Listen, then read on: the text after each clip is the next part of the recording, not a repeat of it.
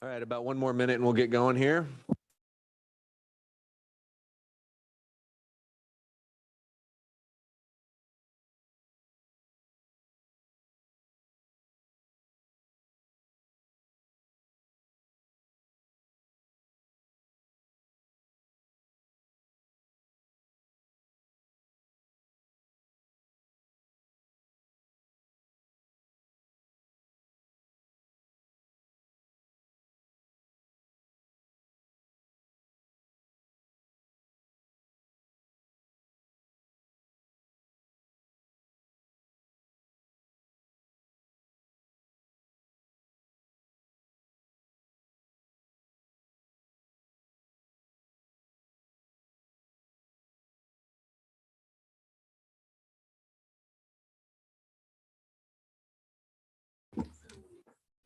Sarah, we're ready to go on your side. Perfect. Thank you.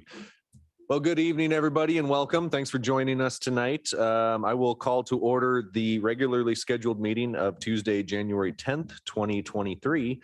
Please join me for a flag salute. I pledge allegiance to the flag of the United States of America and to the republic for which it stands, one nation, under God, indivisible, with liberty and justice for all.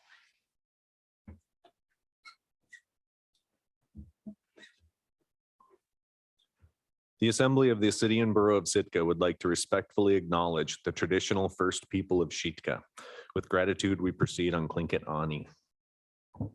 Sarah, roll call, please. Mayor Eisenbeis, Present. Mr. Mosier, Here. Ms. Duncan, Here. Mr. Yestad, Here. Mr. Christensen, Mr. Pike, Here. and Ms. Carlson. Here.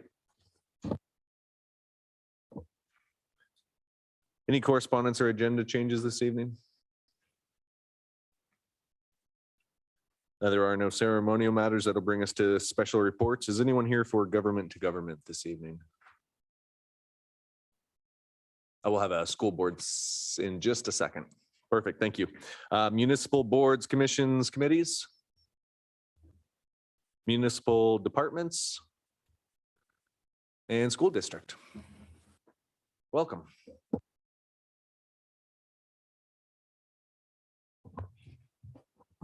Mayor Eisenbeis, members of the Assembly, my name is Frank Hauser, Superintendent of the Sitka School District.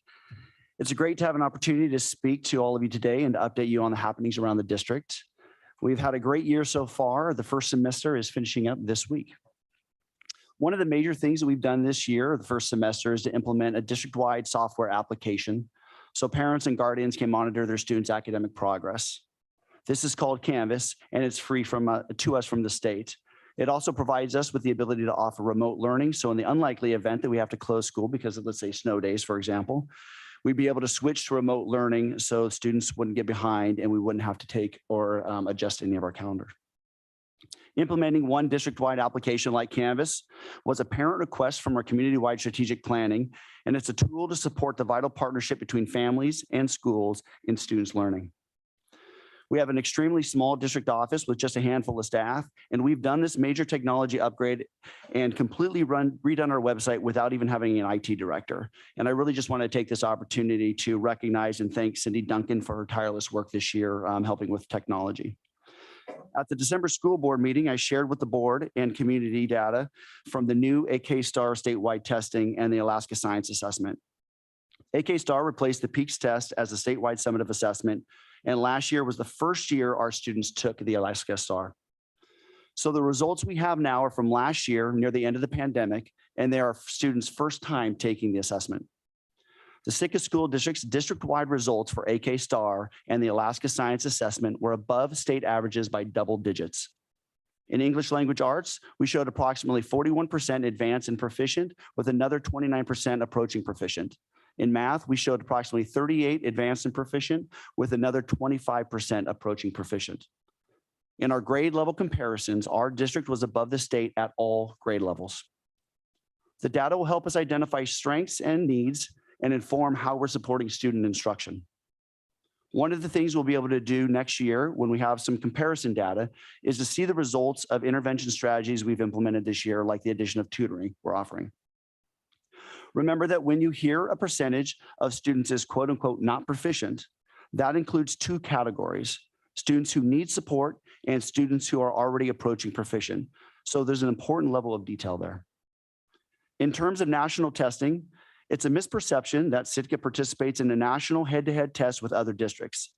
Sitka does not receive district-level results from the national NAEP test. Only very large districts like LA, Atlanta, and Denver do. NAEP doesn't give us any data on our district specifically or any comparison of our district with others nationwide. It's also a common misperception that NAEP tests all of Alaska students. Instead, it tests a small sample of Alaska students, approximately 1,600 students total in grades 4, 8, and 12. Our community's mission for our district, developed during community-wide strategic planning, is, quote, intentionally develop Halatsini, our strength of mind, body, and spirit, to inspire and prepare students to be compassionate, empowered, and equipped critical thinkers within a global community. Some of these goals for our district may be measured in standardized assessments. Other goals cannot be measured in this fashion. This year, we established a Halatsini Student of the Month program to recognize students who have demonstrated strength of mind, body, and spirit and contributed positively to their school communities. Honorees are publicly recognized at the monthly school board meetings. Strength of body and spirit is also exemplified by SSD's participants in extracurricular activities. In October, Sitka voters approved Proposition 1 to place tax revenues for marijuana and marijuana products in a dedicated municipal fund for the district for extracurricular student activities and associated travel costs. In the original memo by sponsoring assembly members, the intent of the proposition was described as, quote, expanding the mission to provide activities funding for all Sitka School District youth with affordable and accessible activities. It wasn't simply to help us keep the lights on, as it were, or to pay the coaches and referees we need to offer activities, but to address significant inequities and to help close the opportunity gap. To give some idea of this gap, at the beginning of the year, 32% of high school students in SSD qualified for free and reduced price meals. But during the 2021-22 school year, 19% of students participating in extracurricular activities qualified for free or reduced price meals. The Proposition 1 Student Activities Fund also aligns with the district's strategic plan to expand opportunities to remove participation barriers for students. Before the election, the district identified for the community several potential uses of the fund, including establishing a student activity scholarship fund to assist families with activity participation fees. Eligibility for the scholarship would be established through the already existing free and reduced price meal application process. In October and November, I held 2 public listening sessions and conducted a widely publicized survey to solicit feedback on the proposed uses of the new Supplemental Student Activities Fund. The top priorities for survey respondents was additional student activity travel support for all students, nearly tied with capping the activity participation fee to a yearly rather than a per activity fee. Supporting a student activity scholarship fund was a close third. Survey respondents also had other ideas to share, such as after-school activity busing for students without transportation. The district has established a Student Activities Fund Advisory Committee of students, parents, community members, and partners and staff to prepare for the use of the supplementary funding and to provide regular ongoing input on the fund. The committee will review feedback data and start putting together recommendations for the use of the Supplemental Student Activities Fund funding. One of the co-sponsors of the proposition, Kevin Knox, has agreed to serve on the district's committee. Continuing with sports, you may have read that our Sitka Wolves boys and girls cross-country runners took first place in regions. We're proud of their accomplishment. Our drama, debate, and forensic team has been the top team in the state for 6 years running and is well on their way to a 7-year state streak. State wrestling took place in December, and 4 out of our 5 SSD wrestlers that qualified placed in the state meet. In other activity news, basketball and cheer started before break, and SSD has a number of student musicians heading to Washington to participate in All Northwest Music Festival. Finally, I'm coordinating a tour of the district on Wednesday, January 18th for assembly and school board members. I'd love to have you join us if you're able to. I'd love to show you around the schools. We'll start the tour at 8:30 in the district office, and we'll tour for a few hours in the morning. If there are more than 3 assembly members that would like to join us for that tour, I'd be happy to schedule a second tour to make sure that I give everybody the opportunity. And I just wanted also to thank you for this opportunity to speak tonight. The board and I are looking forward to next week's joint assembly and school board meeting on school funding. If you have any questions, please don't hesitate to ask. Thank you so much. Thank you. Appreciate the update.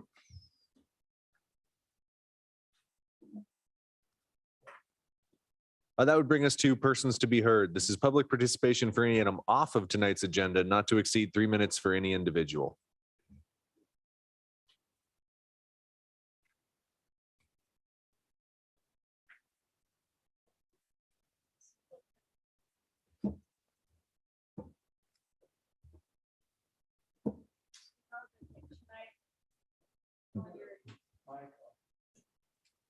Sorry. Thank I you. know that And if you could state your name for the record, please. my name is Kim Elliott. Thank you. I live over on 7 Maxuda Street. And I'm just wanting to remind the public and everyone here that there are some real big issues that aren't going to be solved overnight with seawalk issues. I live on a road. I even talked to one of my influential neighbors, and he finally understood why I had such a problem. But I had tourists running into my car when I was trying to get off of Maxuda Street just to go to the grocery store. And I can tell you, I don't use my car very often. So it's got 13-year-old car, 13,000 miles. What can I say? But I want to remind everyone that I think there's other ways to spend that money.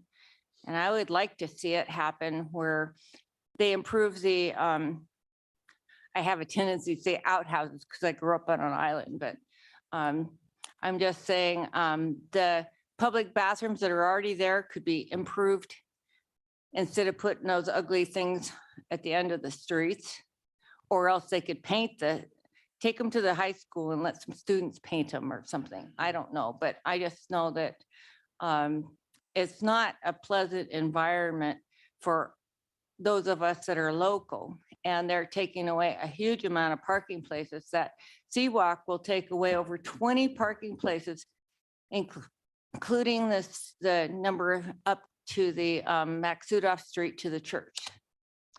So I just want you to recognize that, and I want the public, and I'm not gonna give up. I talked to the engineer that designed it. He says, it's set in stone. I says, it's only had one public meeting. And on that meeting, I went home because it was storming, and I ended up, and now I have a torn rotator cuff. I'm hoping I don't have to have surgery for that. And no, I'm not going to sue the city because it landed on city property. I don't believe in that. It was my own damn fault. You know, excuse the language, please.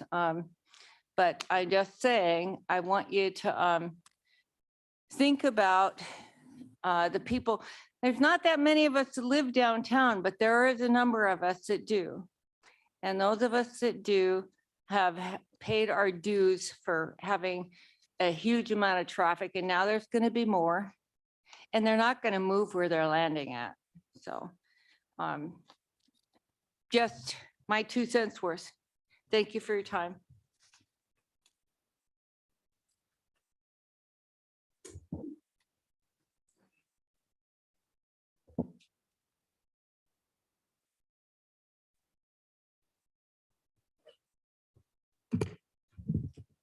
Good evening. My name is Richard Ween. And this is the first meeting of the new year. And I hope everyone had a wonderful new year and had a authentic Alaskan New Year. What does that mean? Well, at least it means to me having traditional foods and taking from the bounty of the sea and the forest, which includes king crab, which includes smoked salmon, salmon dip, finding some herring eggs in your freezer, and having a deer venison pot pie. And I'm going to be bringing up authentic a lot because authenticity is very important. because that is actually one of the cornerstones why people come to Sitka. But more on that later. Bottom line is, as we ended the year, since everything is about economics, you may try to deny it, a $32 trillion national debt is not to be denied. But the important thing is that the Dow was down 10%, the S&P was down 20%, and the NASDAQ was down 34%. And the important thing is not these numbers here, but how it affected you and your 401ks and so forth, because that money's gone. As you know, the losers in the stock market were basically led by tech, high tech, and those are things that your 401ks love. The irony of all of this is that the big winners were the energy sector, gas and oil. And believe it or not, the big winner was Occidental Petroleum. And I hope you bought some because it increased 117% over in 2022. The big loser, or one of the main losers in 2022, was Carnival Cruise Lines, which was down 57%. And I've, done my due diligence to figure out why the cruise line industry was having difficulty. But that is for you guys to figure out. And hopefully it will not, maybe this year, because they are selling the seats, may not be as affected. But I can tell you disposable income in families is much down and spending is way down. And so we'll see what will happen, and I can only hope for the best. The bottom line is that what is the price of eggs, and can we get them here in Sitka? Because that's the measure that we will have to look to.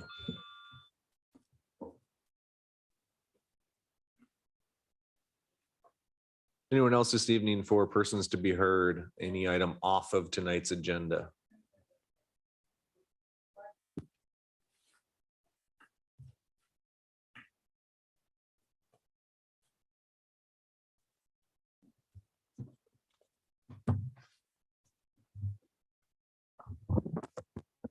Is this thing on? It is, yeah. If you could say your Yeah, name for the Sigurd record. Rudder here. I'm a taxi operator and a tour operator. This whole tourism thing is being rammed down our throats as though there's some kind of emergency going on. And I want you to know that I spent the whole summer out here putting my sign out every morning at 6 a.m. There was never more than 4 or 5 of us out there in a space with 9.5 squares in the designated sales area. And there's been a lot of squabbles out here, lawsuits, all sorts of stuff. The issue out here that's always in the forefront is the exclusive use of the property. Some vendors don't want to have other vendors out there. I went all the way to the Supreme Court asking, why am I limited to 1 car there? Other vendors have 15 or 10 or, and why do they keep trying to take away my freestanding sign? I lost in court. You can go out here in the summer and you can see the issues that I brought up are still at the forefront. The 2 vendors are still operating 4 signs. The law allows 1 sign per vendor. I'm allowed 1 vehicle. My wife asked the building site administrator last summer, why does the red cab get the free use of the side of the buses with all the tourists coming off the buses, as many cars as they want? We're allowed only 1 car on the west side of the buses where there's no tourists. And he looked at her and he said, well, Mary, the red cabs are tour vehicles and your cabs are taxi cabs. This is wrong. This is all about a phony business selling wildlife tours that end up at the Fortress of the Bears and Alaska Raptor Center. You can well imagine the chagrin and the anger and of the tourists who get off the bus and the tour buses and find out they could have gone out there on the city bus for $3. And some of them are paying $300, $500 for a private wildlife tour that has nothing to do with wildlife. It goes to a roadside attraction. In Oregon, it would be a snake farm, 20 miles, snake farm, 10 miles. In Florida, it would be alligator farm. Here it's a fortress of the bears. This is not an economy. It's a fraud. And the other thing that it really I find most discouraging is 600 people participated in the post-tourism survey. Only 55 of them supported the road closures.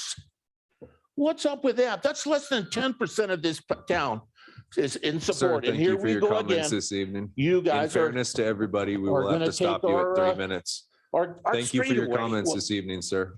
give us our town back. Thank you for your comments this evening, sir.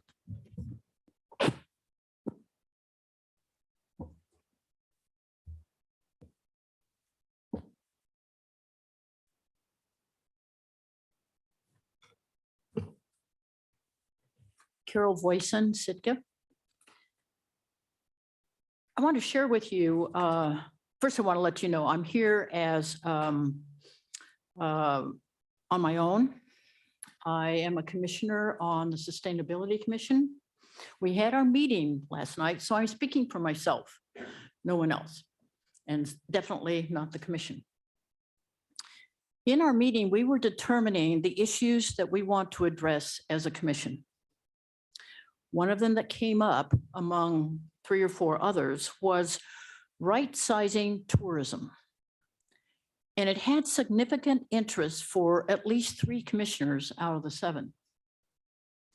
Now, Larry Edwards' graphs on cruise ships destined for Sitka this year and in 2024 was a wake-up call for me, and I think some of the other commissioners. And I'm sure you received those graphs because the Sustainability Commission did. Well, you know, I think that we need to get in front of this tourism issue and not behind it. The Planning Commission is doing a wonderful job in managing the crowds, the people who are here as tourists. They're doing a great job, but they really don't want to be involved in right sizing of the cruise ship tourists. But the Sustainability Commission seems to have considerable interest in doing this. I just want to say that I think we need to get in front of the tourist issue and not stand behind it. So I'm just sharing with you some things that occurred at the commission meeting as an individual, not for the commission. Thank you.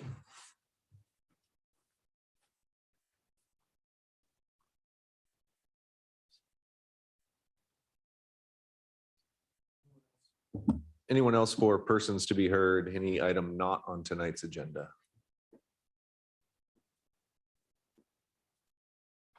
Seeing none, that'll bring us to consent agenda. I move to approve the consent agenda consisting of item A, approve the December 27th assembly meeting minutes. Second. That's been moved and seconded to approve the consent agenda. Is there any public comment? Sarah, on the consent agenda? Okay, on the motion to approve the consent agenda, Mayor Eisenbeis, Yes. Mr. Pike, Yes. Mr. Christensen, Yes. Ms. Carlson, Yes. Ms. Duncan, Yes. Mr. Mosier, Yes. and Mr. Yestad. Yes. The motion passes 7-0 on item A. There are no board, commission, and committee appointments this evening, so that'll bring us to unfinished business. Item B, please. I move to approve ordinance 2022-31 on second and final reading, amending Title 6 Business License and Regulations of the Sitka General Code by updating Chapter 6.19 Regulation of Commercial Operators selling organized excursions or renting equipment for organized excursions and loading/unloading commercial vehicles regarding the electric vehicle incentive. Second. It's been moved and seconded to approve ordinance 22-31. Is there any public comment? There are multiples this evening, so as clarification, this is for the electric vehicle incentive. Please.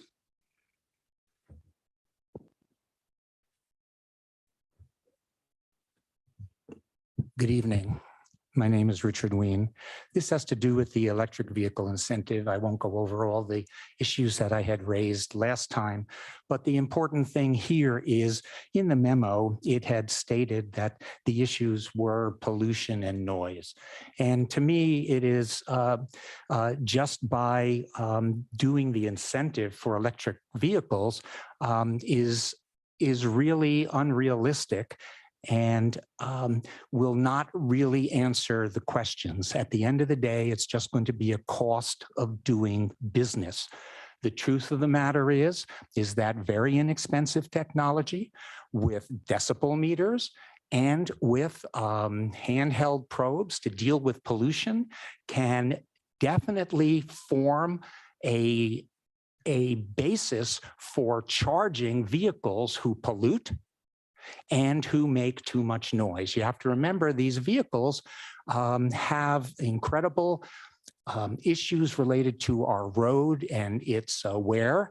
But most important, and I think we're all talking about the buses, is that those are the real issues and we can solve it. Alaska doesn't have any standards, but just because they don't have standards doesn't mean we have to follow suit. We do have standards. This is a small city. The buses basically come to one place and we need to monitor them.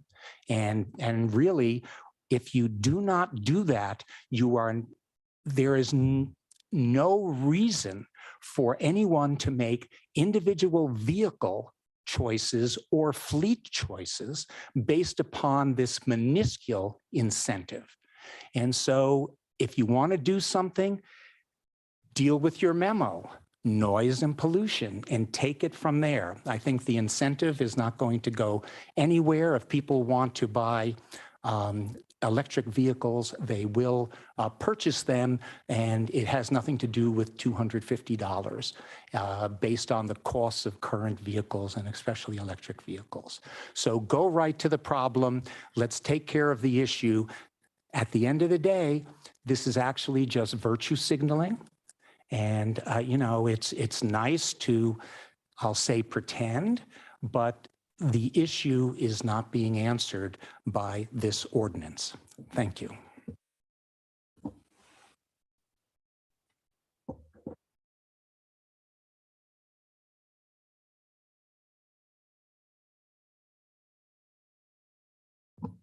I promise, short and sweet.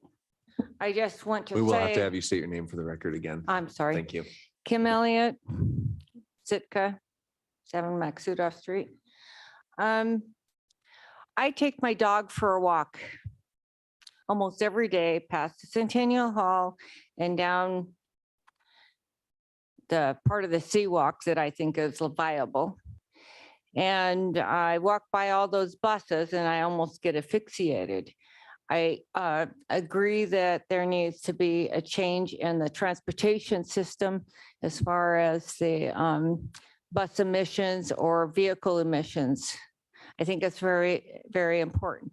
Yeah, I have a little tiny car, but I only drive it less than 1,000 miles a year. So, I'm not really polluting it hugely, but I'm old and so I'm not expecting to buy another car.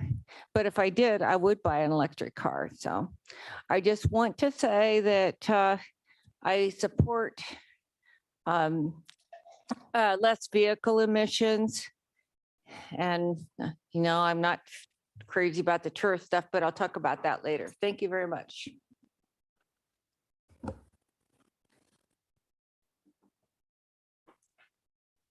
Anyone else on ordinance 22-31? Back to the assembly for deliberation. Tor?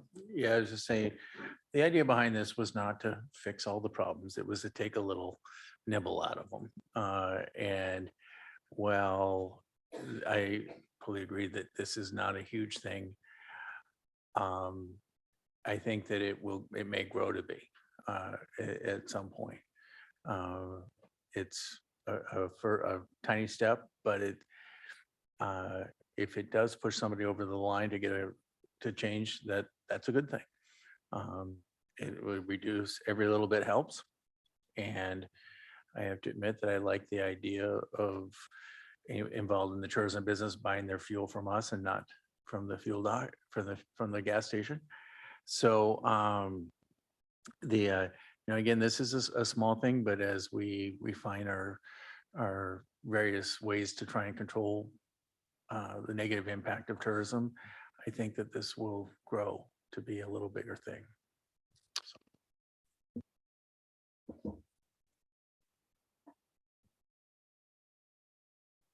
Anything else from the assembly? Sarah? Okay, on the motion to approve ordinance 2022-31, the electric vehicle incentive on second and final reading, Mr. Yestad, Yes. Ms. Duncan, Yes. Mr. Christensen, Yes. Mayor Eisenbais, Yes. Ms. Carlson, Yes. Mr. Mosher, Yes. and Mr. Pike. Yes. The motion passes 7-0 on item B. It'll bring us to item C. I move to approve ordinance 2022-32 on second and final reading, amending Title VI Business Licenses and Regulations of the Sitka General Code by updating Chapter 6.19 Regulation of Commercial Operators Selling Organized Excursions or Renting Equipment for Organized Excursions, and by unloading commercial vehicles by increasing the permit fee for 30 or more passenger vehicles. Second. It's been moved and seconded to approve ordinance 22-32. Again, as a reminder, this is increasing the permit fee for 30 or more passenger vehicles. Is there any public comment?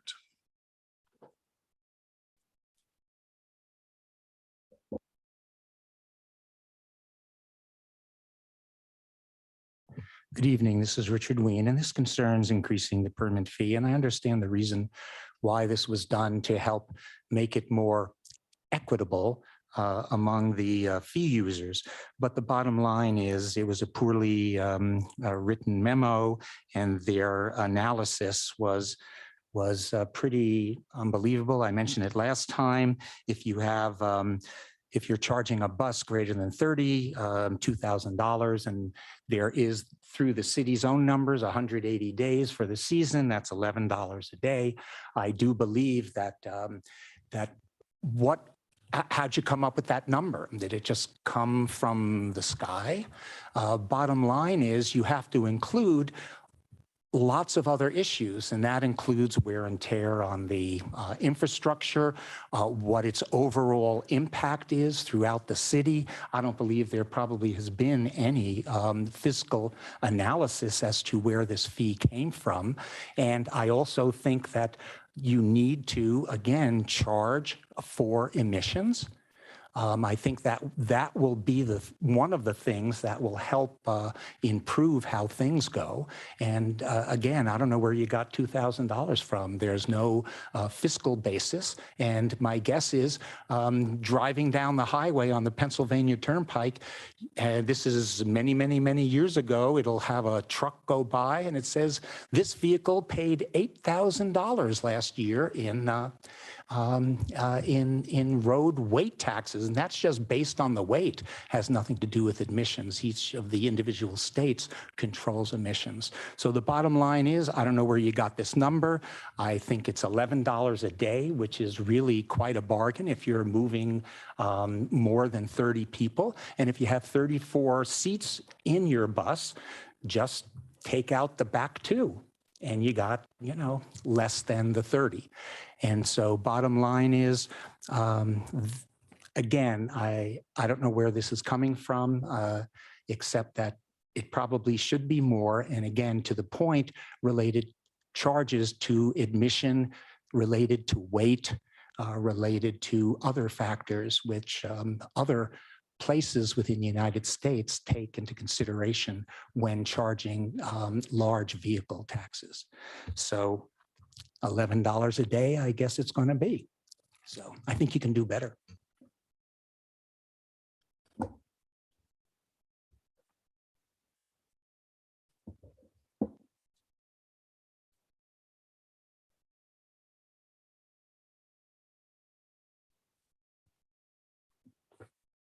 Hello, Chris McGraw, Health Point Marine Services, Mr. Mayor and Assembly members. I'll follow up a little bit with what Mr. Ween was talking about of where this fee structure came from. For public facilities, I'm a firm believer that users should pay to cover the cost of the operation. Going through all the public documents in this whole process, I can't find anywhere where an analysis was done of what are the costs that result from the impact of the large buses, the small vehicles, tour operators, et cetera. I think that should be determined. And then from that, fees should be calculated. So this increase from $1,000 to $2,000 per large bus. I wasn't contacted to find out how many buses I had. Does anybody know what the revenue is going to be from this? And if the purpose is to cover costs, shouldn't we know what the revenue is going to be if we have to cover a cost? I personally think it's a matter of supply and demand. The city knows that demand is high for space at this building and supply of drop-off space is limited. Therefore, what can we charge? And that's how the number went doubled, 1,000 to 2,000.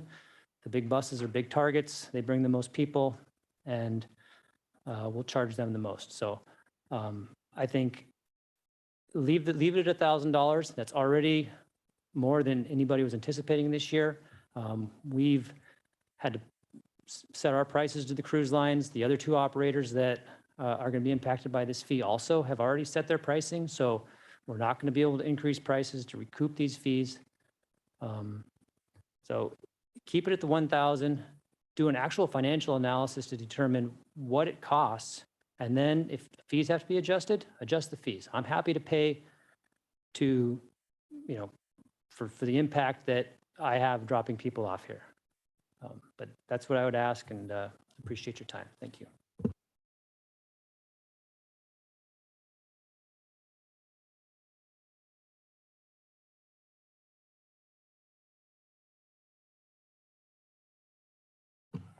Hello, I'm Bruce with Sitka Wildlife Tours. On this topic, the price got doubled after the smaller vendors realized that the pricing wasn't done right for them. And we never intended for you to double the price of those buses. We intended you to calculate downward and fix ours.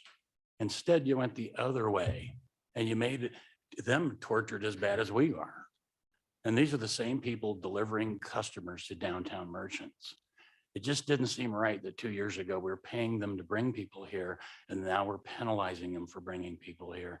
And I feel the same way about the fees. I mean, not only do I have to pay for a sales square, which should enable me to pick up and deliver, by the way, but then I have to pay a $500 per vehicle on top of that, which is just horrendous. I mean, we can't even park for more than a few minutes without getting chewed out. So this whole thing has just gone crazy on steroids. And so when we suggest stuff, we don't mean for you to triple everything. We just wanted to calculate it the right way. That $1,000 should have been divided by how many per person and then equated to our vehicle sizes. So at 10 persons like I'm doing, then that would have lowered my rate to something more reasonable. None of us are claiming that the fee shouldn't have been changed, but to go from $400 to over $7,500 for my company before we even start the bidding was an exaggeration of what you think the value of that is, and didn't give us a chance to even ramp up to that. So it would have been nice to at least had a season or two to cover that. So I'm voting that this whole process just be shelved until October when we can all get together and actually fix this mess. It's been a dud from the get-go. It's had so many problems and so many wrong information brought to you guys, and all kinds of stuff has happened that has just made this a quagmire. You must admit it's a mess.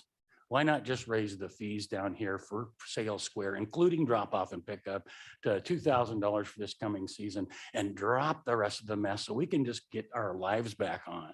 I've already missed 2 trips, seeing grandbabies.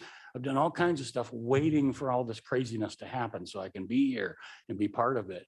But when you do tour or do meetings in the middle of the tourist season, that is the same as when Fish and Game does a meeting while the fishermen are out fishing. And you just won't have much participation for some reason. And that's what happened this summer. We can fix this in October. We will all plan to stay here for that month, and we can fix it and have it in line before the first of the year and be ready to go for the next season. I think our economy is going to be changing here shortly. And so it might be wise to do something smart with it before we torture the upcoming years. Thank you for hearing me.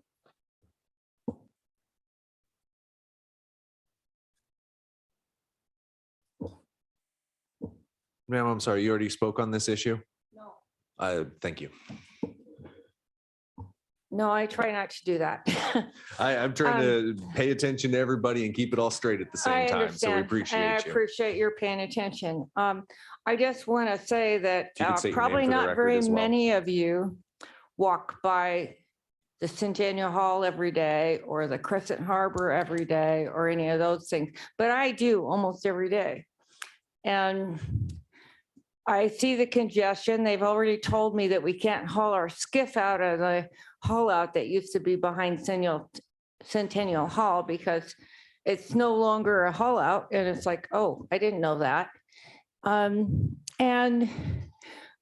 have to say, I feel like when I went to Mexico and the Caribbean, when I come across the walkway, if I decide to take the shortcut in front of Centennial Hall instead of behind it, because all the vendors, all the people who want to sell stuff are all right there and basically right in your face. I understand they want to garner business, but I also think that it should be limited to some degree. And I don't have any problem with the fees that your guys are talking about, just because maybe some of them will back off a tad bit. I mean, I've lived here since 1959, when there was no Crescent Harbor, when there was no bridge, there was none of that stuff. So I've seen it all grow up, and I'm not really happy in the direction it's going. Anyway, that's all I'm going to say for right now. I just want you to know that I think that, the ones that can't afford it, don't do it.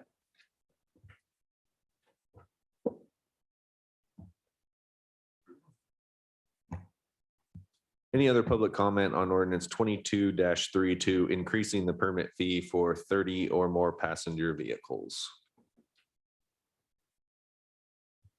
Back to the assembly for deliberation. Kevin? Thank you, Mr. Mayor. I would just say I'm firmly against this. When you consider the difference between those big buses and the smaller vehicles, and from where I'm coming from, and we'll get to the whole tourism thing at a later discussion, is that these buses are bringing people, hence, paying customers, hence tax dollars into town. They're bringing them all in here. We were helping pay to bring them a couple years ago, and now we're increasing. The $1,000 is enough. I think that doubling it is a little excessive. Thank you. Tor? Yeah, I think this is still a fair amount. I mean, the amounts that we put in the memo were the amount per passenger per year. So it's pretty simple. So a seat, it's basically the cost per seat. And right now, the way it is, the cost per seat, I think, is artificially low for the big buses. And arguably they put the most stress on the Centennial building and the infrastructure. This isn't something I'm banging on the table about, but I still think that it's a better amount than the $1,000 a year. Is obviously not going to completely cover the costs that the buses put on our infrastructure. Luckily, most of the costs, or probably the most expensive costs, are on state roads, which is nice for us. But it still hits our city roads, and it also puts a lot of pressure on this building. So I think 2,000 is a reasonable amount. It makes it much more equitable without the other fees we're charging. But it's not, I don't think it's excessive. So I kind of want to just come on the backside of that.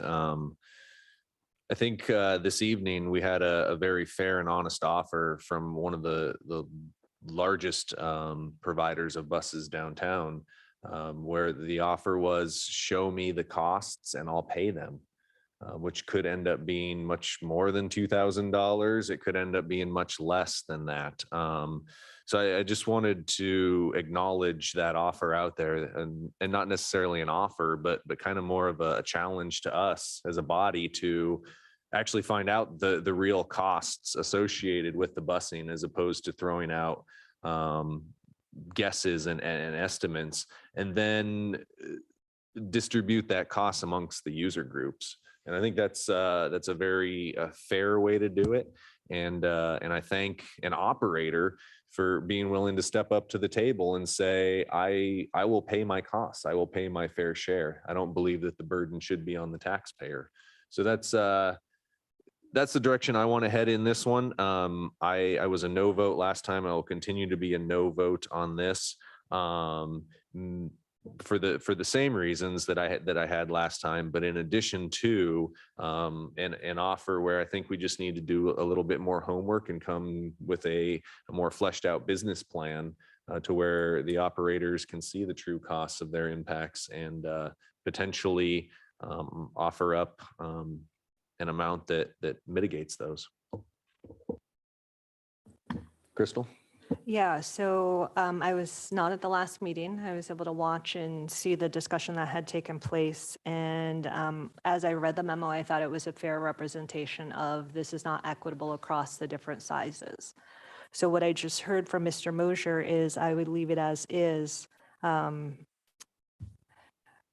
Tor did point out that we can identify if we do cost per seat, that there is a major discrepancy in the larger vehicles, and that he was trying to even this out, which again seems logical to me.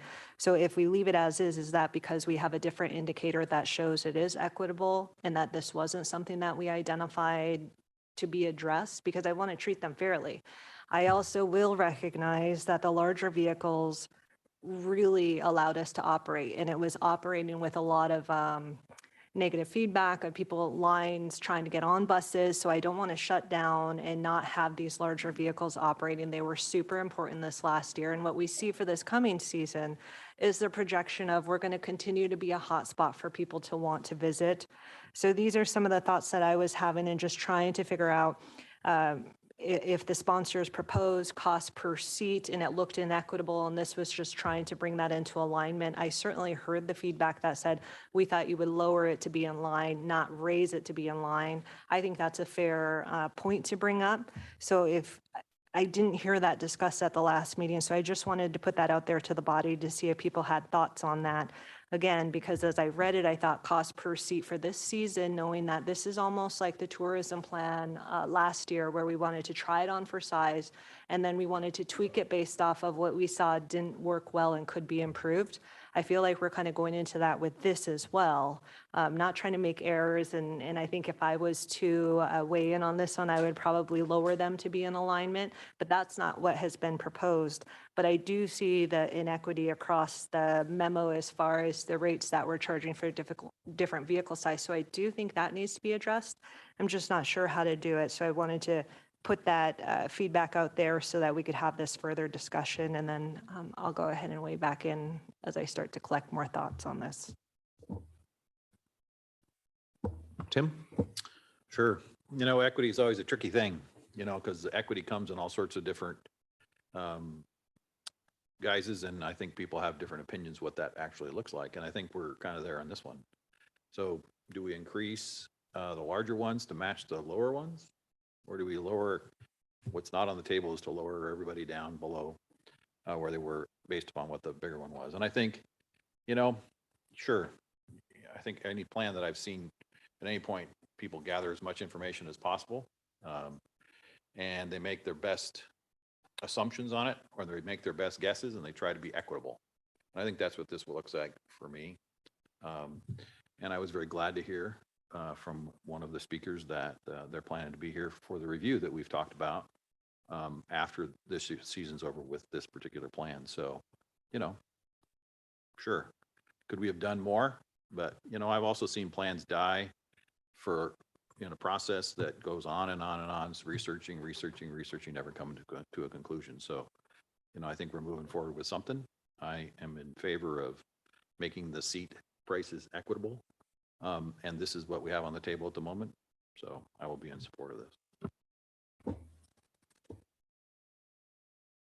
Chris?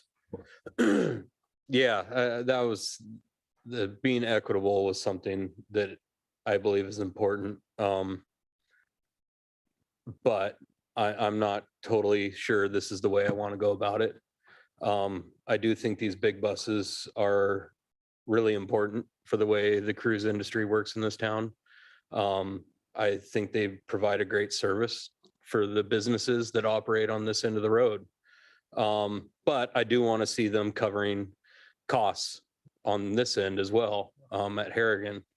I did like the idea that Stephen brought up, that we could look and see after the business analysis of what they are costing us to operate out of here, and maybe look at adjustments then.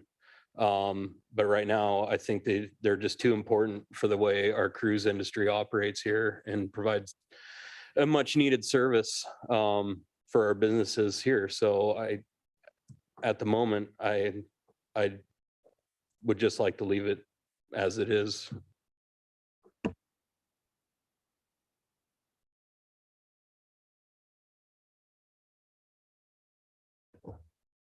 JJ? No? I just wanted to, now that people have said some things that help, my thoughts are kind of congealing a little better. In my mind, I understand the equity, making it fair. I get that. But I think what we're losing sight here, guys, is that that inequity is offset by the fact that these buses are bringing customers that are then therefore going to these operators. So that is way up. I mean, the benefit is way more. So I don't see this as an equity issue at all. And I also wanted to clarify that the taxes, when I just say, well, these buses bring in taxes, it's, for me, when I say taxes, I'm not just talking about growing the largesse of city government. In my mind, and this is kind of a bigger picture discussion, I'll try to keep it really succinct and to the point. We have a lot of needs in this town, and we've all become accustomed to having a lot of nice things as far as roads, sewers and power and all these nice things. But we as a body don't have, we as a town don't have the resources within ourselves to fund all these costs to repair our roads, to pay for the schools, the aging infrastructure that was formerly paid for by the state of Alaska. The amount of needs that the city has is amazing. And so in my mind, this tourist tax money is going to, in time, as we start building these things, help to pay for, we're bringing outside money from without into this town to help pay for these things. So I think Stephen brought up a good point. More math needs to be done. And I think that we should revisit this at the end of this, after the season's over. But right now, we already passed the ordinance as it was 2 meetings ago.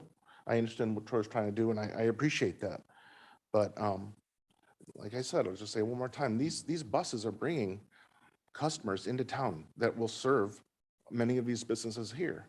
And they're going to the businesses in town, and they are bringing a lot of money into this town. So why would we, slap the hand that is feeding us, so to speak? That's just the way I see it. Thank you. John?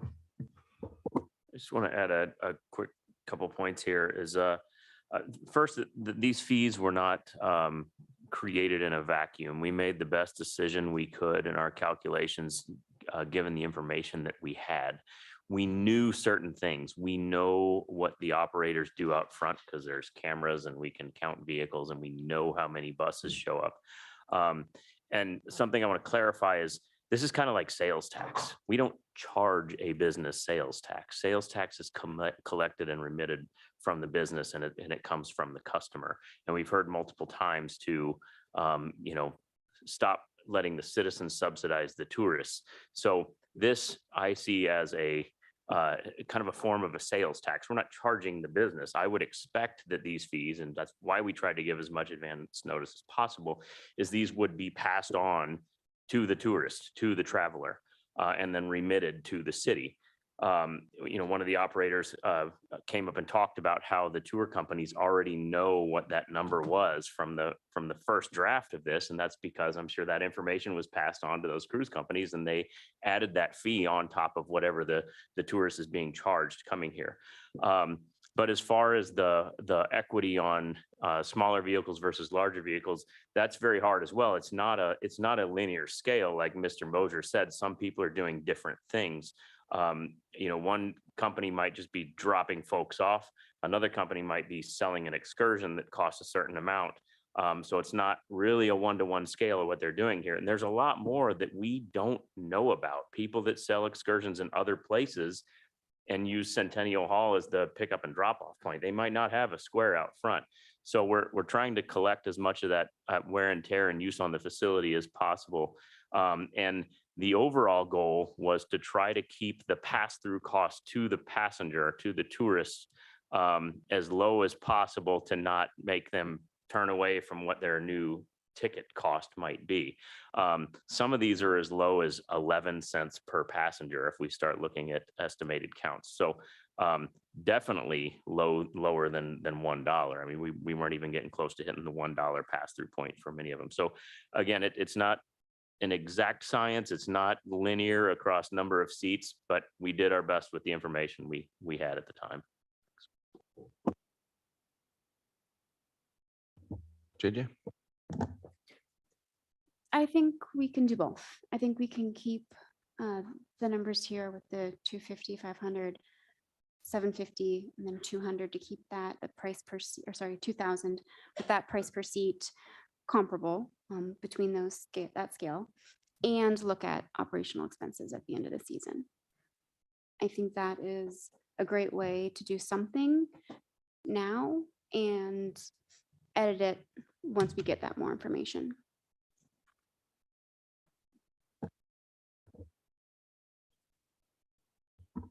Chris, and then Crystal. Just one quick thing that was pointed out, and I've had pointed out to me numerous times through the commissions I've been in, is their prices are set for this coming season. So anything we change probably tonight, more than likely, the vendor is going to have to eat the difference. It won't be passed on to the tourists. So I think that's something to just take into consideration. Crystal? I appreciated that from the last meeting's testimony too, because I wasn't aware that things were locked in at this point in time. And so really, I think I'm forward thinking about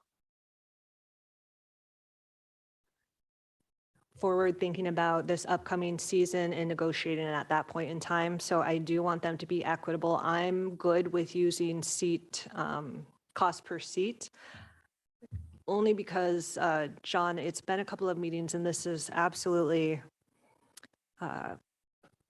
fuzzy at this point in time. And I don't want to put you on the spot either. What I heard is less than $1 per passenger is what you were trying to minimally pass on. So these were approximately equitable based off of the formula that was used by Tony and Lenice when they were basically drafting the original ordinance that came before us, or they were at least all under $1 per passenger, as you understand it. Our target wasn't less than $1. I guess we were just trying to keep it as low as possible. I don't think any of them even got close to $1. Most of them were around max, around the 50-cent pass through. But again, that's based on estimates. We would say this company has this many vans. We think they have this many tours. But single vehicles that only hold a few people, we don't know exactly how many operate, and we don't know how many are actually out there operating too. So again, just trying to keep it as low as possible. The $1 was never a target. Yeah, okay, appreciate that. And I think, I really think we have trial years, which is not ideal, but it worked for the tourism plan, which we implemented last season. We're going to make adjustments to that this season, just having learned from that. I think that we're upping all of the rates. I think that our operators are going to be affected. I would err on the side of equitably bringing them down. So I am a no tonight. And I think still opening to hearing more of the discussion as it takes place, but I appreciate the conversation and the attempt to do this. I just think next season is when we're going to be looking to implement these changes so that operators can make those changes and not be swallowing the costs that increase as a result of that. I guess for me on this one, if we have set these fees too high, the market will then dictate and we won't have any buses or in this instance, buses show up. If the 250 for an under 7 passenger vehicle is too much, we'll get 0 applications for the permit. I don't suspect that to be the case because I feel that operating for an entire year for $250 is pretty reasonable. And the only thing I want to add to the conversation about a per passenger seat, and hopefully this helps with the discussion, is that to me, there's management issues with the vehicle, not just with the people on the vehicle. So if you have a vehicle come up that it could be a large vehicle that holds less than a few passengers, there's a consideration for just simply moving the vehicle in and out, irregardless of the amount of people that is on it. So I don't know that a per seat fee necessarily gets us to that equal playing field that we're looking at either, because there's very limited space where on the side of the building here where smaller buses can load and unload as well. So we have to consider each individual vehicle and the cost of managing that as well.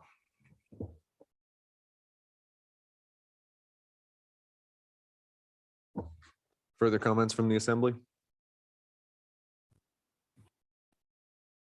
Sarah? Okay, on the motion to approve ordinance 2022-32, increasing the permit fee for 30 or more passenger vehicles, Mr. Christensen, Yes. Ms. Carlson, Yes. Ms. Duncan, No. Mr. Pike, Yes. Mr. Yestad, No. Mr. Mosier, No. and Mayor Eisenbeis. No? Okay, the motion fails 3-4. That's item C. Thank you. It is the top of the hour. We will take a brief recess here, and once the assembly is seated, we'll jump back into item D.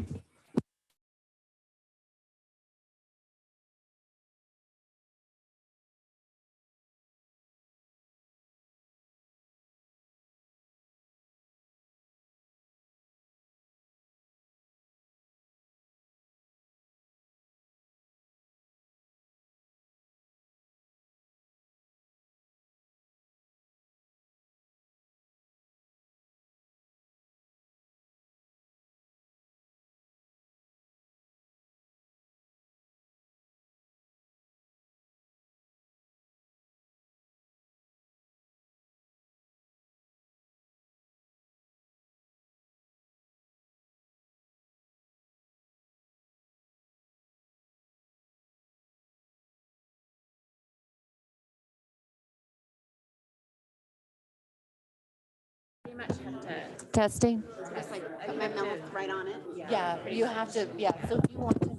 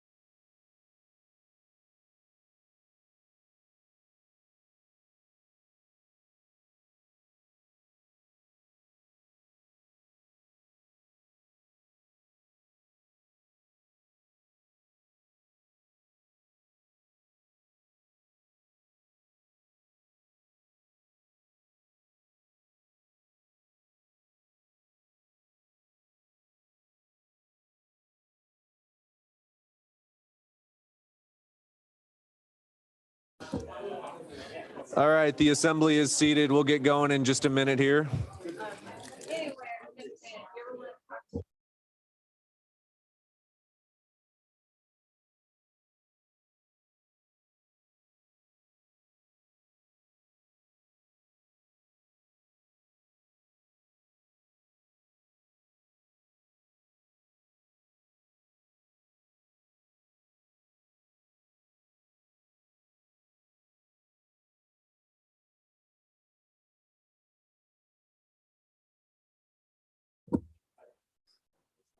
All right, welcome back, everybody. That will bring us to item D this evening.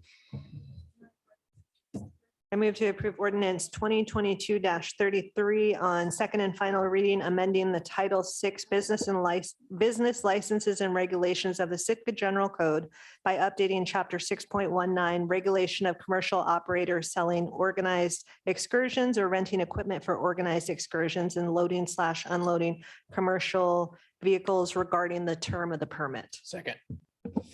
It's been moved and seconded to approve ordinance 22-33. For purposes of public comment this evening, this is regarding the terms of the permit changing to a 3-year. Is there any public comment on changing the term of the permit?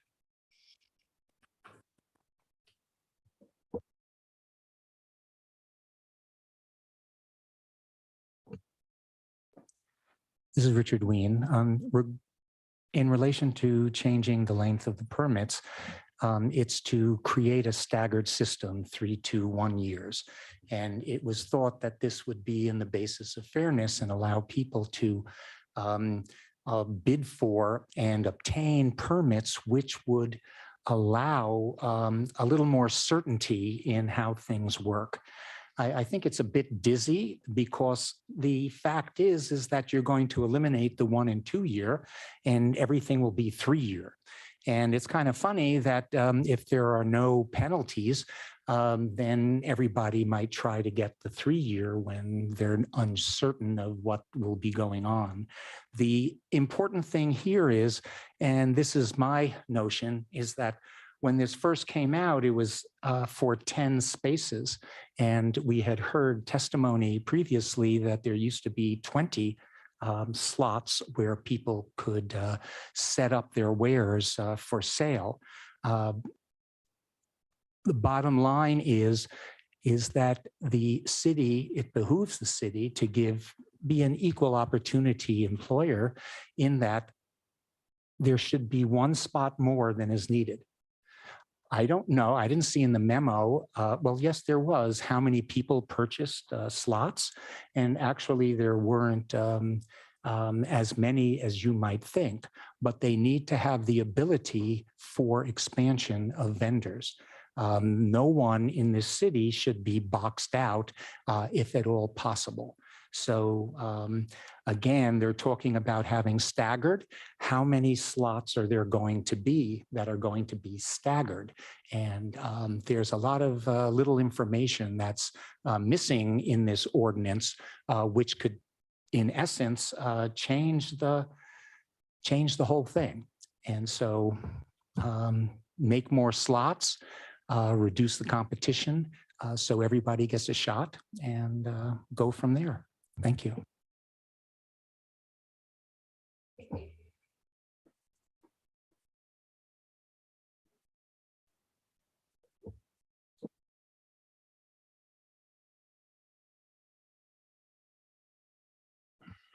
Bruce Cohen with Sitka Wildlife Tours, and I agree with most of what he just said. You know, we needed it just so that you could plan for your next year. This year's been an absolute nightmare. The stress levels are off the chart for all of us, not knowing what is happening and what's going on. And it's just been brutal. Having a 3-year window to at least plan on is just common sense. And eventually they'll all be at 3 years. But opening up all 20 squares makes a lot of sense also. You know, there really wasn't, you know, the congestion is only when a ship is going back or when the people are lined up to go back. And by then, most of us are done. Most of us have sold our second tour and we're out of there. Most of us are only doing 2 tours a day. So we're down there and we're the people dragging people away from this building. We are part of the solution, not the problem. And so we need to be looking at that. You know, we are your solutions, you guys. And only a small percent of tourism dollars spent in most cities stays with the city. And we're the ones trying to do that. High paying jobs are happening through our venues. And most of us really care about that because we want our people to be able to live here. I'd like to hire the same people year after year. I don't have to train them again. They get better every year and they get a living wage to come back to each year. But if we just keep jacking fees up and inviting all the competition from outside of our town, and that does nothing but drive wages down. And pretty soon we'll all be working for a hotel for $50 a month, cleaning rooms. That's what happens in most communities when tourism comes in like this. All the locals end up in shanty towns next to the cruise dock, where all the vendors and cruise operators are the only ones making any money. We have to really step back and look at this. Are we hurting these local venues from starting up, which really bring a lot of tax dollars in for our city? I mean, I was just discussing with the tribal tours gentleman, and he brought in a lot of tax dollars. So did I. I actually pay my taxes. And you want to promote that kind of activity here. And the way this whole thing, the fact that you're allowing electric vehicles to go for free and then put in the memo that as soon as everybody changes to electric, you're going to gouge them anyway. You really think that inspires us to do anything for you? Last year, we were begged to bring on more vehicles. I'm so glad I didn't, because now you're punishing me for the vehicles I have. And so I'm just trying to bring the other side of the coin you've never heard, is that you should be promoting us, bringing on more of us. It's true. We're not parasites. We are part of your community.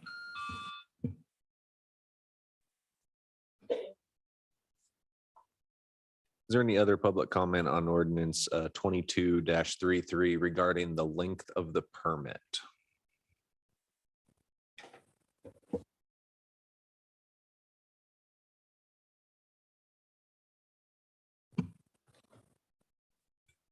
Neil McDermott with the Whales Song Expeditions. I want to encourage you all to vote to expand the length of the permit to 3 years. It's really tough for any business, any new business to come on board, not knowing whether they're going to be able to have a space. It's tough for existing businesses to be able to want to expand. Why would I or any other business want to put another boat in the water out here, not knowing whether I could even have the opportunity to do that next year or even this year with the bid system. So I do want to encourage that. I think it completely discourages business to have it just at a 1-year permit. So thank you very much.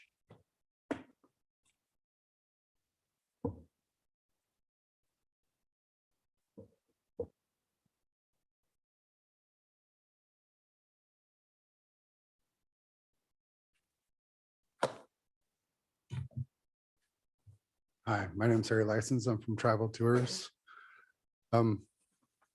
We're a small business. And like all other small businesses, I'm concerned 10 squares, we should have a lot more than that. I've been working the tours off and on for many years of my life.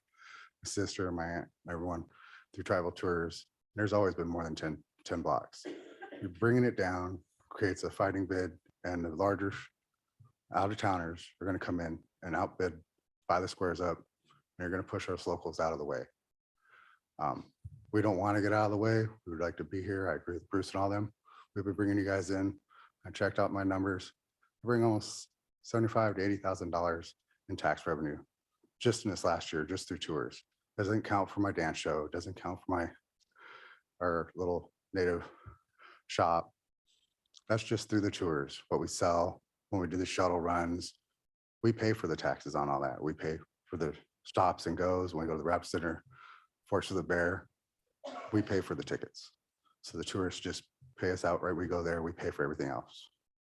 So to limit what the locals can afford to do, and it just feels like you guys are just thinking of a larger picture than the small, what us locals can, I don't know how to put it.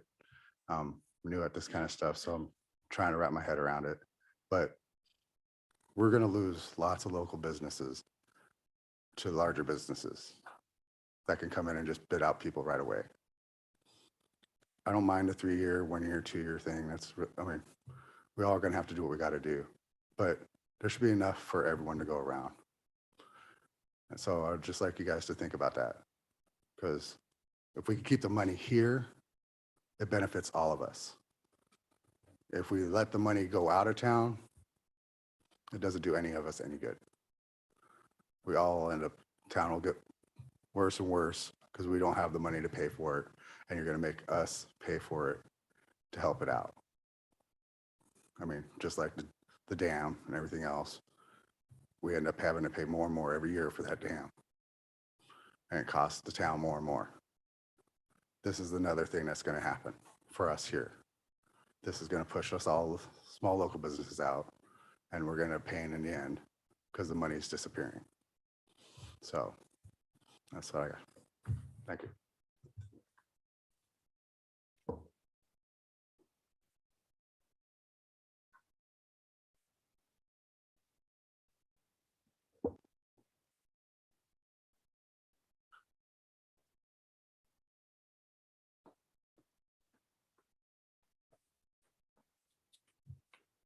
Mayor, Assembly members, my name is Andy Nye, Sitka Zodiac Adventures.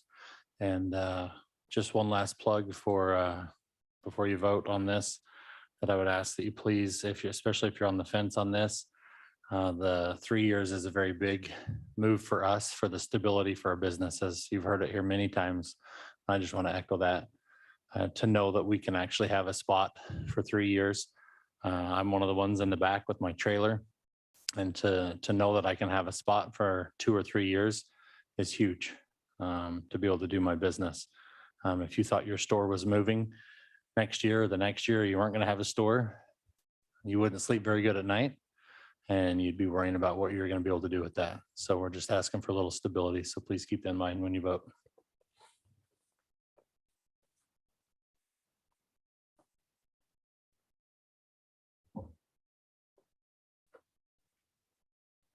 Any other public comment on changing the length of permit from a year to 3 years?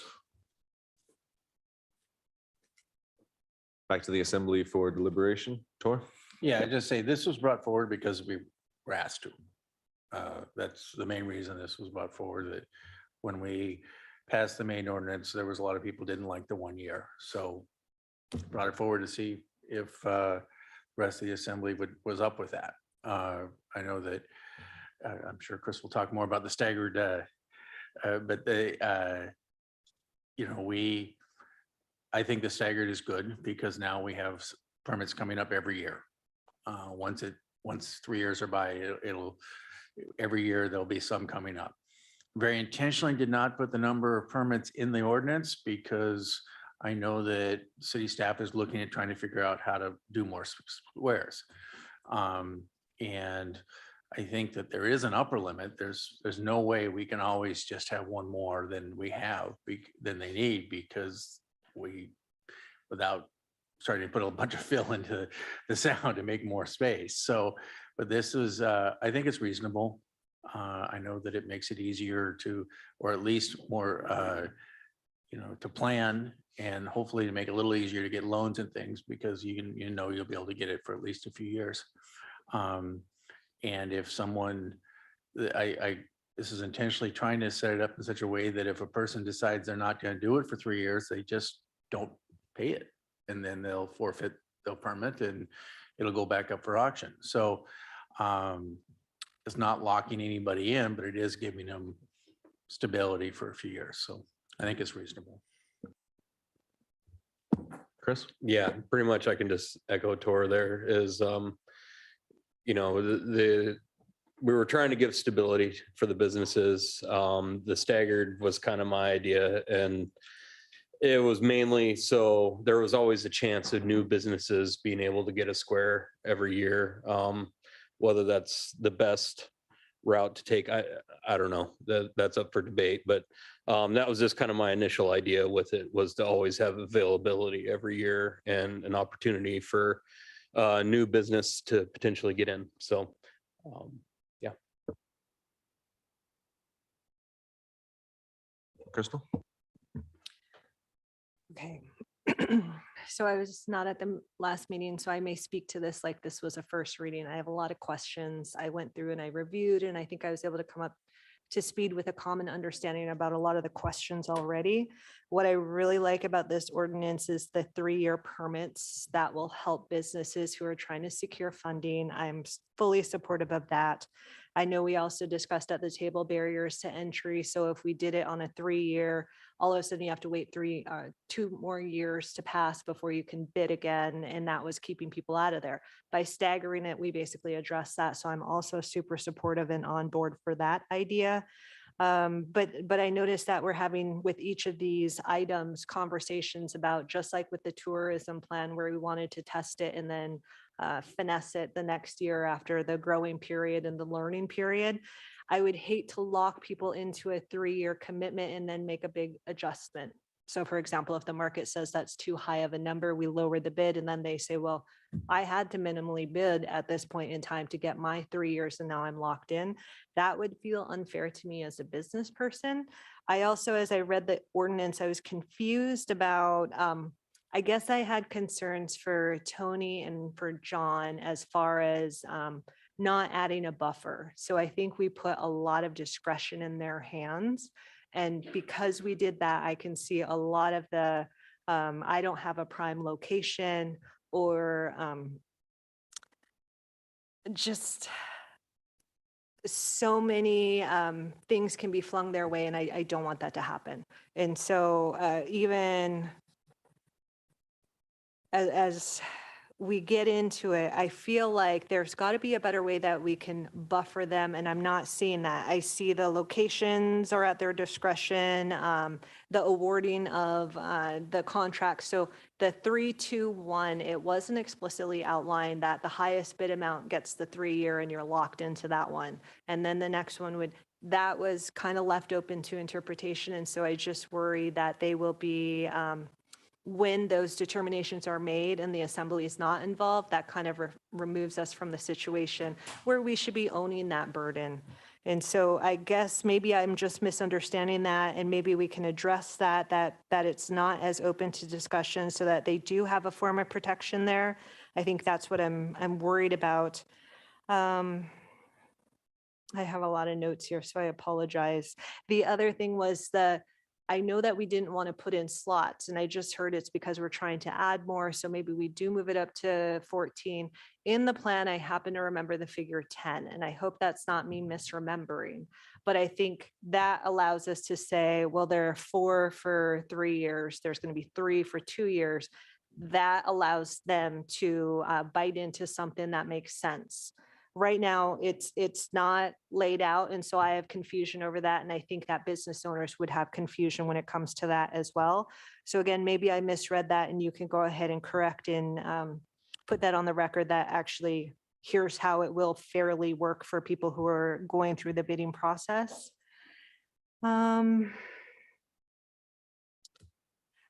timeline as well. So sealed bids, and I'm just going to say that because that was approved as part of the plan. If the sealed bids are calendared out to happen in the fall, so we want people to be able to prepare for the upcoming season, and we know that they're doing this in the fall time. So let's use the number 10-15. John can correct me if that's not what we are hoping to do, was get sealed bids submitted so that they can be approved and people can start operating towards this season. If on 3-1, somebody decides that they don't want to renew their permit and they basically let us know on 3-1, which is how it's laid out in the ordinance, is that enough time for us to fill that slot, knowing that the bid process already happened in October for this coming year? So it's not like we could just attach it on top of that and say we're going to do 1 additional seat. Then we have people arguing, well, I should have been preparing previous to that. I just became aware after March 1, and now I'm asking to bid, but the season's starting in April and May. Are we cutting into their timeline to be successful? So that March 1 was, I understand why it was in there. And I do appreciate that people who don't want to renew it, they're not going to operate this upcoming season, but they have a year moving forward and they don't want to renew it. They just let us know. That becomes open and free so that somebody could fill that. And we ideally are going to move to a situation where we have a lot of vendors who are utilizing that space. And so supply will meet demand or maybe exceed it. That to me feels like a weird timeline just based on that, because October 15th will be the bidding. And then it's going to take us a month to put it out to bid, to kind of go through it. And we're already into this season. So I did have a small concern about that. And I didn't think that that had been addressed. And I think that's it for now. So you can see I kind of put some question marks that kind of stood out to me as I read through the ordinance, and I'm still kind of finalizing my thoughts on this. And so I'm appreciating the discussion from everyone. Gonna Chish. If you want me to answer from the way we why we wrote it the way we did, is that okay? Please. Yeah, so first of all, a lot of the flexibility in there was, at least as when Brian was working on it, was frankly at request of staff. And if I'm speaking out of turn, Brian, let me know if I'm wrong. At least that was my understanding. So specifically the number of squares, we just didn't, and this allows some flexibility if they say, okay, we've got 14 or 16 or even 20, and we just, I think it's pretty obvious, we would just split them roughly by thirds to put them for the staggering. I think that city staff will work very hard to, again, we have never laid out exactly how we're going to bid it out. And that's because this way they can, if they come up with a plan and there's a lot of pushback on it, they can change it on the fly. Unlike if we put it in the ordinance, it will be that way, no matter if everybody hates it or not. And so I think it allows the city staff to come up with as best as they can and watch it, and hopefully before the first time they go to a auction or they would be able to figure it out. I figure that they'll probably be bidding on individual squares, but I think it's going to be in consulting with this, between the staff and the people who are bidding. And I say it's probably, we'll see if it's sealed bid. It's the next item on the agenda. Again, these were all things that were asked for, and that's why they're putting forward. But it wasn't written in a vacuum. Brian worked on it pretty hard and amazingly quick. I appreciate that. And I know that he spoke to John and some of the others about, okay, how much, because initially we had talked about putting in specific, more specifics. And again, as I understand it, we were asked, could we not do that? So I don't know if those answer all your questions to your satisfaction, but that's what our thought process was. John? I brought this up last time. My concern with this is just the management aspect of the staggering. But I've heard from others and testimony up here that the 3-year term gives a lot more stability. And I think that's an easy change. And as one speaker pointed out, these kind of become self-staggering because there is no penalty to forfeit if you bid for a full 3 years and decide you don't want to go for year 2 or year 3.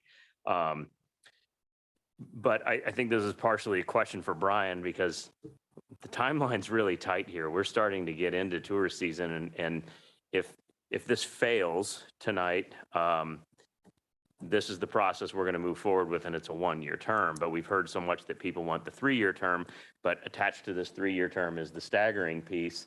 And I would imagine that if we removed lines 78 through 87, if that ends up where this discussion goes, that's probably a substantial change, I'm assuming, which would mean it's amended and then 2 more readings just to get the 3-year term, which now puts us into essentially the end of February before we even have an approved process to start a bid. So we're getting really, really close to tourist season. But I hear loud and clear on the 3-year term. I think that does offer a lot of stability, but I do have some concerns about managing the staggering in those first few years. You know, how many spaces are 1 year, how many are 2, how many are 3, who goes first? How do we decide which ones we're bidding on? Can people trade spaces if one vacates partially through the year? That's where it'll get challenging for us. Whereas if we just did a 3-year bid for everybody, and if they vacate, they vacate, and we rebid it. But just my thoughts. Thank you.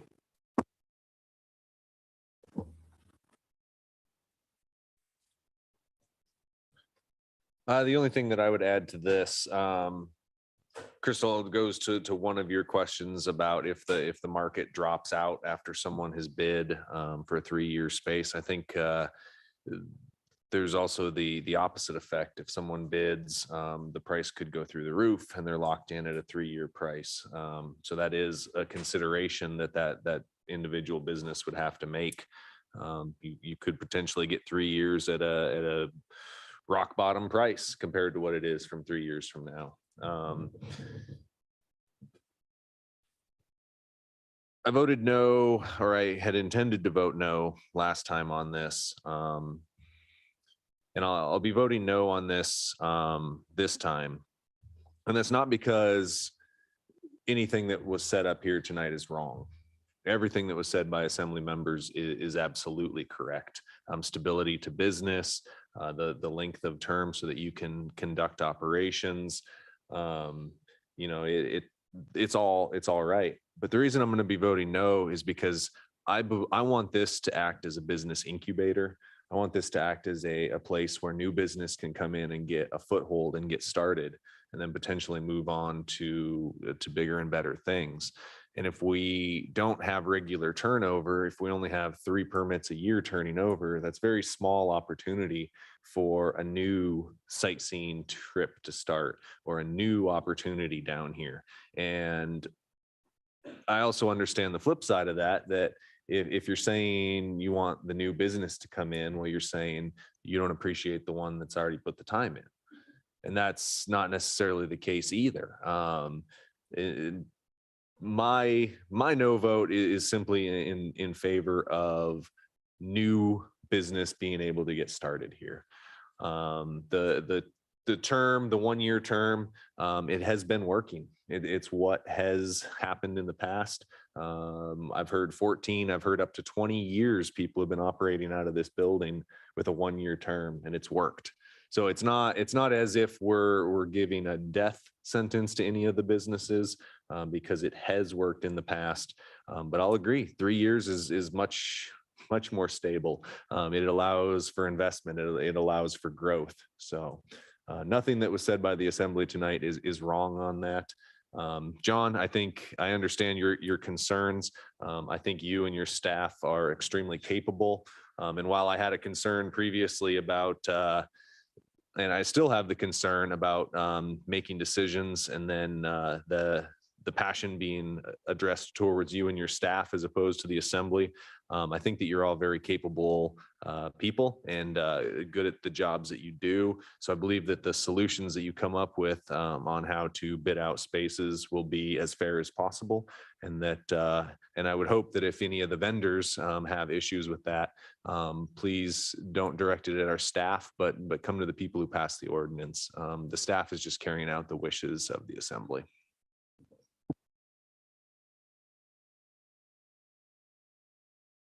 Kevin? I'll keep it real brief. I appreciate everything everyone said. I would kind of lean towards more what Crystal's comments as far as agreeing with them. I'm generally in support of this. My just biggest concern is how the staff is going to logistically make this happen. I see a lot of concerns, but I do agree with Stephen as well, though, that they are very capable. So I'll be voting yes for it.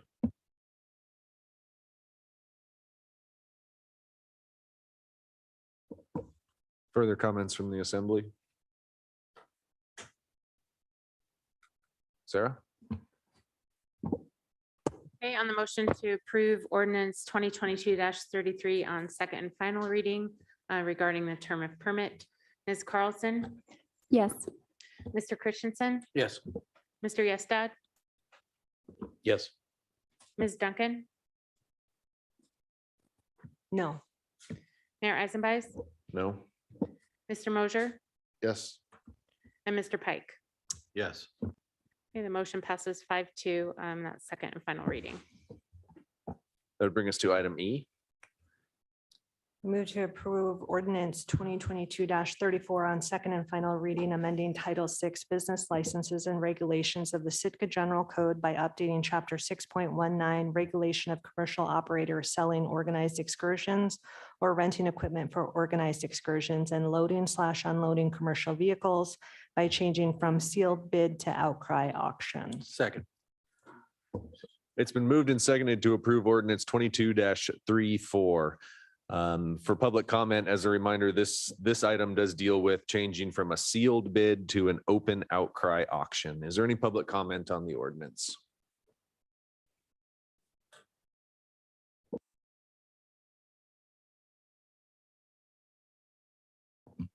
Richard Ween.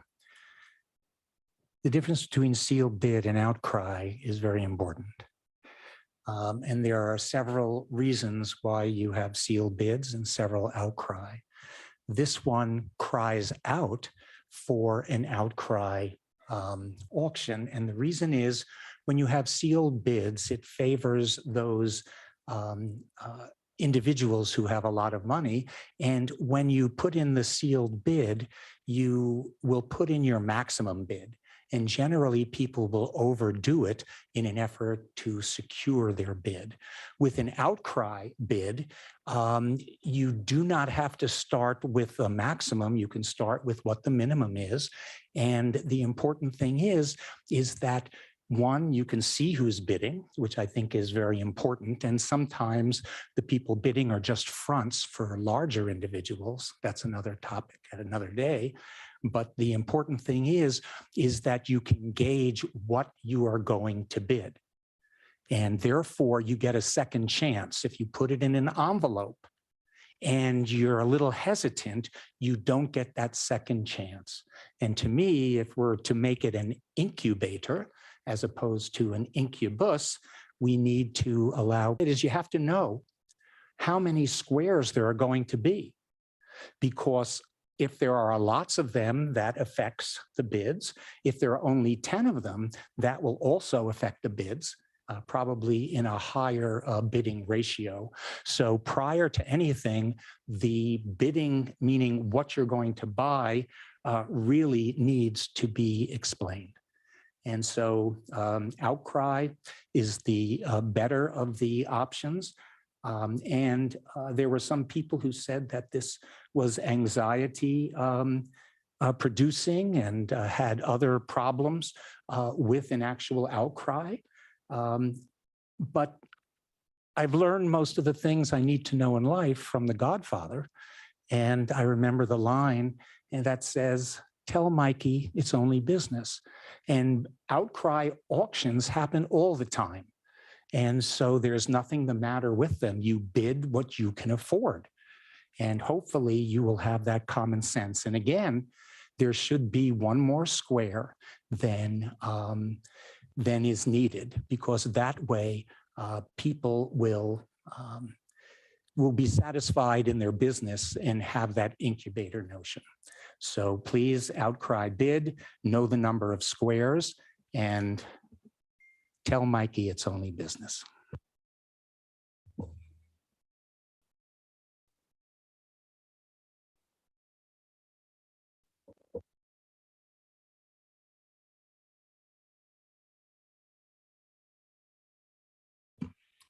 Bruce Conine with Sitka Wildlife Tours. And I'm sorry I've commented on each of these topics, but I'm just trying to make the best out of a really crappy situation. And so out of the two terrible choices, the outcry bid's better. Pitting locals against each other, stupid, and just not Sitka-like. So I hate the whole thing in the first place. It should just be taken away and just raise the price on the square. That's what you wanted in the first place anyway. Just go to the money, get the money. And then we don't have to kill each other to try to get a spot just to run our businesses. Mr. Mayor, you mentioned that I should be graduating and going on to somewhere else. Could you tell me where that is? Is that Juneau? Because the only place an independent tour operator has to sell their product is down here at Centennial Hall. I have nowhere to graduate to. If you mean graduate and become a ship option on board a ship, well, then the cruise line is in charge of me now. I'm an independent for a reason. I'm fiercely independent and don't really want anybody telling me what to do and how a tour should be ran. If the tide is out on this side, I'm going to the side that's going to advantage the tourist. And so I like to operate freely that way so I can give my visitor the best tour every time they come here. And I'm extremely customer focused. And that's what's driving me crazy about all this. We've already got half our customers booked and I don't know where I'm going to be picking them up. I don't know if I'm boycotting this building. I don't know if I've got a space at this building. I don't know anything. So I'm literally booking tours with no clue on what's going to happen. It's terrifying, just flat out terrifying.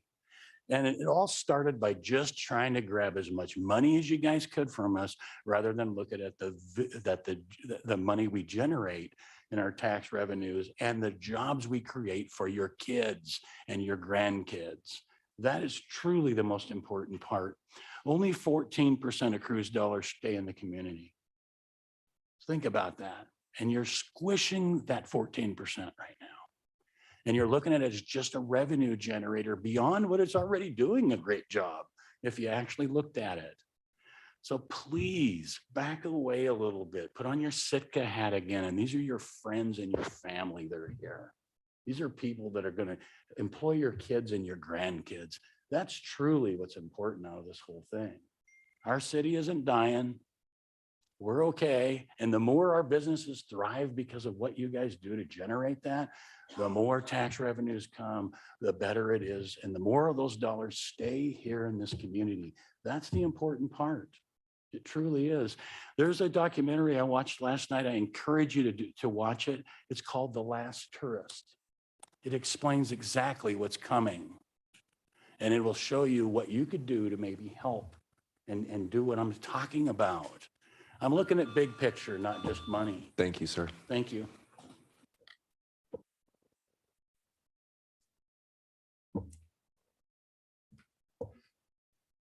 Any other public comment on ordinance 22-34, changing from a sealed bid to open outcry auction?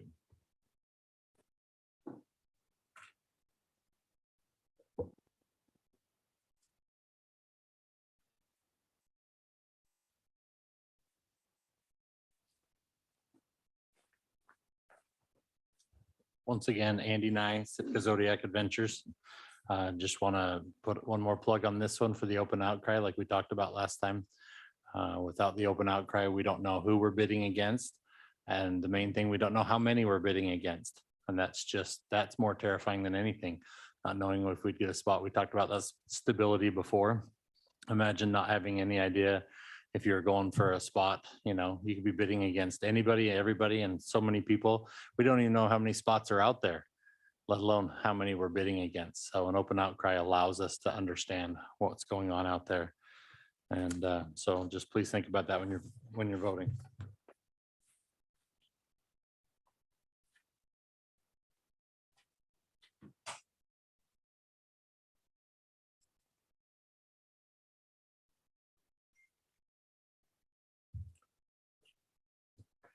Neil McDermott with Whale Song Expeditions. I want to encourage you to support this amendment because it's pretty important to us as individuals to be able to know exactly where we stand as we do our business. When you open up a brick and mortar business, you know what the rent's going to be. You know what the expenses will be. You're not all of a sudden put into a situation where you're trying to outguess the next guy or outbid the next guy. And it really could generate a lot more money for the city, that's for sure, probably. But I do want to encourage you to vote this way. Also want to mention that just about everyone mentioned that you wanted to speak with the public about this and get some input, a little bit more input about this. I want to thank the 3 committee members, or assembly members, I should say, that did speak with me on this. And it's just a shame that the other members, I didn't hear a single peep out of. So that's kind of sad. Thank you.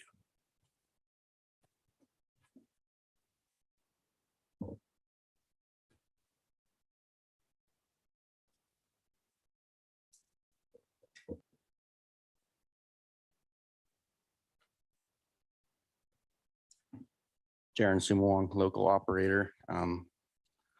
Unfortunately, it's a bid. I was never for a bid, but I vote an outcry bid, just so you can know what your minimum bid is. But I think the important thing here is knowing you have a spot to bid for.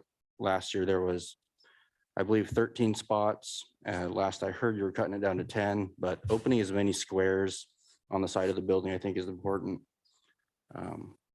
Because that's already, I mean, if you move down to 10 squares, you're already kicking 3 people out, and that will drastically change the bidding process. So opening as many squares as possible, I think, is important. So thank you.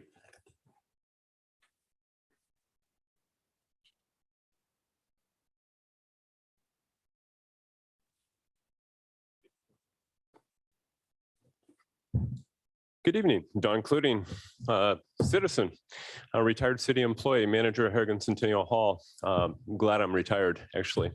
A little bit of a conflict. Growing pains. The reason we're here today, when I was a manager, we had up to 21 vendors. We're down to, the communication has gotten out to the public that there was only 10 spaces available. And so of course, everybody's stressed, everybody's concerned about the lack of space. And so you have 21 people or businesses potentially competing for 10. Of course, outcry auction makes sense at that point. You could lose a bid if you did a sealed bid by $1 or $5 or so on and so forth. It's a win-win for the city. If you go with an outcry auction, potentially you could get more money for each space. The other thing to consider would be, can I sublease my space? Can I be a broker and represent 5 or 10 different businesses and sell tickets for 5 or 10 different businesses? You know, there's more ways to deal with this. I think that the discussion needs to take place. We need to, consider all the options. And then as well, I don't know if people have considered going out to Mr. McGraw. Maybe he has space available as well. Entertain that discussion. I think that there's opportunities there. So I would encourage you tonight to do the outcry auction. That makes sense, and I appreciate your time. Thank you.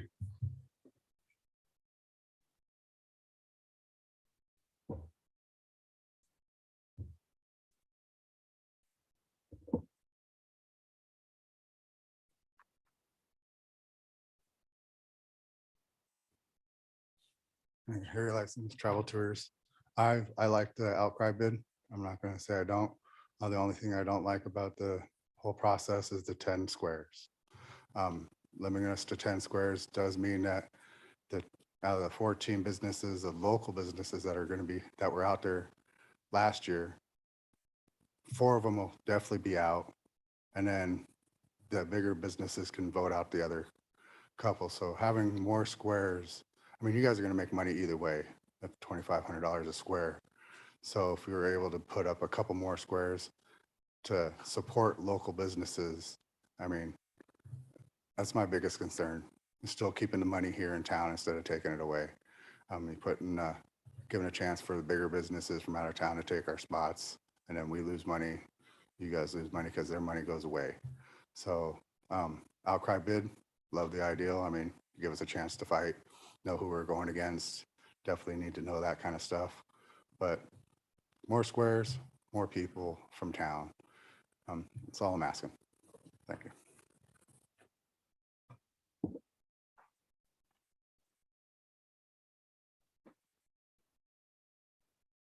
Any further public comment on ordinance 22-34, going from a sealed bid to an open outcry auction?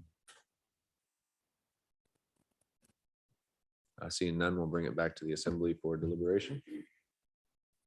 Tor? Yeah, again, we brought this forward because it was asked for. And I don't personally have really strong feelings either way, although I think if I were adding, I'd want to outcry.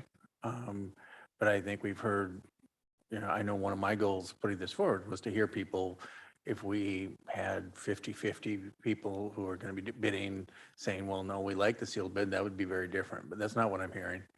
And I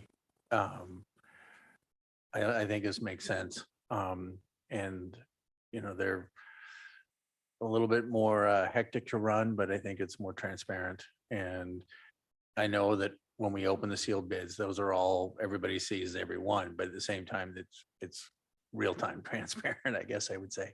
So I still think it makes sense to do this. And I didn't hear anything saying that it's a bad idea from some.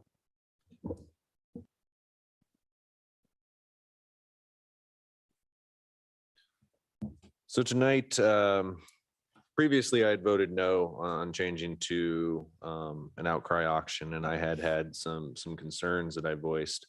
Tonight I will be changing my voice on this changing my vote on this for two reasons. Number one, public testimony. I think over the last two meetings, public testimony has been overwhelmingly in support of going to an outcry auction. So I will be changing my vote partially because of that. The other reason is if we just changed it to a 3-year term, I really believe that a business needs a fighting chance now with a 3-year term. And I believe an outcry auction is the way to do that. If you put a $5,000 bid in and the space you desired goes for $5,200, but you were willing to pay just a little bit more than that, I think that severely disadvantages with that 3-year term. So having a 3-year term, I believe that an outcry auction is the most fair way to allocate those spaces. So as I stated before, I will be changing my vote on this round of voting to a yes on this. Crystal? So this was discussed 2 meetings ago, and it was very surface level. We said, here are the things, we're going to pass it, but here are the concerns that we have. And this was one of the things that we said, this should come back forward because we heard a lot of public testimony towards that. My feeling on that night was the same as Mr. Mosier's, and it was very brief. He didn't go into detail, but he did mention that there are established business and that some people could be intimidating trying to operate within that framework if it's an outcry. So I cannot be dismissive of the fact that we had testimony saying, it feels like I now have to compete face to face with people, and that could be extremely intimidating to people. And so then it says, well, the business world is meant for people who could be outcry comfortable and they can operate in these spaces. So I'm really, that was my initial inkling, was that this makes me uncomfortable because maybe I am one of those people who would be affected by having to outcry and compete for something publicly with others watching and knowing and feeling like I'm harming somebody if I get the bid and they don't. Perhaps they shouldn't feel that way, but I know based off of the testimony and conversations that to some people changing it to outcry, it doesn't offer that layer of separation. It's happening in real time. And what I like about outcry is that you're providing information. So how many people are bidding? And then as Dr. Ween said, a second chance. So maybe you thought it would come in here and now it's going higher. You can jump in and you can stay competitive in real time. Whereas a bid, I can see the benefit of that. But now I'm wondering if for vendors who this isn't even the correct terminology, but introverted to the point that they would rather put it in an envelope, seal it and submit it and be competitive that way. I think there's a drawback that hasn't been addressed. And I'm just wondering the intimidation factor, how do we remedy that? Or is that just the world that people have to compete in? Because it's real. And I didn't bring it up. I actually didn't add to the comment, but I remember you initially had that inkling. I had the same thing sitting over here and I'm still not resolved of that. I still have a real hesitation of sealing the bid and submitting it offers a different framework to operate than outcry. Outcry gives you information in real time so that you can adjust based off of that. But I don't want to force people into that framework if it doesn't have to go there. So I'm just trying to elaborate on that conversation of how we ensure that people are not rewarded because they tend to be very, very voiceful and confident in public settings. It is a different thing to participate in an auction. I don't know how many of us at the table have actually done that. I haven't, but I can imagine that there are business leaders and there are tour operators who are well established, and we look to them as leaders in this community, and to compete with that in real time can be intimidating to some. So is there a additional conversation around that to kind of put me at ease? Because that's a big concern that I have right now. Kevin? Yeah, I appreciate Crystal's comments. I wasn't going to make any comments, but I think since she brought that up, I'll address it. That was a concern of mine, and it always has been. I don't like it because I don't like the thought of people like looking at each other competing. But because of the overwhelming testimony in favor of the outcry, I'm not sure that there is a remedy. I don't really like it, but it just seems to be what they want. So that's why I'm changing my mind. I wish there was a remedy, I wish there was a way to address that, but I'll be voting for the outcry, like I said, because of the overwhelming.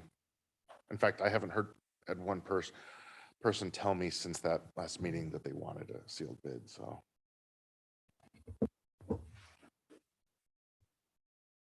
JJ?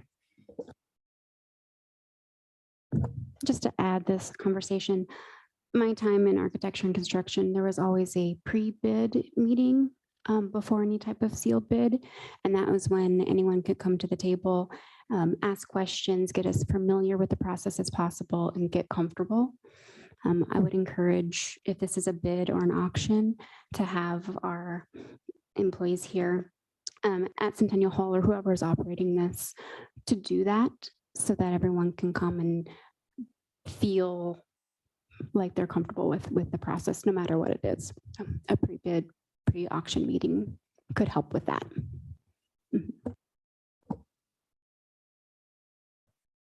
John? Thanks, Mayor. I'd like to address that real quick.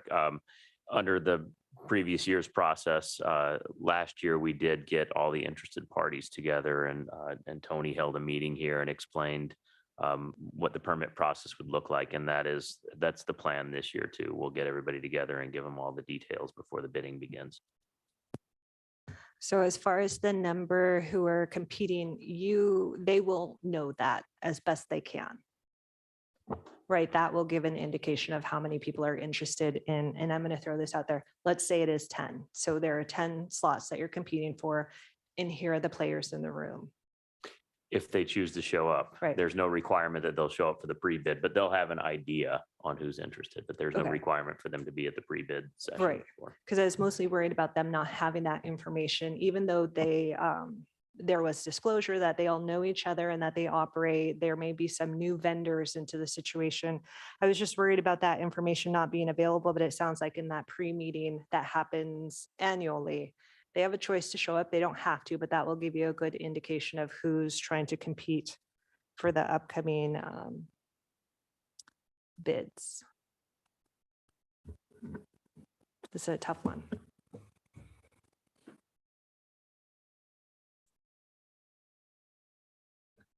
Further assembly discussion? Sarah? Okay, on the motion to approve ordinance 2022-34, changing from a sealed bid to the outcry auction process. Mr. Pike? Yes. Mr. Yestad? Yes. Mr. Christensen? Yes. Ms. Carlson? Yes. Ms. Duncan? No. Mr. Mosier? Yes. And Mayor Eisenbeis? Yes. Motion passes 6-1. Second and final reading on item E. Thank you. That does bring us to the top of the hour. We'll take another brief recess, and please be seated when you're ready to continue.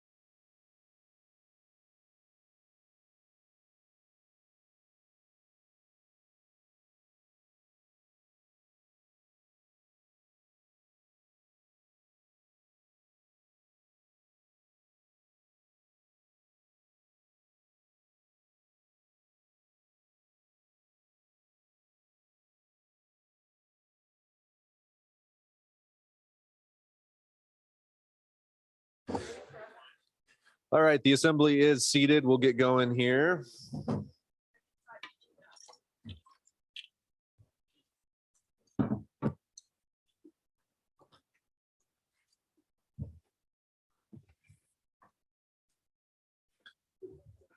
So our next item is a discussion direction decision on the 2023 tourism management operating plan. Amy Ainsley will have a presentation. We've gone through multiple sessions previous to coming to the assembly. So Amy will give us an overview of those sessions. My plan tonight, while discussion directions typically don't have public comment, after Amy's presentation, I want to open this up to public comment on any of the decision points that the assembly will be considering tonight, and go from there and with our discussion. So Amy, as soon as you're ready, the floor is yours. Thank you, Mr. Mayor and Assembly members. Amy Ainsley, Planning and Community Development Director. So I'd like to provide a little bit of overview especially for some of our newer Assembly members or those in the public that are here about how we have arrived at tonight and what the tourism planning process has been to get us to this point, and then walk through the recommendations that are before you this evening in brief, and then a brief overview as well about what the next steps would be after tonight. So to go back not too far, but I think most of you are probably familiar at least with the tourism planning effort that took place over the course of 2021 leading into the 2022 season that was headed by the Planning Commission. And when that plan was adopted, it was agreed that the Assembly and the Planning Commission should come back together at the end of the 2022 season to review what worked, what didn't, what might we want to do differently in the future. That review session took place at the end of October, and the Planning Commission from there was tasked with coming up with the sort of short list of what items do we want to carry forward into 2023 and what additional items should be considered. So the Planning Commission had an open session to the public at the beginning of November just to hear feedback about elements of the plan or any specifics, and then made a final recommendation on this plan before you tonight at the end of November. That was also an open public meeting as well. In accordance with the direction coming from the Assembly, we did also heavily weigh the survey responses that we received. We had a community survey that was open in conjunction with the end of season review that had over 600 responses to it. And so we wanted to definitely take into strong account what the feedback from that survey was as well. And so we believe that is reflected here in the recommendations before you. The direction for the 2023 operating plan is broken into 5 categories. The Lincoln Street closures, should we continue doing them? Should we manage them a little bit differently? Are there logistics that you would like us to change or to keep in place? The placement of the temporary restroom facilities. You might note that the Maksudoff location has been removed from this potential locations list based on public feedback and recommendation from the Planning Commission. The third on the list are safety improvements, largely looking at primarily traffic issues with intersection management for Lake and Lincoln, improved pedestrian crossings along Harbor Drive, and the addition of crossing guards or pedestrian monitors in the downtown corridor as well to help monitor pedestrian safety. Signage, working on updating our existing wayfinding signage and addressing gaps that we might have, and also looking at ways to relocate some of our existing wayfinding signage away from intersections and crosswalks. There may also be some cause to do some, kind of take a more concerted effort on education and outreach for both visitors and locals on bike safety and our related local ordinances on bike safety. For programs and initiatives, there are 3 particular programs that we may consider continuing into 2023. The bathroom grant program provided grant monies to those businesses or organizations in the downtown area that opened their restrooms to the public. There was also a program for walk and bike incentives as well to help alleviate vehicle traffic, and continuation of the food cart permit operations in the Lincoln Street closure area. Some new programs that might be considered as well would be some beautification measures for downtown, which might range from physical items such as tables or benches, and might be more aesthetic things such as planters or banners. And then lastly, we did also outline what future planning needs may need to be taken up as well. Sort of just ongoing traffic management to continue looking for ways to optimize circulation within town, as well as our pickup and drop off locations. It was generally agreed that it is too short a time frame for this season to explore alternatives or secondary locations, but this should be continuing on our radar of ways to optimize the flow of traffic and to try to mitigate the impacts of traffic. A more comprehensive approach to downtown beautification with potential adoption of design standards for historic preservation in the downtown area, or programs for painting, flowers, etc. Bus electrification or other electric transportation alternatives, and consideration of no idling policies, looking for opportunities to expand permanent restrooms in the downtown area, and pursuing opportunities for more dedicated tourism management, a body to do more dedicated tourism management outside of the Planning Commission. I did attempt to at least give you some price ranges as in addition to some of the items, particularly items 1 through 4. The plan will be that once we have your direction on the items that you would like us to move forward with, we will come back to the assembly with a supplemental appropriation for all of those items. So we'll be using this time we will attempt to get that first reading on your next agenda on the 24th, but that may need to be the first meeting in February. But we're going to pull together a little bit more detailed information about the cost estimates. And so you are directing us to at least get those estimates dialed in and bring them before you. You are not necessarily making a financial commitment tonight. So you will have another opportunity to look at this from a financial perspective when the supplemental appropriation comes forward. Great. Thank you for that overview, Amy. If you don't mind, I'm going to have a public comment period. And then if you could come back up here, because I'm sure there'll be lots of questions as we go through these items. So thank you for the overview.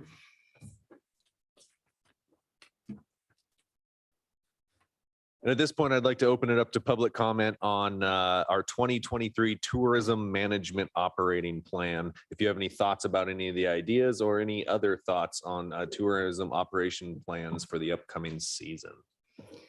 Hello. I happen to be sometimes Sorry, if you could fortunate. state your name for the record I'm again, sorry. please. Thank you. Kim Elliott, 7 Maxudoff Street, Sitka. I happen to be one of the fortunate or unfortunate, however you want to look at it, people that lives right downtown in the middle of all the tourist traffic. And I have had people walk into my car while they're texting as they're walking down the street towards the bridge to get over to downtown.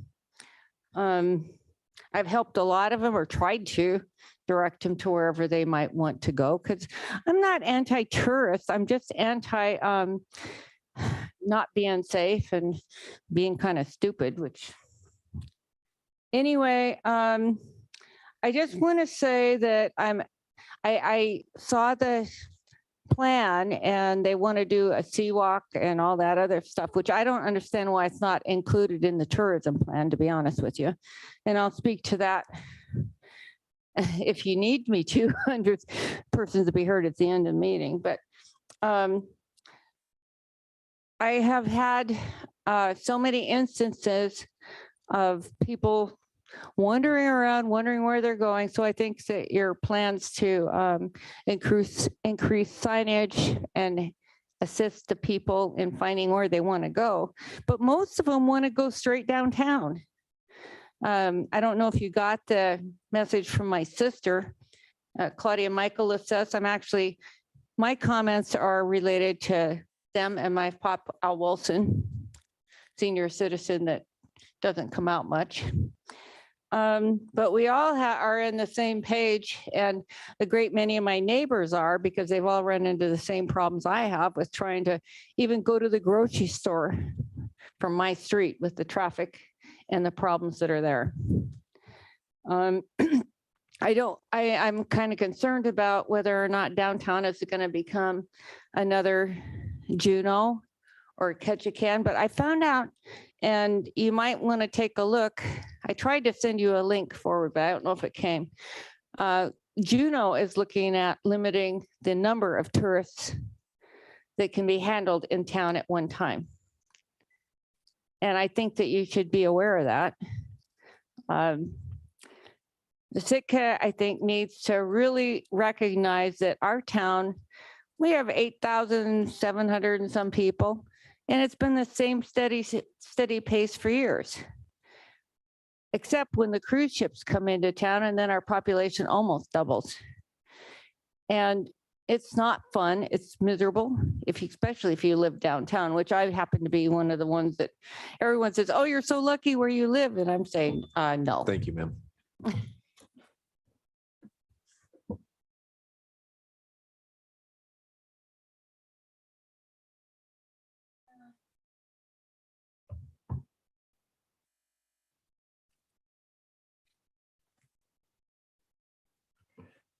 Good evening. My name is Richard Ween. As far as the tourist plan goes, I really just have a one topic sentence, and that you need to cap the number of tourists. And that's the end of it.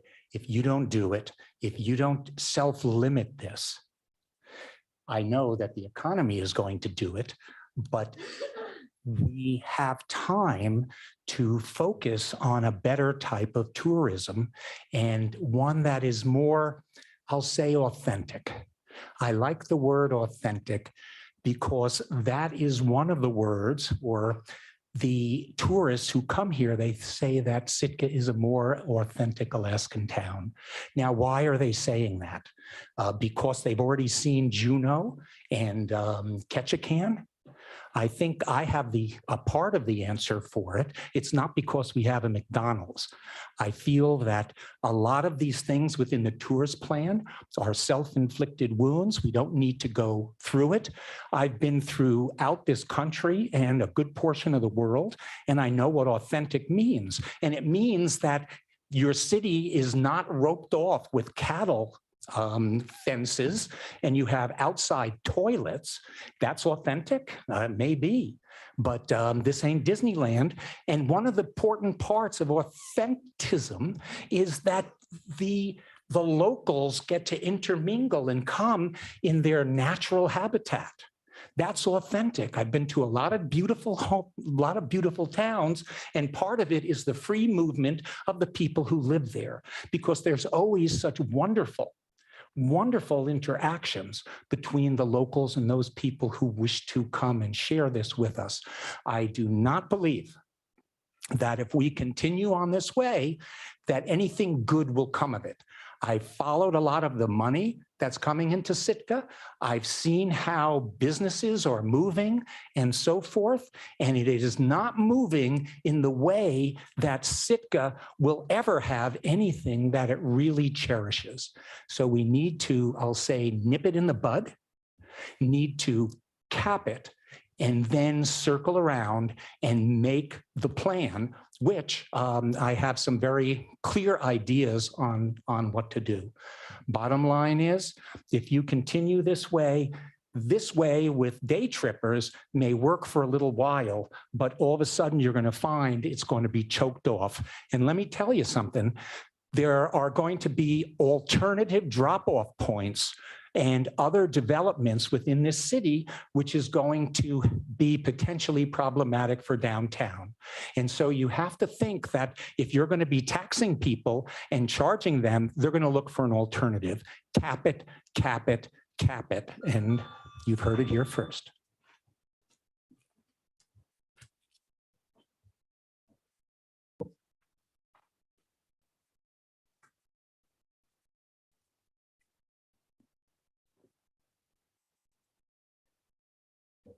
Good evening. I'm Larry Edwards. And first, I'd like to second every bit of Dr. Ween's testimony.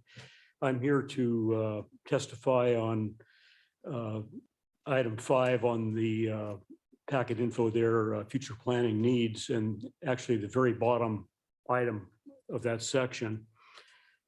I'm here to ask you to consider tasking the Sustainability Commission with advising the Assembly on what the right size is for tourism in Sitka and on how to attain that level of tourism.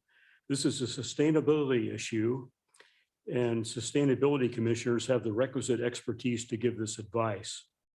The right size for cruise tourism is a sustainability issue on many levels, including the economy, our small town way of life, and perhaps whether we will be able to retain our designation as a subsistence community.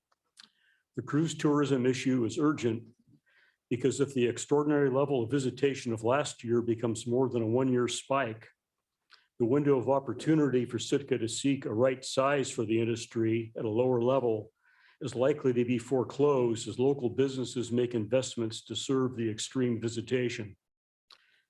And finally, I urge the Assembly to direct the city manager to push back on the cruise lines and to forcefully request that they dramatically cut back for this year and next year. This is necessary to give Sitka the time to determine what the right size is for cruise tourism here. And on this topic, I sent you all a message with 3 explanatory tables on Sunday night, and you may not have had time to look at that yet, but I hope you give it a close look, and my contact information is there, and I'd like to discuss it with you. Thanks.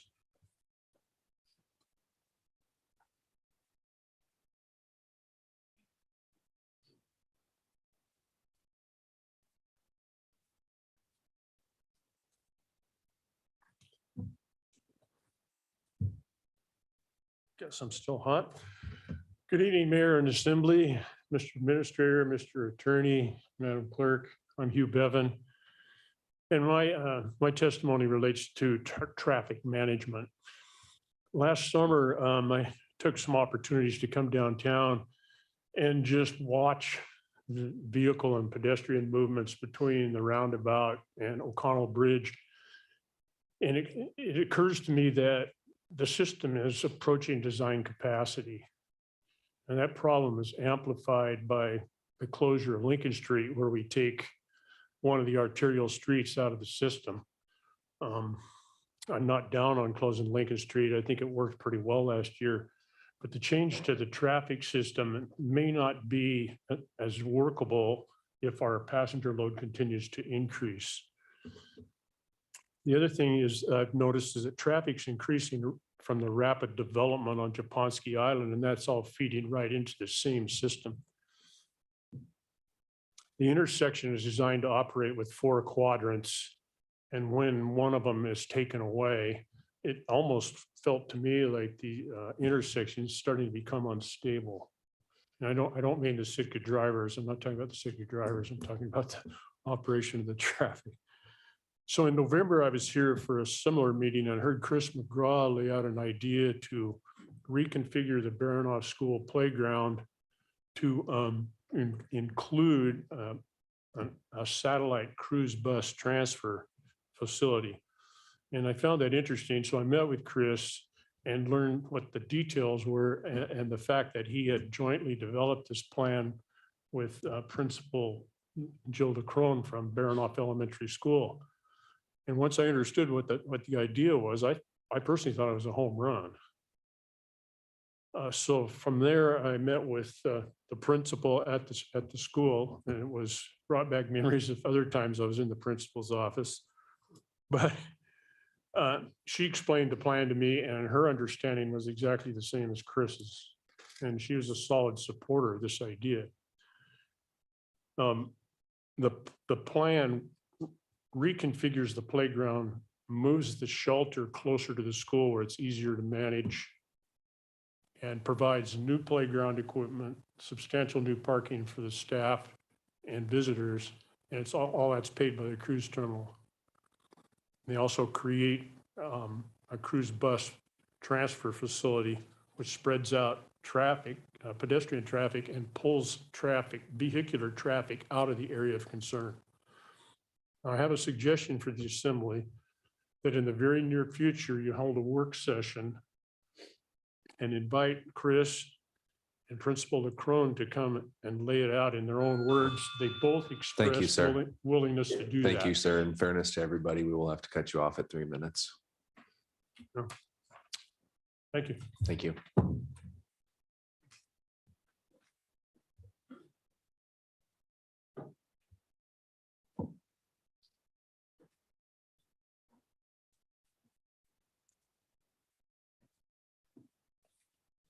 Hello, I'm Tammy Smolong. I run the kettle corn business, and I've had an opportunity I've been there, I think, 7 years. It'll be my 7th year this year, with, of course, the exception of 2020. So I spent 6 years watching traffic downtown, and the closure of Lincoln Street, I'm in favor of. I don't think it was too much of an inconvenience for people, and it made for a better visitors experience here in Sitka. But watching the traffic at the lights has been a nightmare, quite honestly, just watching that. And I think everybody sees that.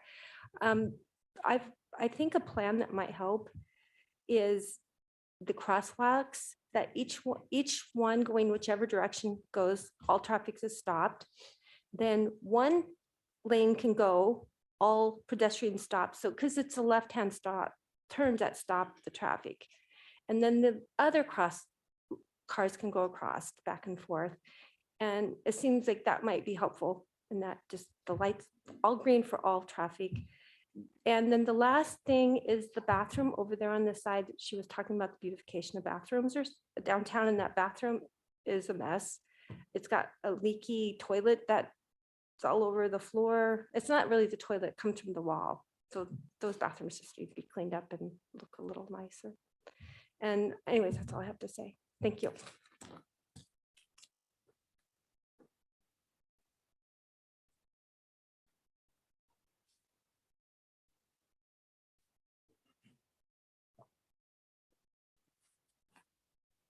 Good evening, Tyler Green. I appreciate all your guys' assistance and time and being here. I gotta agree with the majority of Dr. Wayne's testimony here. And I appreciate Tammy bringing up the traffic issue. I think it's kind of a ho-hum kick the can deal where nobody's dealt with it. But as far as the tourist cap goes, that's got to be done. I mean, when we first got the report that tourism was going to be, we were going to get so many people, and I have experience working in wastewater. My first question was, where's everybody going to go to the bathroom? Where's everybody going to go? They're not going to go. Nobody wants them in their stores. Nobody wants them in the harbor department's bathroom. It's obviously flooding. The harbor department has failed on their restrooms. We have very minimal restrooms in the harbor department. So I think we need a little pushback on the cruise lines here.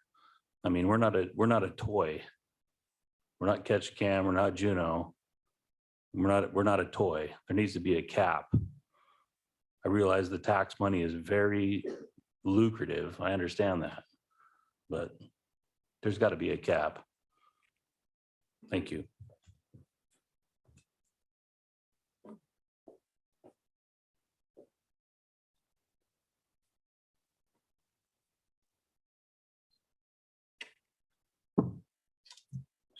Good evening. My name is Shirley Robards, 65-year resident of Sitka.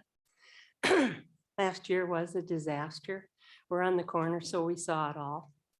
But you got to remember that you closed off Max Sudoff and you closed off behind the church.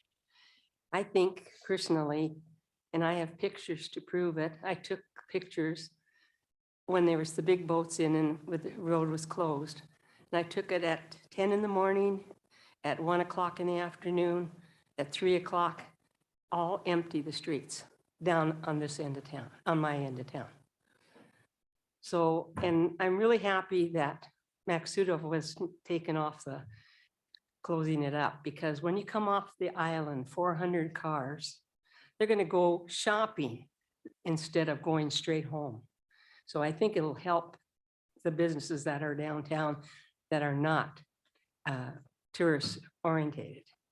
And we used to be tourist orientated, but then Amazon came along and that was the end of that. So we're trying to be real competitive in our pricing. And I really think that it's going to be a big job, but I don't know what to tell you about, I think that if you had it in front of the church and you put the toilet behind the church, I think it'd be right downtown. And I don't know, maybe I'm wrong, but I talked to a lot of people and I showed a lot of people the pictures and completely empty. So they do walk down the sidewalk to go to the other end of the town. So, thank you.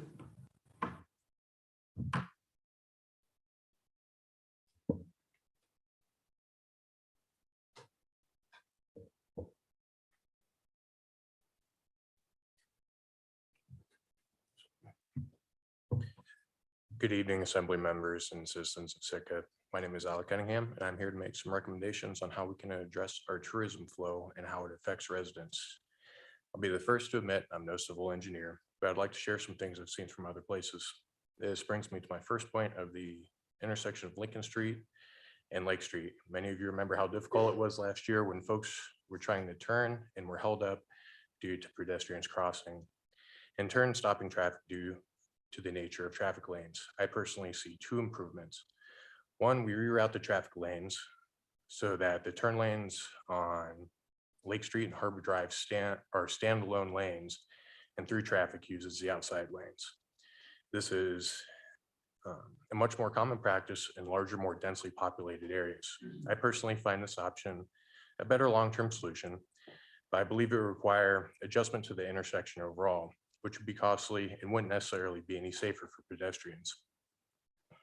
The second option is a pedestrian scramble, adding additional diagonal crosswalks. How this works is traffic flows regularly, stopping once per cycle, allowing for only pedestrians to make their moves. My second point is on days of downtown closures, using the section of Lincoln Street to Wells Fargo to Harbor Drive for passenger vehicles who have paid their permits to use this section for pick up and drop off. I do not intend for it to take away business from vendors or businesses at Centennial Hall by doing this, by doing it only on heavy traffic days. There's concerns for Centennial Hall being too busy as it's taking away from vendor spots there. This could add a balance to making more vendor spaces available at Centennial Hall and allowing for better flow for traffic at pop-up vendors on Lincoln Street between Barrack Street and Catlean Street. Adding the second loop of traffic to a section of road already closed to residential traffic would bring about more support for downtown closures on busy days and allowing for an easier transit as Sitka seeks to keep adding more tourism. I'm not suggesting taking action that would hinder businesses at Centennial Hall. So this course of action may best be done on days that we have a higher bar, say estimated 6,000 visitors in a day. The current plan is to add seasonal employees already as crossing guards, which is where the city can draw from to help coordinate this loop and perform permit checks. Thanks for your time.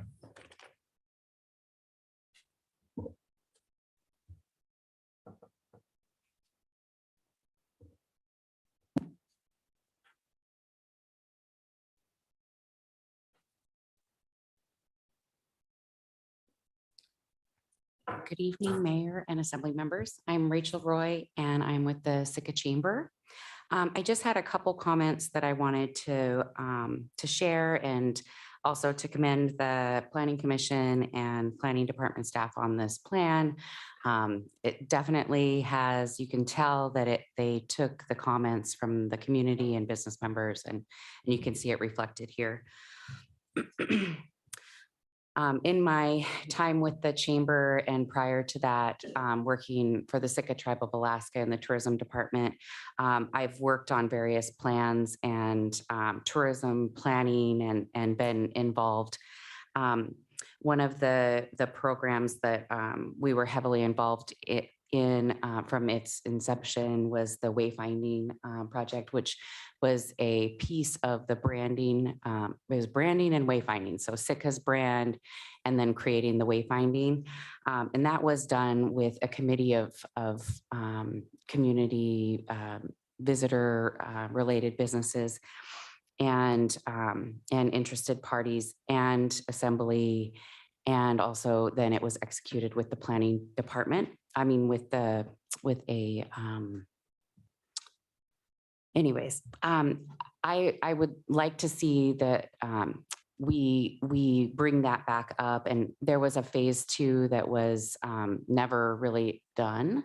And so there are assets and resources that could be used to apply additional signage. And there were just things that just weren't in the budget. So I'd really like to see that. And I think that there's, especially as we know how people are moving around, who's using what signs and where we're seeing them used. I think there's a lot of opportunity.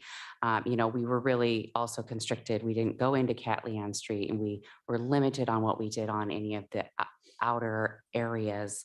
But I'd also like to just bring up the vehicular signage. So for anyone that's in a rental car to find attractions and things, there was some identified need that could be also supported with a tourism plan. Beautification in downtown. I think there's so much that could be done with an investment that would create visual appeal during closure days and also create increased experience to be able to have more benches, to be able to have tables and seating areas. And so I just encourage that. And I think it's a really big bang for your buck. And if you want to look at a town that's got something going on, give people a place to be in that street. Because the way that the permits and everything were, we were not allowed. And also for the body that plans, it needs to be tourism Thank you. experts. Thank you. In fairness to everybody. Yeah.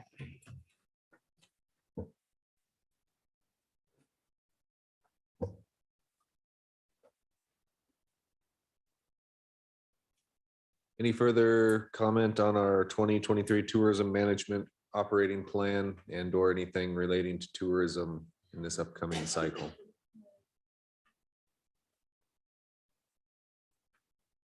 Great, thank you. That would bring it back to the assembly for discussion, direction, decision on any of these items. I'd prefer to start with number 1 and go down through the list. Amy, if you wouldn't mind coming back up, I'm sure we'll have a lot of questions and include you in the discussion as well as the representative of the Planning Commission. Anybody want to start out, John? If I could, before you start with deliberation here, I want to add a bit to the stuff that's in the packet and a little bit to Amy's presentation.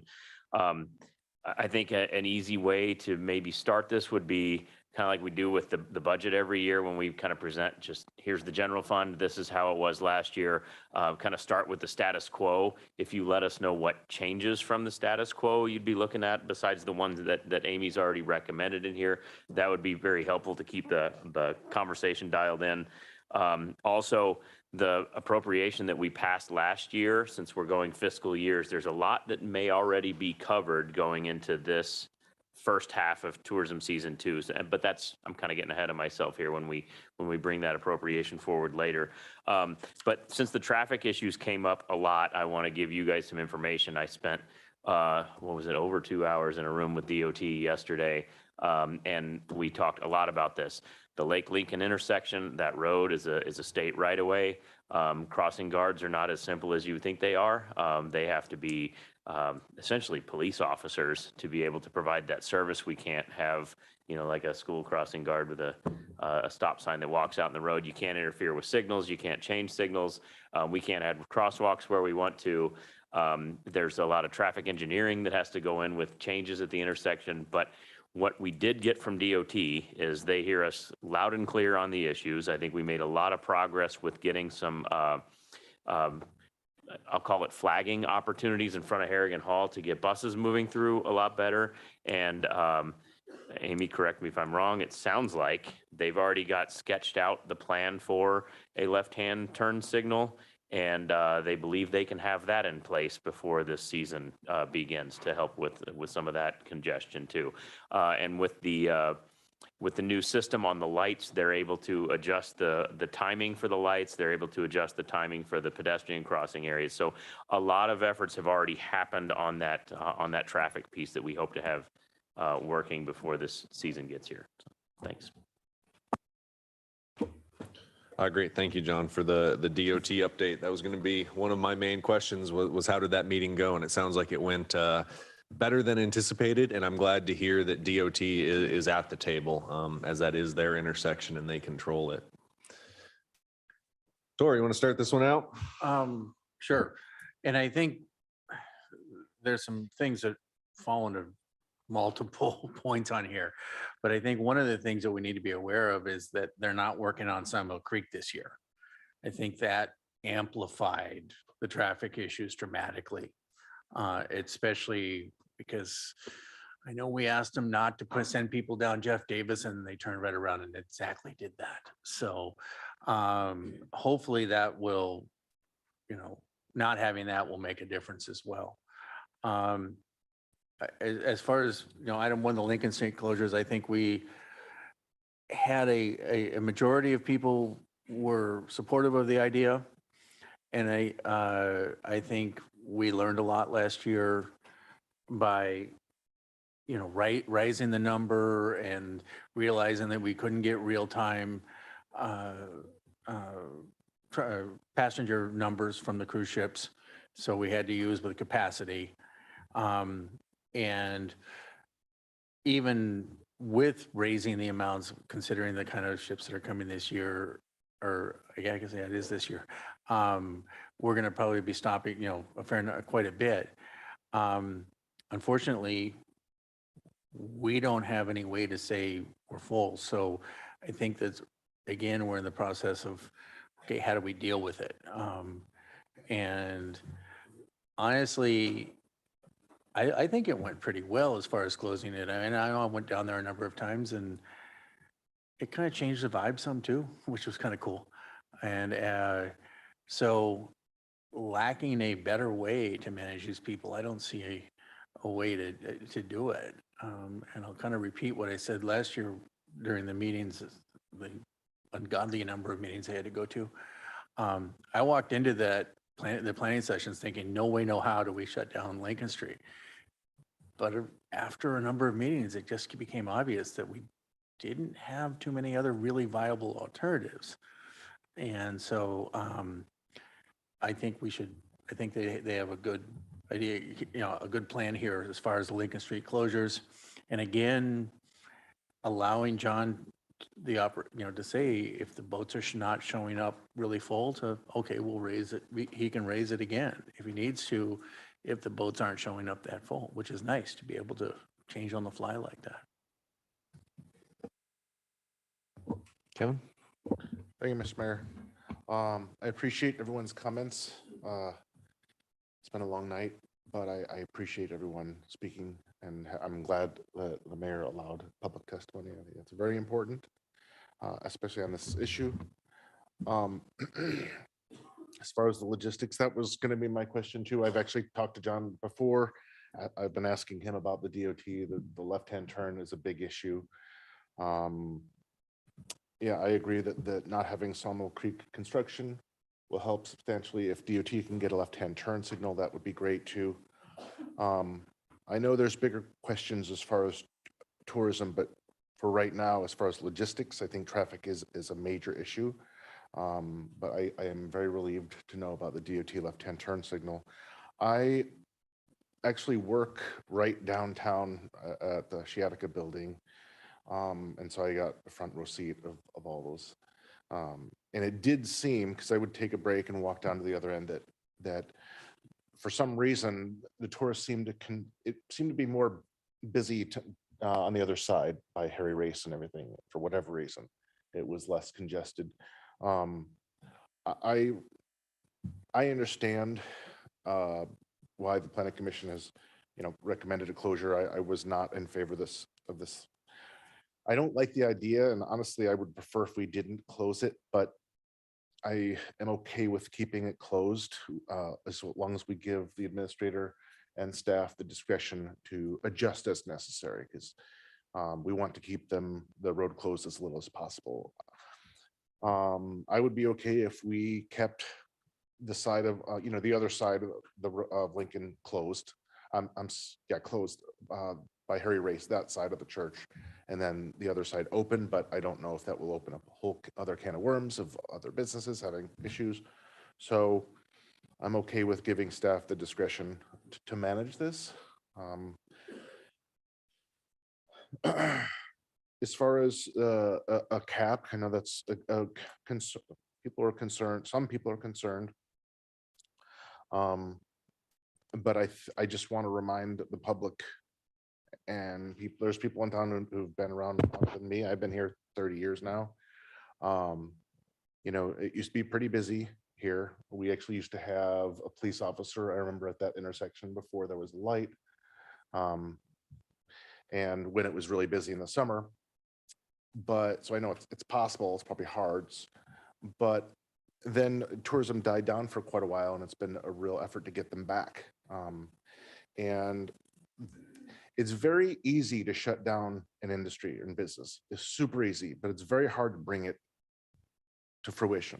So what I would ask of people is to try, I would request of people who are concerned, please, to give this a little time. This is a major change in our town. We did our best to adjust last year. There was a lot of interesting mitigating factors that contributed to a really bad traffic situation. I would ask the public to try to have a little faith in the process and patience. I believe the traffic situation will be a little better this year. I do not believe that we're going to be so overwhelmed with tourists that everything's collapsing around us, and I don't feel that it'll be never ever too late to shut down. It's easy to shut it down. We could find ways if we really wanted to. I do prefer if we let the executives know that there are limits to how much we can handle, and but I don't favor a cap at this time. If it got worse, we could do that. We always can do that. But I don't feel that sending that message right now would be very helpful, considering all the work it has been to get this. And I'm just bringing back, I'm a little long-winded tonight, but kind of coming back to a comment I said before, we have a lot of aging infrastructure that the state used to maintain, millions and millions of dollars worth, but we have to maintain it now because the state doesn't have the money. The people of Sitka do not have the resources to handle that. Even if we raise taxes substantially, we don't have the money. So we got to raise it some other way. We are looking for grants and fighting for grants, but there's a million other towns fighting for grants all over the country. So that's one way. Another way is increased business.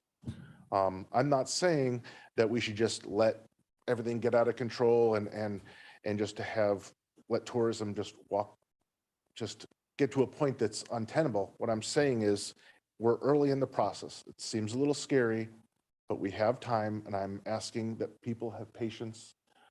Try to be patient. I did not like how congested it was. I don't think anybody did, but it won't be that bad this year. And I would just ask that people be patient.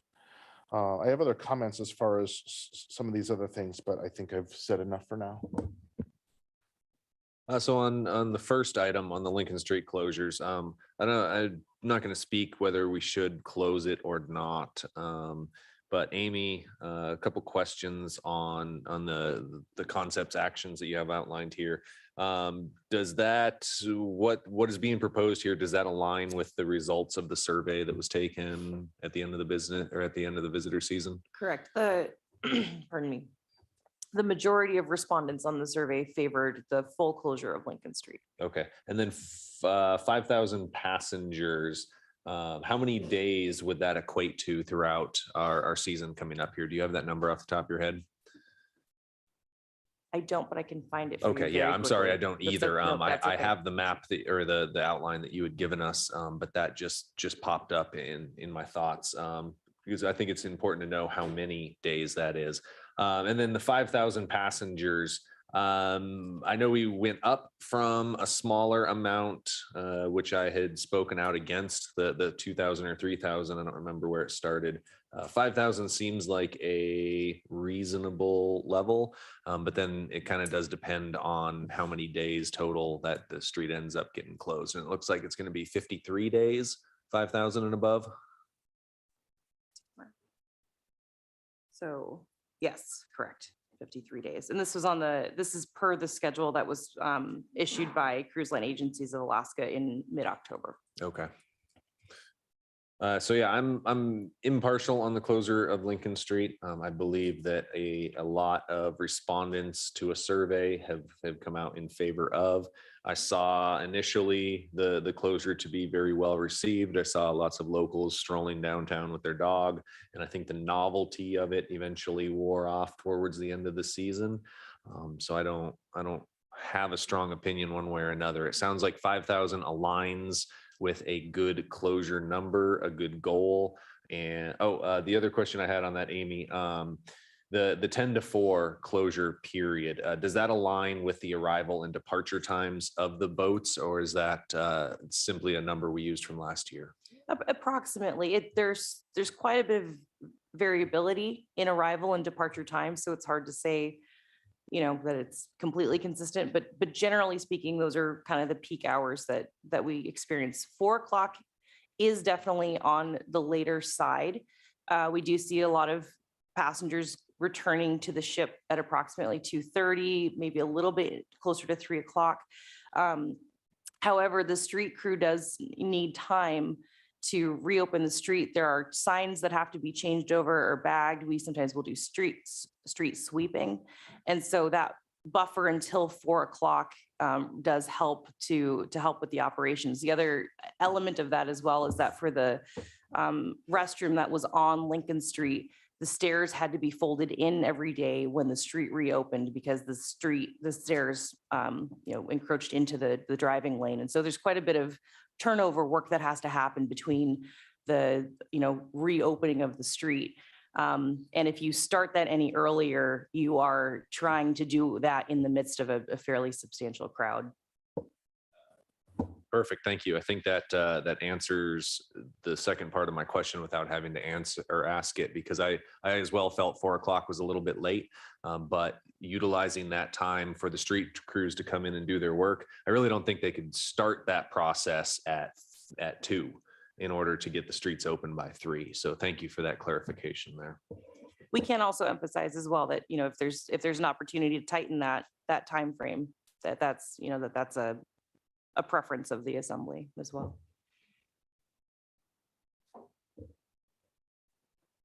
Tim? Sure. I do remember this conversation a little bit because I was just coming on at the time. I do remember a conversation about leaving it open a little later. That was something that came up from people at the last one to allow the Sitkans a chance to take advantage of, particularly the food carts. I recall the conversation. So something I'd be interested in seeing if there's a groundswell for that. And then I am curious about whether the half street closure would be an option. So if I were to push forward for a couple things to look at, those would be the 2 things I would say. But I mean, I think closing Lincoln Street makes sense. Do you mind if I address some of those? Yes, please, John or Amy, and then Crystal. The half street closure, and you brought up the food carts. That's an important piece to this. Last year we grandfathered some folks in. That corner at Lake and Lincoln is very unsafe with the carts there, and we didn't want to just pull the rug out from under people. But we gave notice last year that that's not even allowed by code, actually.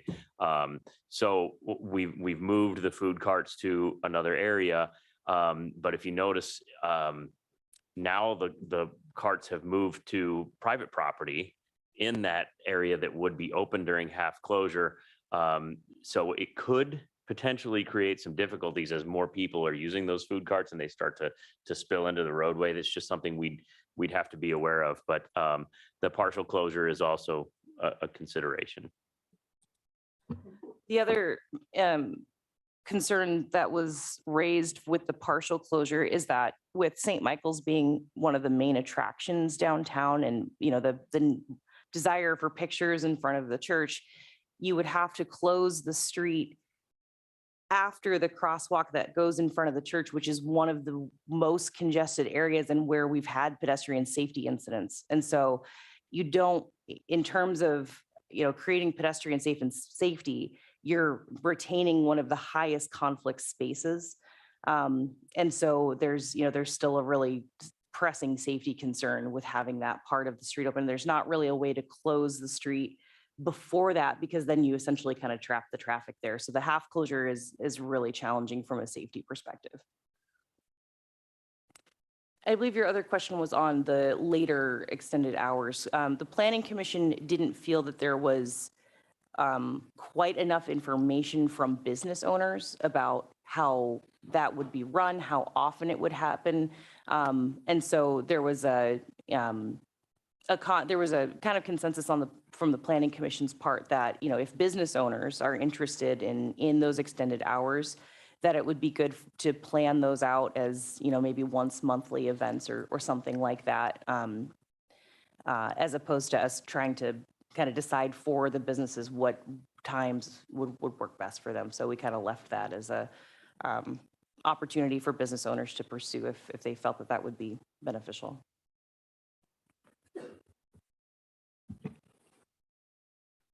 I know that last year we were trying to do it based off of the number of passengers that would be in Sitka on the day. And then we switched over to capacity kind of midway through. And then my question was, where did we come up with the 5,000? But this document might have pulled it up and said that's based off of the capacity that they give us estimates on. 5,000 is the starting for the larger block. Is that where you came up with 5,000? Is that why we're at that number? Yeah, the reason that we landed at 5,000 towards the end of the season was based on the approximate passenger volumes that we were seeing on the ship. So if the ships were up, you know, about 70 to 80% full coming in, and if 5,000 capacity and 70 to 80% actual used, that came out to about the 3,500, 4,000 range that was originally targeted. We did see, you know, towards the peak of the season and the end of the season that the actuals started to increase a little bit more. So higher percentages of use on the ships. And we got sort of consensus for the most part in the feedback that 5,000 sort of seemed to be the comfortable place to land. Okay. And even though, because even I had experiences where I thought, wow, the streets look pretty empty at this point in time. It depends on the day. But additionally, if we took those approximately 3,000 passengers and tried to put them on one of two sidewalks, they would be shoulder to shoulder, which was something that you outlined for us. That's why we were giving additional road space, was so that they weren't walking on top of each other and trying to navigate unsafely to the point that they decided that they would take it to the road and find themselves in a safety incident in downtown Sitka. So that answered that question. I also, my eyesight, not great. I think it was 53, right? 53 total days based off of this chart. Is that what I'm seeing? Correct. Okay, of when we would close the downtown. And then the question about the 9 a.m. So I remember we had concerns because it was going to be our first year and we wanted cars to be out of there. And I see it's listed as 9 a.m. Was that a big incident as far as the communication? I know we contracted to make sure that the messaging was out there. Did we have a lot of cars that were getting stuck downtown, or Sitka basically jumped on board and they said, we're going to monitor the days and we're going to make accommodations based off of that? Was it pretty seamless, more seamless than we thought it would be last year? I think for the most part, I think people got accustomed to it, and we didn't have a lot of cars in the closure area. There throughout the season, there were still some occasionally. I will say PD did make a really extreme effort every day to call individual vehicle owners to let them know before the closure, please come down, please move your car, to try and avoid that situation from happening. So I know a lot of effort went into reaching out to individual vehicle owners who were in that, 9 to 10 time, to give them the chance to, come and move your car before we have to use a barnacle or Okay. something. So. And then I had a lot of questions with regards to traffic flow, but I think that's been addressed several times throughout the comments already, and that sounds exciting for this year. Also, we just happened to bump up against major road construction nearby that was happening. I'm so happy that it's not going to be to that caliber this year. So I think that will bode well. I think most of it seems intact in alignment and kind of improved upon what we tried that first year out. My questions, if I had them, had to do with the programs and the initiatives. I know that we did, and these are smaller cost items, but I was just curious about recommendations around whether or not to continue those or how impactful or effective they were. But that's it for the most part. Thank you for putting this together and spending time on this so that we could gear up for the next season. Mostly it was around the capacity, and I think you explained that. 53 seems doable with regards to a street closure. So appreciate it. Thank you, Amy. Chris? I know when it comes to Lincoln Street, I was very hesitant when I first heard that this was going to be the plan, mainly just because of parking. Working out of Crescent Harbor, I was very concerned if I was going to have parking all summer long, and it actually went great. I think there was only one day I actually had to wait for a space to open, so that really surprised me. Personally, I don't mind the closure. You know, I went downtown a few times, and it was nice, I guess. There was one day that, and it was open, and it was a 4,000 passenger day, and I actually had to step off the sidewalk a few times because it was too congested. So I'm definitely on board with the 5,000 because I think that would be just, it's a good number, I feel like. I guess I do like the idea of maybe being flexible if you feel as though, depending the ship's departing in time, if you could open it up sooner, that would be great. I did talk to a couple of the banks specifically. They were concerned about it when it initially came about, but they ended up saying it worked okay because locals were able to go to the banks after 4. And it's generally when everyone's roughly getting off work anyway. So it worked out, I think, better than everyone had expected. I think the big thing for me on the closure is it's what the survey, that was the majority, was most of the people were saying that they supported the closure. So just kind of for that, I can support it as well. But yeah. I think I hear a consensus to continue as stated with the street closures. I think I've also heard a consensus to be flexible as we were this previous year. And I think the assembly would appreciate some updates if it looks like we're going to have to flex, or if we do get to that point. Anything to add on our Lincoln Street closure, item number 1? Great. If you do have throughout this, we can always revisit, but jumping on to number 2, the temporary restrooms, potential locations, and if we utilize them at all or not, and whether to hook them up to utilities. I think that's more of a higher level decision than us tonight, but any thoughts on the temporary restrooms?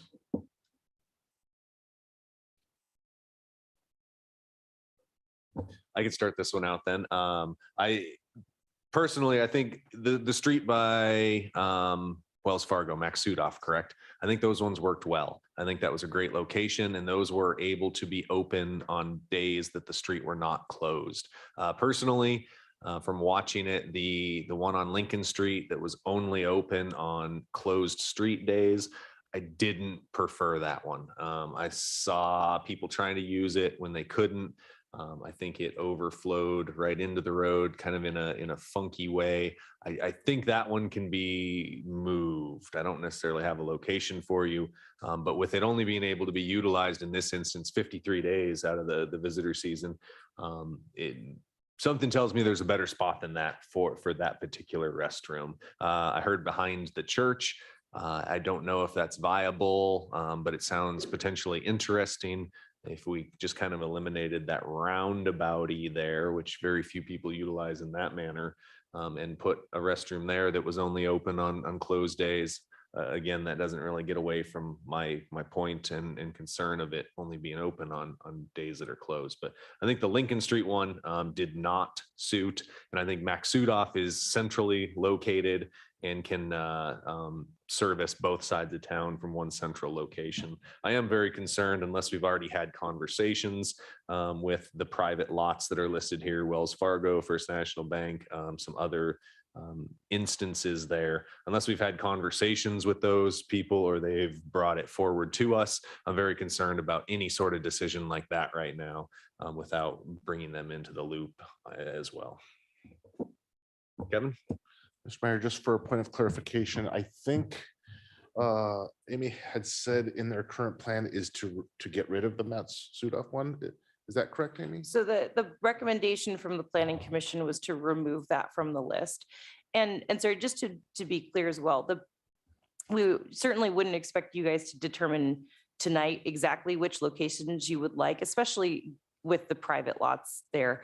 It's mostly just which one should we continue to pursue or not.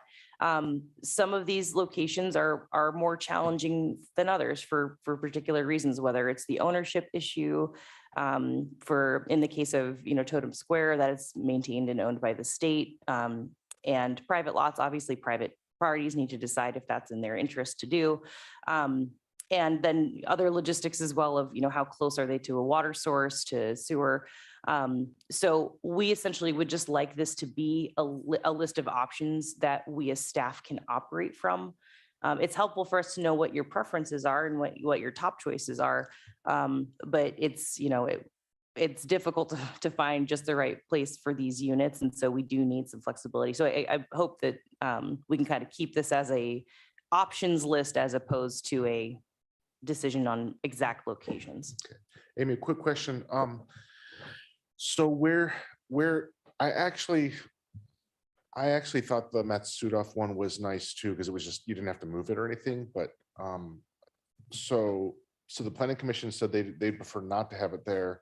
Where did they want the restrooms to be? The list that is before you here, these are the list of options that they thought would be. Oh, like private, but they haven't contacted like private. No, we have not. And again, I think the assumption there is that the assembly would have to want to have, to approach that, because we're obviously, I would imagine, have to pay a lease price. I'd be surprised if a private property owner will let us do that for free. So it's helpful for us to know, is that worth even pursuing based on those locations before we make any promises or offers to property owners. Sure.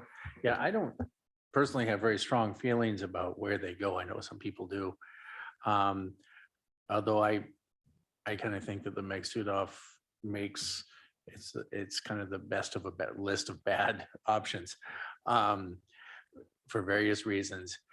I think we just need to be aware that we may come back to us in a little bit and say, well, the Planning Commission wanted us to move from Maxudoff. That needs to maintain as the list of possible places.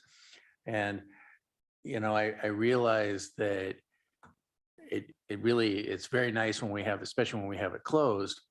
And we've said that we're at 53 days where it's closed, but it's my understanding that a few ships have been added since that, since we came up with that number. So it's going to be probably higher than 53. Anyway, I think as long as we make sure that Amy knows that she may have to, for instance, if the talks to move it to one of the parking lots or something fall through, we may have to be back on Maxudoff just because there's nowhere else to go. JJ? Is there a plan to buy additional, or are we working with the 2 that we've had for last year? We do not have any plans to buy any additional units at this point. We do have 3. You have 3 units, okay. yeah. So from this list, 3. Well, potentially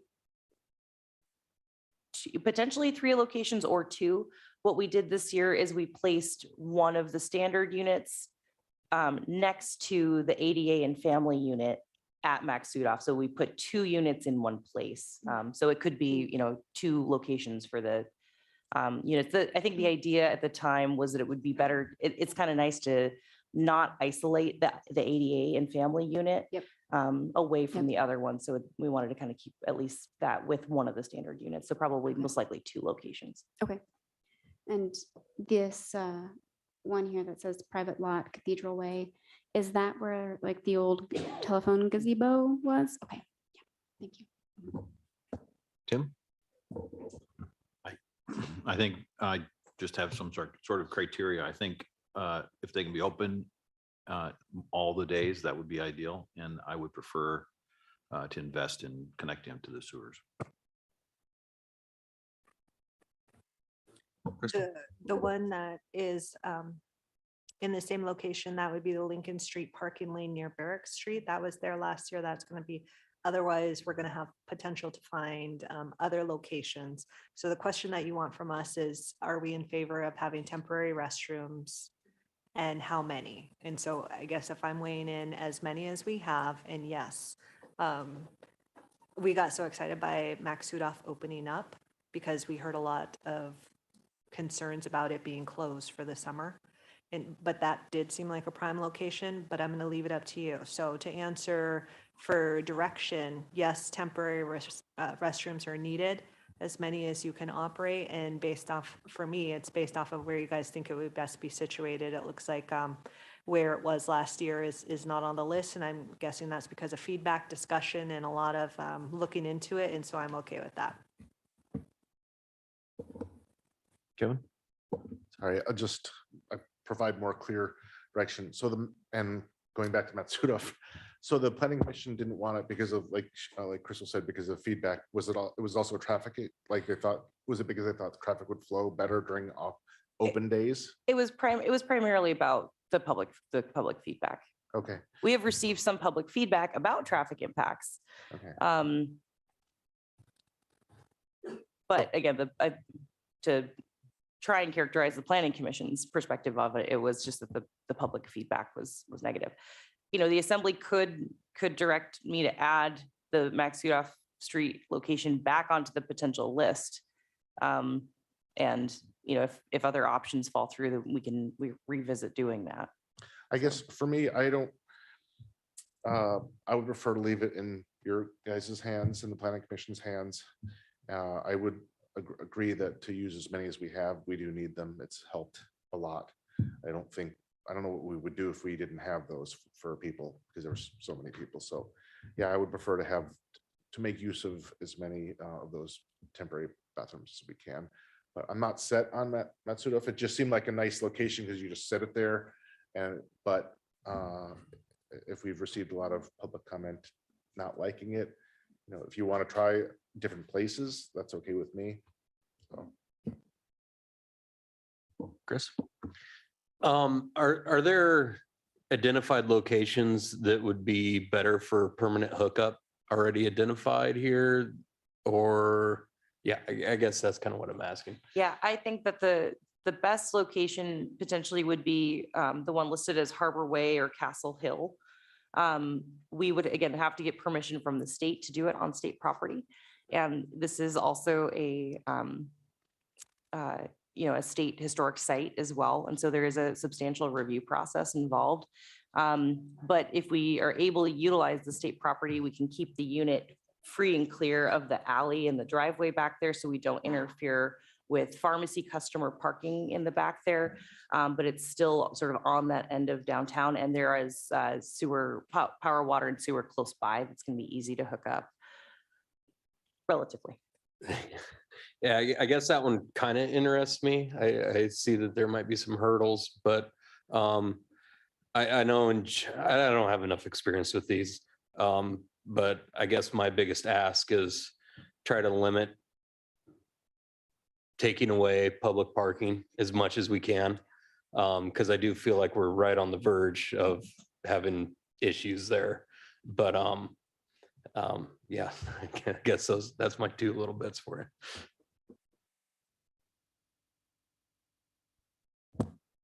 JJ? Hi, more questions. With the hard piping, would they get lowered from their trailer and be more at grade? Or how would that work? Because I was noticing that the ramp for the ADA one was quite long to get up to the height of the trailer. So if there's any way to lower that, that would lessen the impact. Yeah, of the unfortunately, I size. don't, No. yeah, I don't believe that by plumbing the units, that Mhm. would change the elevate, that like Okay. the elevation from grade to the door. Okay. So tell me more about the idea around Totem Square, like on the grass, on the sidewalk, in the parking area in front. Where was that one? The feedback from the planning commission and the public session that we had was all of the above. If there's any options to locate around Totem Square or on Totem Square, that would be ideal. We had approached the state about placing it on the grass last year, and we were told no, as well as kind of adjacent to the sidewalk, you know, on the park side of the sidewalk area. So we can reapproach that conversation to see if that has changed. Otherwise, the other options would be in the parking areas because those are this part of the city right of way. But then we run up against the conflict of we're taking up parking spaces for the units. So that's the tricky part. Yeah. I was surprised by the potential list here and how much of it was outside of the Lincoln Street closure area. Is that to encourage people to disperse or just pair next to attractions, or give me a little more on that conversation from the planning commission meeting? Yeah, again, the issue there is when it's in the closure area, it can't really be open. There's not really a space other than the top of Maksudov there. There's not really a space where the unit can be open other than when the street is closed. Yeah. And there's still, you know, demand for those units when there's, you know, 4,999 passengers in town. And so it's, you know, trying to find spaces where these units can be more available. Yeah. Is the big push. And then also trying not to impact parking as much as possible. We'll come back to this topic again in the later sections for the permanent toilet location. So is this RFP section under resources, is that also paired with the one above? Is this going to be one big RFP for all of these? Correct. Yep. Yeah, we're looking to issue either a RFP or an invitation to bid for management of the closures, the street closures, environmental services for the restrooms and trash, as well as for pedestrian monitoring traffic as well.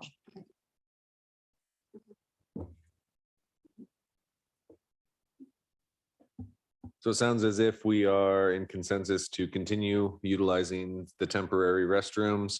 I don't think we would be opposed to hardline connections if a reasonable location could be found. However, I don't think that's a determining factor in the decision and the placement points. It sounds as if placement points are flexible still. Utilize your skills, abilities, and knowledge to find the best location. And it also doesn't sound like the assembly has completely written off Maksudov Street if that becomes the one of the last remaining viable locations. Anything else on this item, please? With we haven't talked on the College Drive Crescent Harbor Playground one. That seems like a good strategy too, especially if we have a family and EDA bathroom. That would be something worth, because that's so far down the line to keep for the open hours. So that one's great. Crystal? Just one question about, as we do move it further off of Lincoln Street and people are trying to find these locations, can you remind me, how do people figure out that it's located by the pharmacy? What sort of information do we put out there and who's responsible for that? Yeah, that was definitely part of the conversation as well, is that, you know, it's when it's off Lincoln Street, it's, you know, it's a lot, you know, the information isn't necessarily there. So you would need to definitely beef up your signage quite a bit. And we would need to work with, in that particular location, private property owners to see if we could install some signage, or, you know, maybe some footprints or something like that to help guide people to those restrooms. Yeah, and that is, again, that's another trade-off of like you get out of the closure area and they can be open more often and it's easier to plumb them, but then they're not as visible. So it's, yeah, delicate balance. Any further guidance on the restroom issue? Okay, moving on to safety improvements. Mr. Mayor, all this talk about restrooms, I really think we need a little break. So let's go ahead and take a quick break on this one. I don't like to break in the middle of agenda items, but let's get our business done and come right back, please.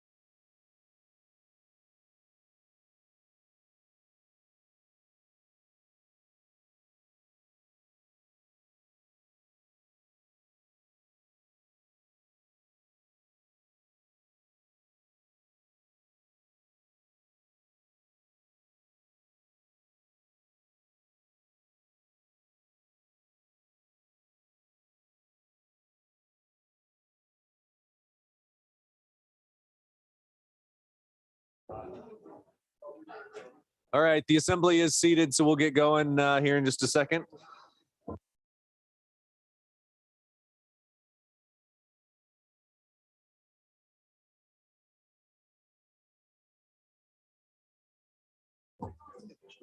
All right, we will continue our discussion this evening, moving on to item number 3 for the tourism management plan.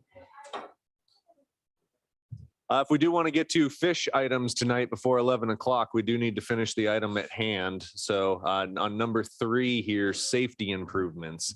Amy, did you have anything on this you wanted to indicate, or anything more before we go forward with our discussion on this? I do not. Okay, just checking back in with you, making sure we're getting back on path here. Anything for safety improvements from the assembly? I did hear from John on my number 1 concern with Lake Lincoln intersection and DOT's control of that. Sounds like it is starting to work itself out. John, please continue to push on that. I think that's the number 1 concern with not only the assembly, but with our residents and citizens as well. And then the safety with just the crosswalks there for our visitors as well. So I think that's a good thing to continue. I'm not sure about the education outreach for locals and visitors on bike safety. That seems fairly targeted to just a few companies, and I'm not exactly sure of our role in that. So I'm hesitant, but could hear more discussion on perhaps the thoughts if other assembly members are liking it, but I'm hesitant initially. Signage, please. I think it was the John Brooks study that said we needed better and more signage around town. Seems like on the roads, there's plenty of signs already. I hate to clutter and litter our roads even more with more signs, but it did sound like some better wayfinding was required from that study. So, Tor? Yeah, I mean, I would agree that everything there pretty much with a little bit different take on the bikes. I think education, it's with locals, but also with the rental of the bikes, especially any kind of motorized e-bikes, that we need to make it really, really clear that if you ride a motorized vehicle on a sidewalk, you're going to get ticketed hard. Because I saw a lot of very unsafe stuff this last summer with that. And I think we're lucky that we didn't have something really bad happen, and it's only a matter of time until we do.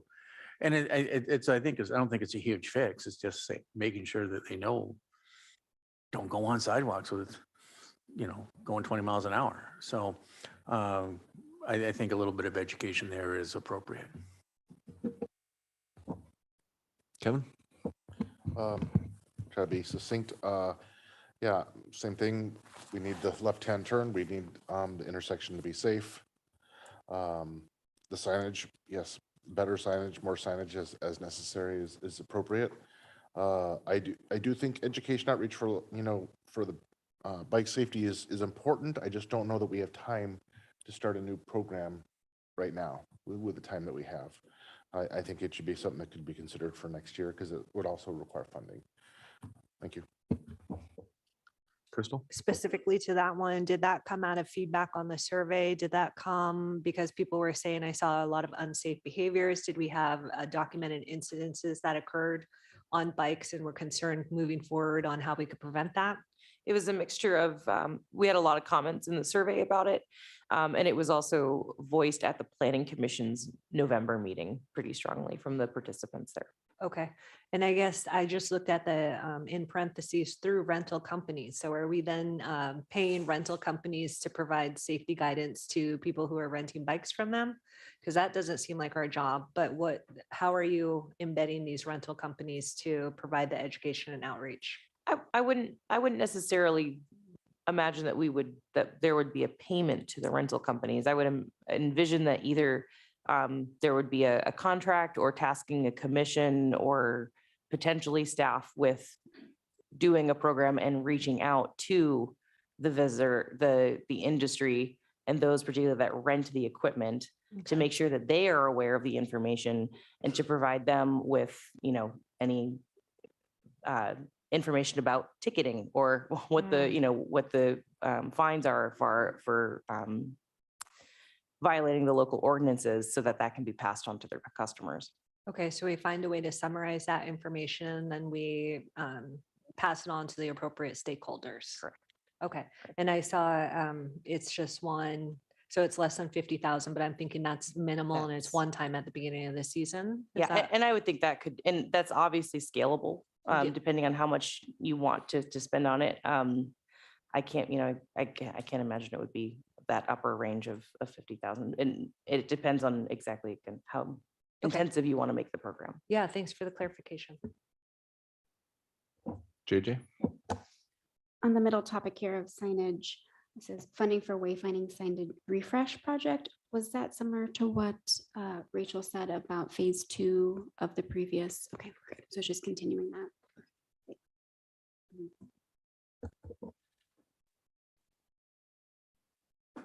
The only thing I'll add to this, John, I hope that safety improvements just continues the Lincoln Street rebuild project and the planning for that. I know that that is, if not fully funded, pretty close to being fully funded and on the docket. So I hope that when we start to look at Lincoln Street or continue to look at Lincoln Street and the rebuild, that safety is a huge priority there. So it sounds as if, yes, on safety improvements, make it safer, make it so people can find their way around, perhaps using head tax money for that one. And then it doesn't sound like there's an opposition to outreach if we can work in a way that doesn't necessarily burden the rental companies financially. Anything else on safety improvements? Moving on to programs and initiatives, there's a couple programs that have happened or that could happen. There's a list of them here. I don't know if the assembly has any thoughts and comments on those. So for me on this one, then I won't speak to the bathroom grant program because my business was a recipient of one of those. So I feel that to be a little too close to home for me to speak on. The walk bike incentives, my data point for this one last year, which was answered when Doug Osborne came up, is that it didn't necessarily entice new bikers. It only incentivized those who already biked. And I was really hoping that this program would get new people to bike downtown, which it turns out it appears to not have. So I don't see a need to continue with the walk bike incentives. The food cart permits, I'm also fairly biased because I liked a lot of the food carts, all of the food carts that jumped up on Lincoln Street. So yes, I want to see some of those come back so that I can continue to get a quick snack during lunchtime. And then beautification measures for downtown. I think that's a little bit more broad discussion than we can have tonight because, where are we talking about this? Is this city infrastructure? Is this on private property? So while I think something needs to be done with that one, I think that's a lot larger conversation than the assembly is prepared to handle this evening. Mr. Mayor, if I may, Please. the inclusion of the beautification measures in this section as opposed to the next is that this is a little bit more focused on things that we could purchase for the upcoming season, like benches and tables. The reason that we weren't really able to have those types of amenities in 2022 was because it was our street crew that was managing the closure. They weren't there full time. They weren't there during the day, so the time that it takes to put those out and then to put them back and then store them was a little too onerous for the staff that we had. However, if that's something we would like to include for our contractor to do, now that we're putting this out to bid, we could include that aspect in the bid to see if that's something that they would like to provide. So this section here is a little bit more focused on, would you like to sort of plus up the contract in terms of the equipment and potentially a little bit more expense for services to manage those things. Understood. Thank you. Kevin, and then Tor. So most of this funding is reimbursable with the CPV funds, correct? Okay, so for the public, that's tourism dollars on that from the head tax. Yeah, I'd be okay with these things on item 4. Yeah, as far as the bike program, I understand what the mayor's talking about. However, it also was the first year we did it, and things like that generally take longer to take to really tell if they're working or not. So all things being equal, I'd rather see it continue, but I'm not wedded to it. I would like to see us get some benches and tables. Not really, I think beautification might have not have been the right word to use there. But considering the average age of our tourists, having a place for them to sit down is a good idea. And also considering all the food carts, having the tables is also not a bad idea. So if it's workable, I wouldn't mind at all seeing at least some benches and tables. And as I think I just proved, I think the more bathrooms, the better. So I again kind of like the idea of that, although I don't know how much it was used. Maybe the mayor could take off his mayor hat and tell us, but I like the simplicity of that idea. Chris? Yeah, with the bathroom grant program, I'd definitely say continue that. The walk bike thing, either way, I don't really care, I guess. Yes, on the food carts, I think that's a great business opportunity for people. So I'd definitely say let's continue that.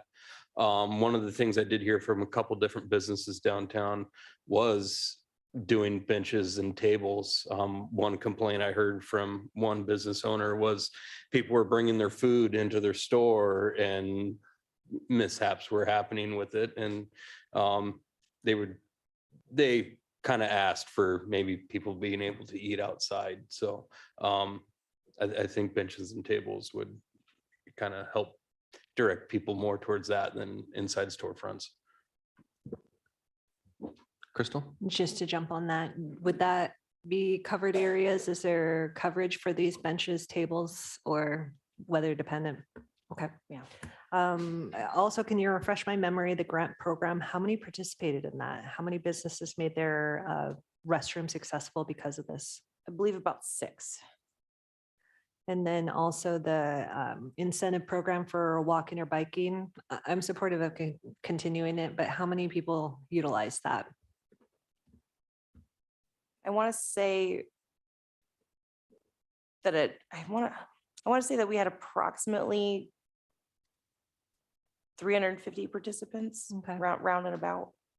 And then I don't remember these being high dollar outlays. And it looks like if we were to put resources, it wouldn't be a huge ask. I don't remember these being super costly. They were just kind of supplemental side to try to improve the experience of local residents and then also tourists who are in the downtown area when it's congested. So I'm okay with all of these. Thanks for the information. Tim?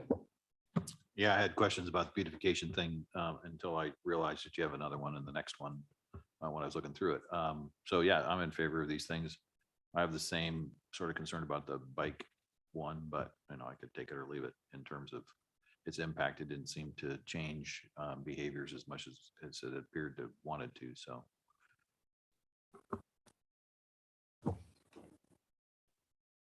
Tor, to answer your question on bathroom usage, I just didn't want to speak to funding the program or not, but my restroom is used constantly. It's full tilt all day long. The flip side of that is whether or not my bathroom gets funded, it's going to be open. It just helped me defray some of the costs. And I think that's with the majority of them is that they're going to be open one way or another. It just helps defray costs. Anything further on programs initiatives? Amy, you have what you need on that one? Perfect. Moving on to future planning needs. This one's a bit large. Is there ones you kind of want to focus on in this one, Amy, or is this because I think they're all good ideas and we should head down that direction, but I don't think that you should be holden to having these done by this next visitor season. I think this is, even a 10-year plan out potentially, and good things to look at, but understanding that it's not going to be all immediate. Yeah, and I think it was important, just for, from the planning commission's perspective to make sure that these needs were communicated and flagged. But in terms of the information that we need as staff to get ready for this upcoming season and to bring the supplemental appropriation forward to you timely, getting through items 1 through 4 gives us all the information that we need. Kevin? Yeah, I would share opinion of the mayor. Yeah, these are all good ideas, but they're big ideas. The creation of a body organization dedicated to tourism management, I think that's a good idea in theory, and I do support it. I mean, to have some people, have a group that has stakeholders from all perspectives. However, I'm concerned because I think that would just end up in your lap and you're already managing several departments and areas, and I just don't want to create another body that you have to manage again, and you're only one person who can do so much. So, but it's definitely something to think about, or think about some sort of thing for the future, long-term type of thing.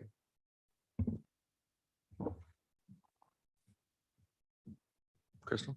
Just a question about that, and maybe we don't have the answer, but you said that was strongly recommended by the Planning Commission. And I'm guessing they're saying this is not our responsibility. It can't continue to lie with us. So they wanted tourism experts, which we've heard from audience members saying it should be people who are in the industry, which I agree with. It feels like this would serve a direct purpose and it would make sense to me. It would end up another thing that you're responsible to staff and support in kind of. So was that why? Because Planning Commission said we already meet twice a month. We've taken this on for 1 year and we could really use a reprieve at this time, or what was there? I think that's a pretty accurate view of the sentiment. And, it's now that it's into the part of, ongoing operations management. The Planning Commission's like, we kind of did the high level, the planning and the community engagement, but ongoing operations doesn't need to be managed by this commission. And in terms of talking about larger planning efforts or management efforts, I think there's some opportunities to do that differently, but the Planning Commission didn't feel that they were necessarily the right body to do that, given that they don't have industry representation. Okay.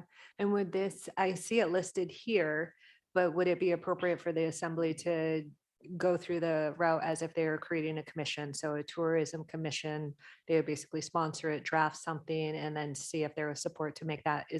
Or is it embedded here for a reason? I think that this probably warrants its own discussion at a time where we have more time to work through that, because there's a lot of different ways to approach that. Whether it be a new commission or, there's other communities that use a tourism management best practices program that is run contractually. There are some options for how to do this, and I think this is important enough that it warrants its own conversation. No, I would agree. I think that's the one item on there that I think can happen probably sooner than later. And I think that perhaps the creation of this body with designated seats so that we can have representation from those for the visitor industry, and then we can have designated representation for those against the visitor industry to get a well-balanced perspective from the community, I think is going to be extremely important going forward. My initial reaction was, well, the Planning Commission's done a good job. I think they can continue to go forward. I do start to worry about capacity issues, especially with your office being fully staffed now and all the good deeds you're about to be able to get done with that. I think the Planning Commission is going to need their time for their own purpose. And if we want to continue to manage tourism in some sort of way, I think we either need to tag this on to another commission with capacity, or create the body itself. Tor? Yeah, I would agree. It's not time to really talk about it. I would like to talk a little bit about the timeline, because I know that, I think, last year we had kind of the wrap-up meeting with the Planning Commission and the Assembly. I think that by the time we reach that point, we should have whatever we're going to have in place. So it's not the planning commission that does the wrap up this year. And which also leads us to a tourism coordinator, because I think that that's eventually, you know, we've talked about overloading Amy, and I think that that's probably going to be part of, if not this year, it's coming if this level of tourism continues. But I think whatever we do, whether it's, you know, farming it out or forming another commission, whatever, we need to do it. And we can do that over the summer because we're not, you know, it would start in the fall. So, thank you. Tim? Well, I mean, I think I'd kind of like to push that timeline a little bit there, Tor. I think, you know, there's enough questions about tourism circling about that, you know, I think the sooner we could stand some, whatever group this is up that can take a look at these questions for people, I think that would be to all of our benefits. So, but I agree. I mean, where to put this and who's responsible, I think is a big question that we need to answer, in addition to making sure that the commission, you know, is representative of our community.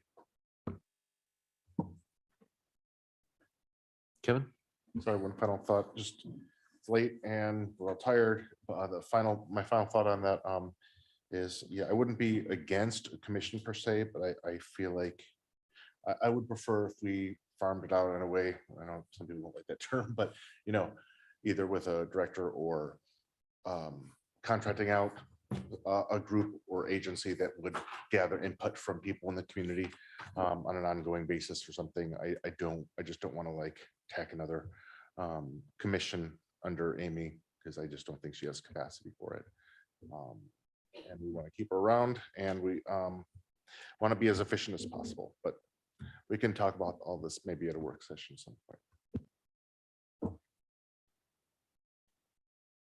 Amy, anything missing from this that you still need a little bit more guidance, clarification on? John, you feeling the same way? You're pretty solid on that? Okay, great. Anything else assembly members need to add to the discussion? I think everybody knows where Amy's office is. We can bombard her at a later point, preferably when she's really busy. Thank you, Amy, for the presentation tonight. Appreciate all your previous work on involving the public in this and kind of giving us the overview of what came from those meetings. And then just kind of confirming that when you do bring appropriations forward, that they're not going to get shut down right away because we were unaware of them. So appreciate the timeline on this one. Thank you.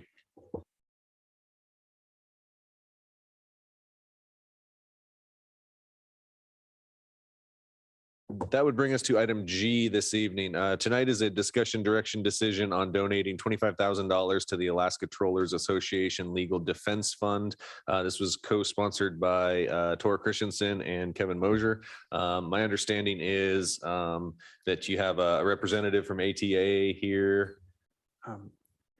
Yeah, if I can just real quick tell you why we brought this forward, and then Yeah, please. And if you have someone who'd like to give an overview, we're welcome to that, or we can jump in. I would like to allow public comment on this one as well, so that we can get the voices heard that they're in the room tonight. And then Chris, you had something? Yeah, one disclosure now.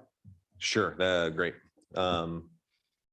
Considering the topic coming up here, I do need to disclose that I do have a power troll permit, and did recently set my boat up to troll. Brian and I talked about this, and considering the group size, he felt as though I could still participate in the discussion here. Great. Thank you for bringing up that potential conflict. I would agree with Brian on this one, that in this instance, you do belong to a classification of people. There are lots and lots of people within the municipality that have power troll permits, but appreciate heading off any potential issues there. So Tor, back to you. Yeah. So obviously this was brought to my attention by representatives from the ATA, who I'm sure will speak much more eloquently than I do about the actual lawsuit. And just a kind of a logistical, though, I'm hoping that tonight we discuss it, and then the plan is that next meeting we would bring forward an ordinance to make the donation, and then the following meeting would be, so there would be a total of 3 meetings, the times this would be discussed. But roughly, and I think everybody knows by now that there's a lawsuit that's been going on down in Washington. And we have donated smaller amounts in the past to this defense because it's an existential threat to Sitka. I mean, we have the largest troll fleet. And this could conceivably, depending on how it goes, shut down trolling, because if they declare any bycatch is a problem, then it might shut down cohos, and it could shut down sport fishing. It's not just trollers. And so I think it's important that we get involved with this. Considering the level of threat, it's really a small amount of money. And I know some people have brought forward, well, why aren't other communities and gear groups and actors in this business putting money forward? And the answer is they are. We are far from alone in this. And from my understanding is that the processors are putting money in, the fish hatcheries are putting money in, other cities are, other organizations. And I'm sure that we will hear that at length tonight from people come forward. But I know I'm not in the fish business really anymore, but for 17 years I was, and it would be disastrous if we lost this. I mean, to me, this is kind of a no-brainer that we have a real threat to our community, to a very large, both, not just the businesses that are involved, not just the money, but the culture. This is Sitka. And this has been a fishing town for a lot longer than it has been anything else. And I think we need to protect that. So with that, I'll let the folks who are much more eloquent about it speak, have their chance. I'm sorry, who are we calling up? Well, I'm assuming that we would want to start with Matt Donahue, who is, Matt, you're the head of the ATA or the head of the Sitka? I'm the president of the organization. All right, so. But I'm not Mr. Elegant. Well, in that case, can we have the next guy? There's four of us here. Drag two chairs up. We're only going to try to talk for just about 3 minutes apiece. We could rotate out. Yeah, an overview of the spot we're in would be great. Why the ask is, and then there will be an opportunity for public comment after this for any of those who didn't get to speak with your comments. You do need to turn on the microphone in front of you. There you go. Thank you.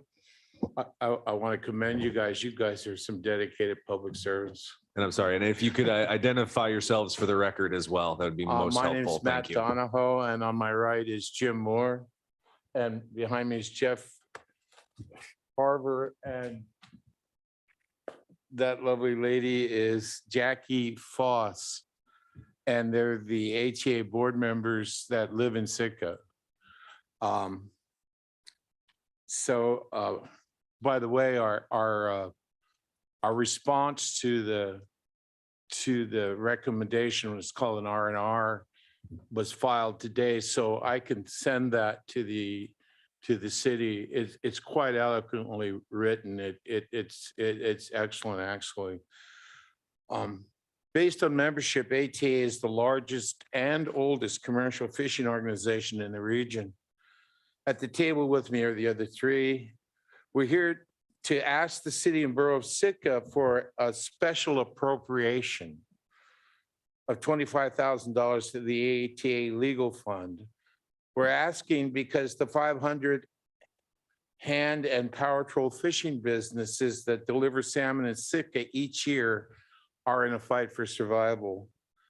The enemy is incredibly well-founded. A Puget Sound-based NGO called the Wild Fish Conservancy, or as my wife calls them, the World Fight Club. So far, we have raised about 120,000 and have spent about 105. That's not counting what we're going to have to pay for this response that was filed today. The communities of Craig and Petersburg had donated to the fund. Based on what's happening, we intend to appeal. I've been asked why taxpayer money should be spent on a nonprofit. The answer is that it won't be spent on a nonprofit. It'll be spent to defend Sitka's tax base. The $5,000 donation in 2020 was a legal went to the legal fund, which is not part of ATA's coffers. That's all spent on illegal.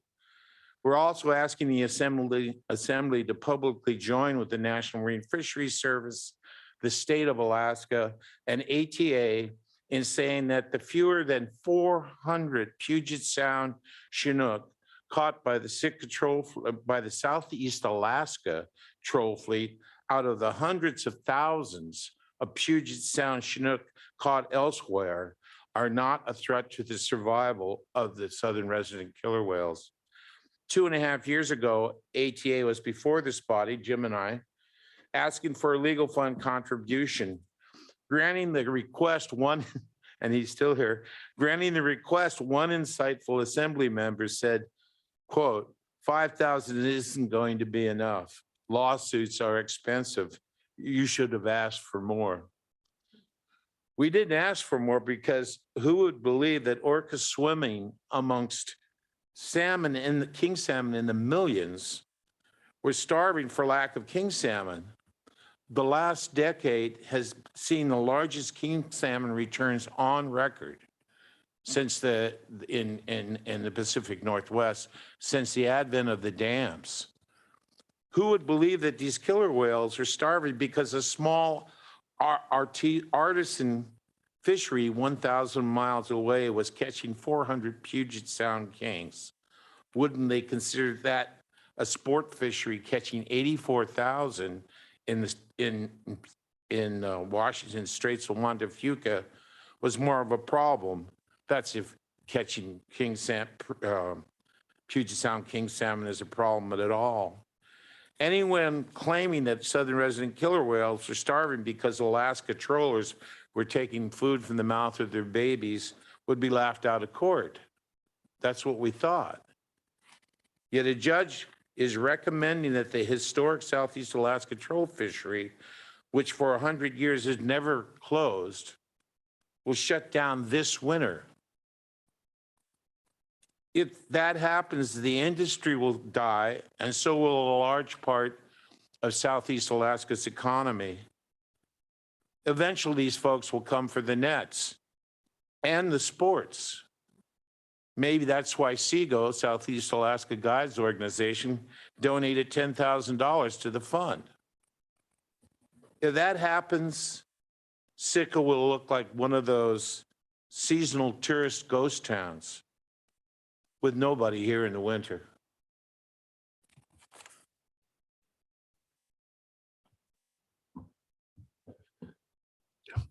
I'm Jim Moore.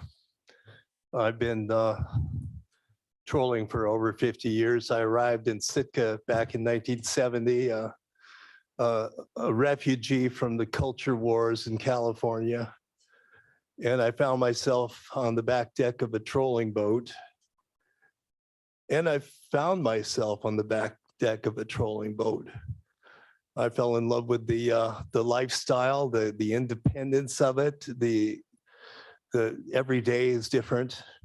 Within a couple of years, I had scraped together enough money, thanks to a job at ALP, to purchase my first boat. Everyone told me, you're making a serious mistake because this industry is done, it's over. And thankfully, that wasn't true. My wife and I have raised 3 children on the back deck of the boat. And 2 of them are commercial fishermen, trollers like myself, longliners.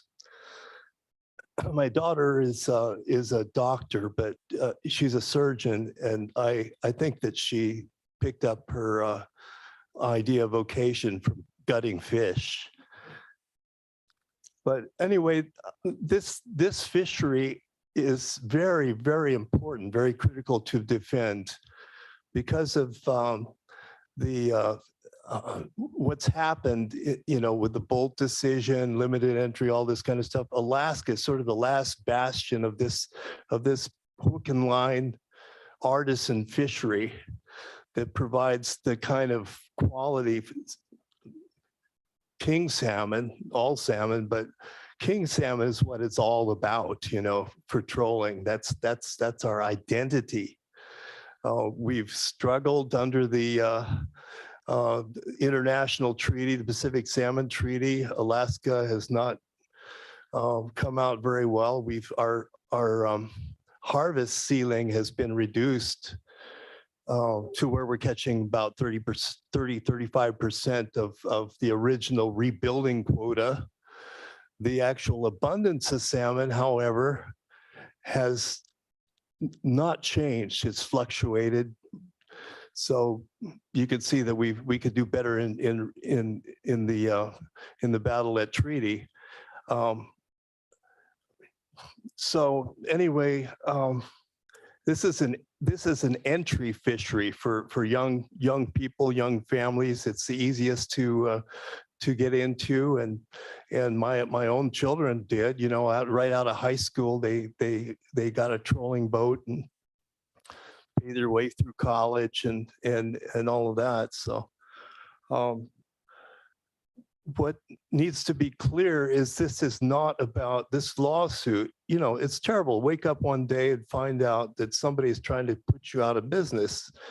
And we couldn't believe it was over killer whales because of all the parties in this international treaty, the hundreds of scientists and managers and everything that try to craft some kind of equitable sharing of the resource. Of all the parties that catch Chinook, we have the least impact of any of them on this southern resident killer whales.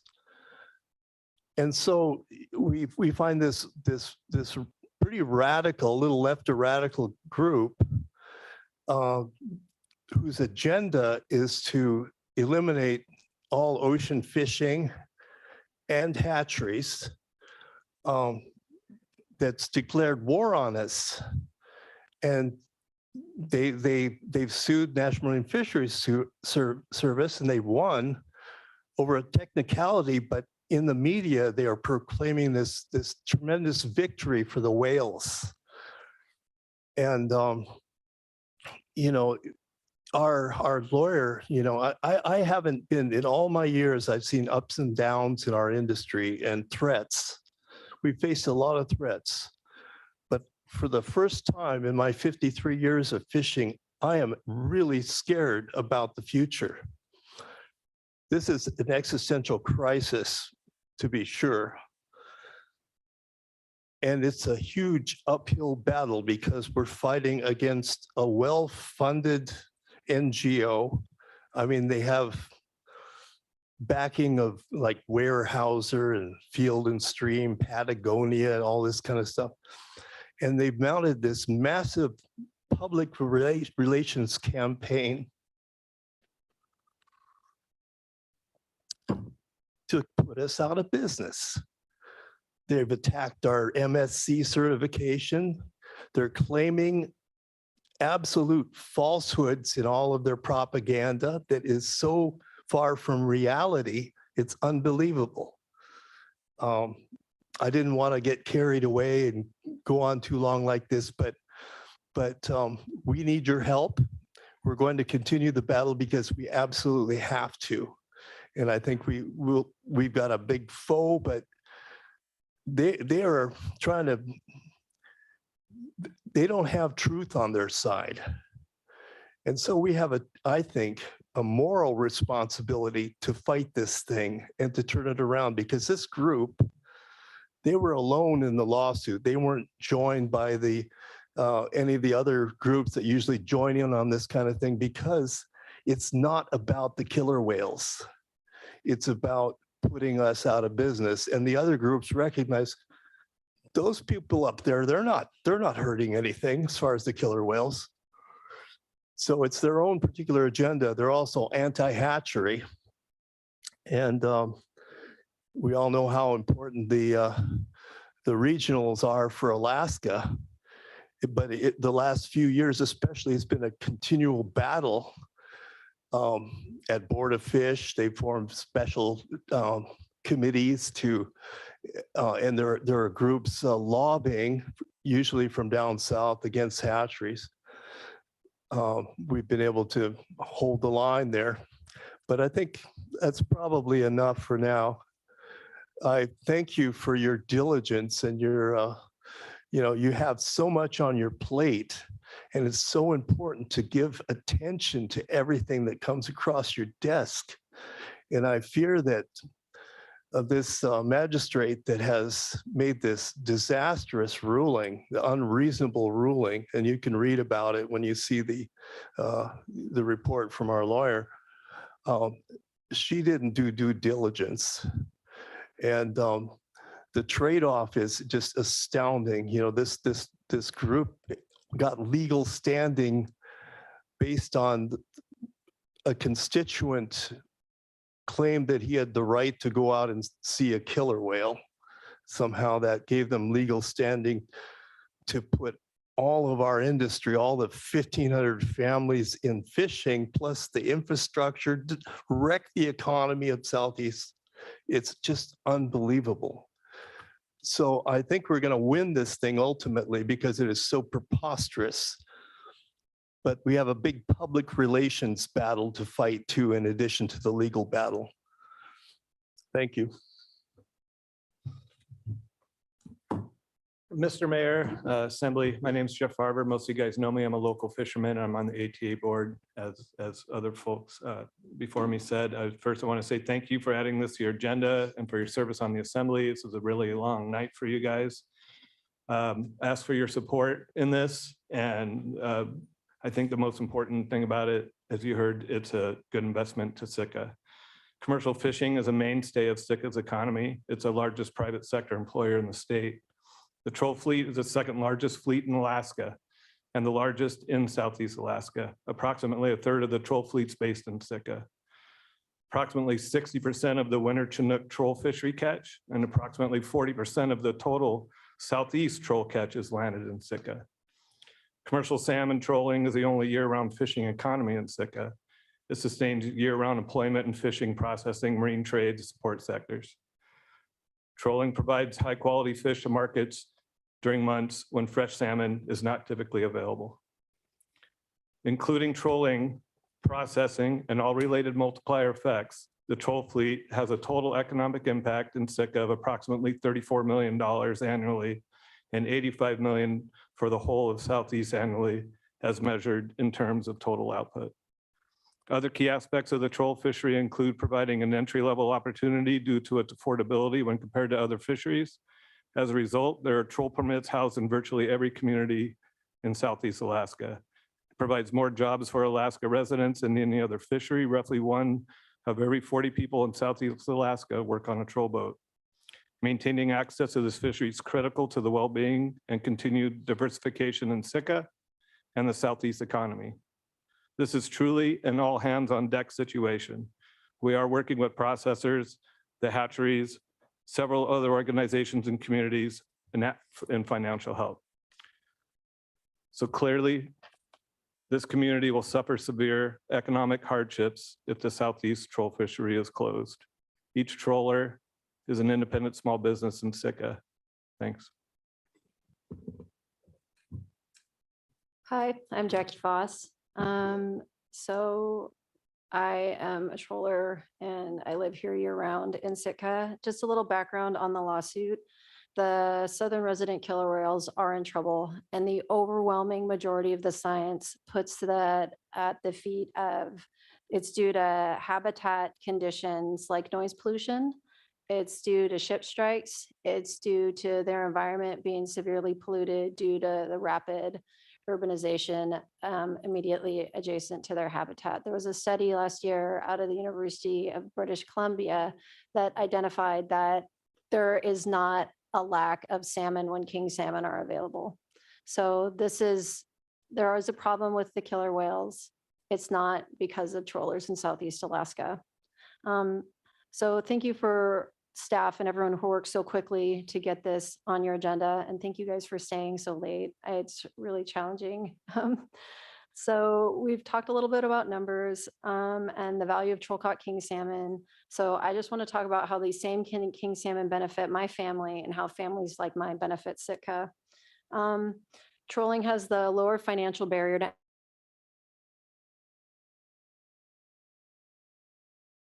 So trolling was a way for us to become commercial fishermen. This is still a dream that is possible for people elsewhere. And king salmon makes trolling viable. It's 40% of our income, and more than money, our whole lives or for our whole year is scheduled around these king salmon openings. And our kids, even though they're young, they're learning a trade. They can read a sounder, they can tie gear, knots, and they can clean fish, and they know how to scrub a deck. And they get to do that with their parents in Southeast Alaska. And jobs where families work together and pass on knowledge are becoming really rare throughout this country. And so whether my kids decide to become fishermen or not, they will know how to use their hands and run hydraulics, maintain a diesel motor, how to paint a boat, ice fish, how to troubleshoot the millions of things that come up with while fishing. It's a lifestyle, and I'm so happy to be able to share it. But more than anything, fishing allows us to stay and live in Sitka year round. It provides a living wage for my family. We own a home in Sitka. We buy our groceries in Sitka. We buy most of the supplies for our fishing business in Sitka. We are the multiplier effect. And our kids, we have 2 kids in Sitka schools. And so I'm really grateful to the city of Sitka and the whole community who's prioritized both the harbor system and most recently the new haul out. So we really want to remain a viable industry so we can continue to use and financially support these working waterfronts. So thank you very much. And thanks, Tor. I thought you did a pretty good job of the synopsis of the front, so it's appreciated. Thanks. Great. Thank you for that overview. Before we go into public comment, I can see that will easily go past our 10:30 adjournment time. So if we could have a vote to extend the meeting to 11 o'clock, please, Sarah. I move to extend the meeting till 11 o'clock. Second. Sarah, on the extension. Mr. Mosier, Yes. Mr. Pike, Yes. Mr. Yestad, Yes. Mr. Christensen, Yes. Ms. Duncan, Yes. Mayor Eisenbeiss, Yes. and Ms. Carlson. Yes. The motion to extend passes 7-0. Great, thank you. Now that we have that out of the way, while public participation isn't typical on discussion direction items, I can see I would think everybody is here to speak to this item.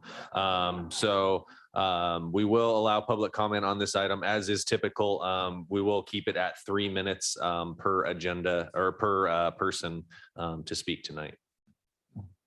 Please, sir. Good evening, Tyler Green. How many people here are fishermen? Raise your hand. I grew up in. Okay. So I find it rather disgusting that we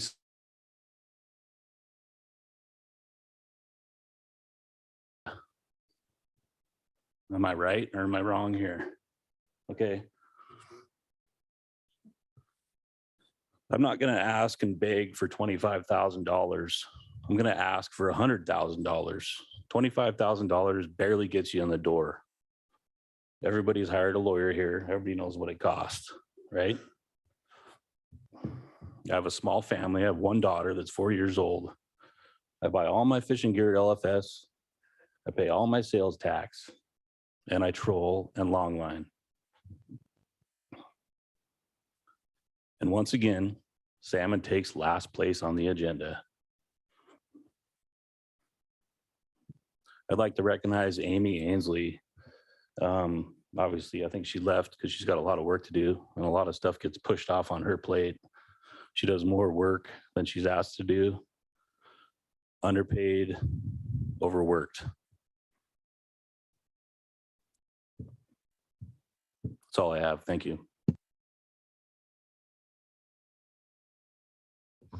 I just have a really short comment. I just want to support. Get your name for the record again, Oh, I'm please. sorry. Thank you. Kim Elliott, Sitka, Maxudoff Street.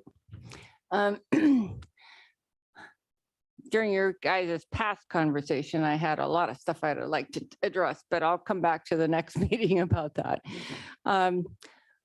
Right now, I just want to tell you that I was a kid that grew up on a commercial fishing boat. Fished in 1963 through 1967, and then they implemented the limited permit. And my family's boat couldn't qualify. We missed by 1 year. So I wasn't able to, we weren't able to keep fishing. So then my pup had to go back to his original business, which was an engineer, and he actually built the Sitka airport, or was an engineer in a big part of it. And we had to take our fishing boat and move to Juneau for a while. But what I'm trying to say is that Sitka's economy has depended on the fishing industry for many, many years. And that's the one thing that we have always kind of counted on. The processors, I actually spent a lot of time in the processor plants when I was a kid. I've done all that unfun work that pre-college kids or after high school kids did to survive, or to try to get their funds all built up to be able to become something or someone, but I'm still living here, and I still believe that this is really important. And yeah, no, I can't. You have to go out past Cape Edgecombe before you can catch a king salmon these days. But I think that we need to recognize that we want to catch those fish just for our own freezers or for our own edification, if you know what I mean. But I believe the trollers of Sitka need to be supported. And I ask that you support them tonight. Thank you.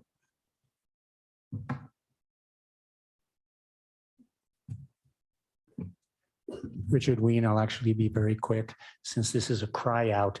When I saw $25,000, I was thinking it should be minimum of $50,000.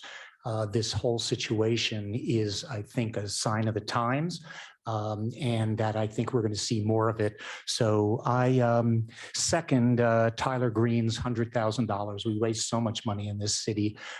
We know how much attorneys cost. We hear this is a well-funded attorney issue. And since this is going to be an ordinance next, you can determine the amount tonight. You don't have to, we're not going to have to manipulate an ordinance that's out there.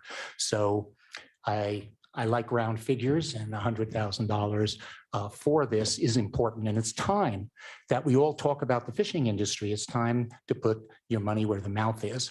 And it's important. Read the packet.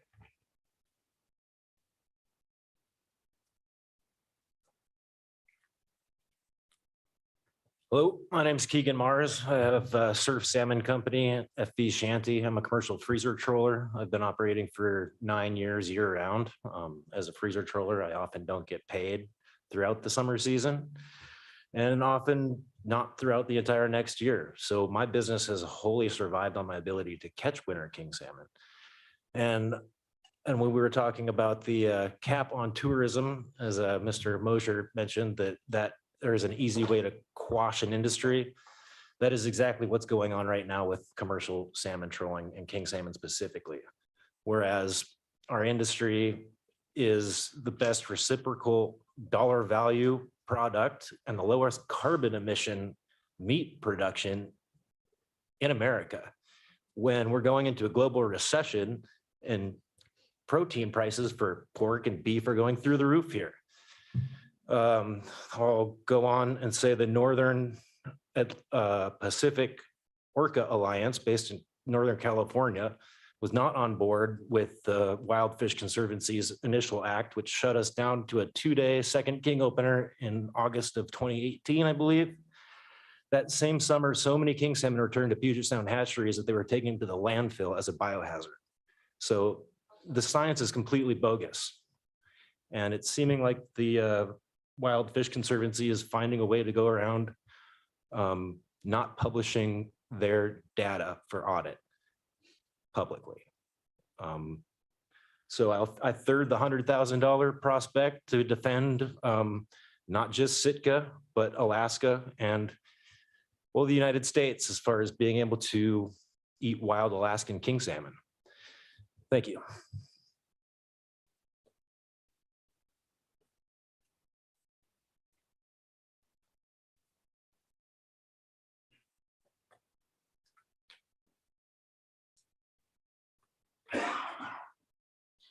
Good evening, Linda Benkin, Alaska Longline Fishermen's Association. I'll be brief. I just appreciate all of you staying late and taking up this issue on short notice and clear indication that you understand how serious this is. You've been provided with a lot of numbers. I think people have expressed well from ATA the urgency of this issue. So I'll just add this. Our organization, despite having longline fishermen in our name, a large percentage of our members also are trollers. They're combination boats, they're seiners, they're gill netters, they're all groups, and they're all in on participating and supporting ATA through this process. We certainly urge you to support a legal fund as well as a communication fund to work towards addressing this issue. I think what's particularly frustrating to me with the lawsuit is its complete ignoring of the science that does indicate not only is it not our fishery, it's not fisheries that are a problem for the whales, it's toxins. They're one of the most highly polluted whales, marine mammals on the planet. Their load of industrial toxins is that high. Everything they eat is coming out of waters that are polluted. They're struggling with habitat issues. They're struggling with what's been done in the world around them. They're in Puget Sound. It's not even fisheries, let alone the fisheries 1,000 miles away up here. And that our fishermen have worked for years to keep the resources up here healthy, to keep our rivers clean, and to take care of the whole ecosystem. And to now have this overreach by an area that's not done their job to take care of that habitat, I think really illustrates who else will be at risk if this lawsuit perseveres. So we did work with ATA to co-author a white paper. We tried to dig really deep into the science. There's a lot out there on what the threats are to the whales to really make sure we were doing our job to provide a good information. Hopefully you have that. You have a chance to look at that. We did a 2-page summary for those who don't have time to read the whole thing. And we'll continue to do our part to work with ATA to get the information out there. So thanks for taking this up. Appreciate your support for funding this lawsuit and for helping fund a communications effort to make sure that the right information gets out to people. Thank you.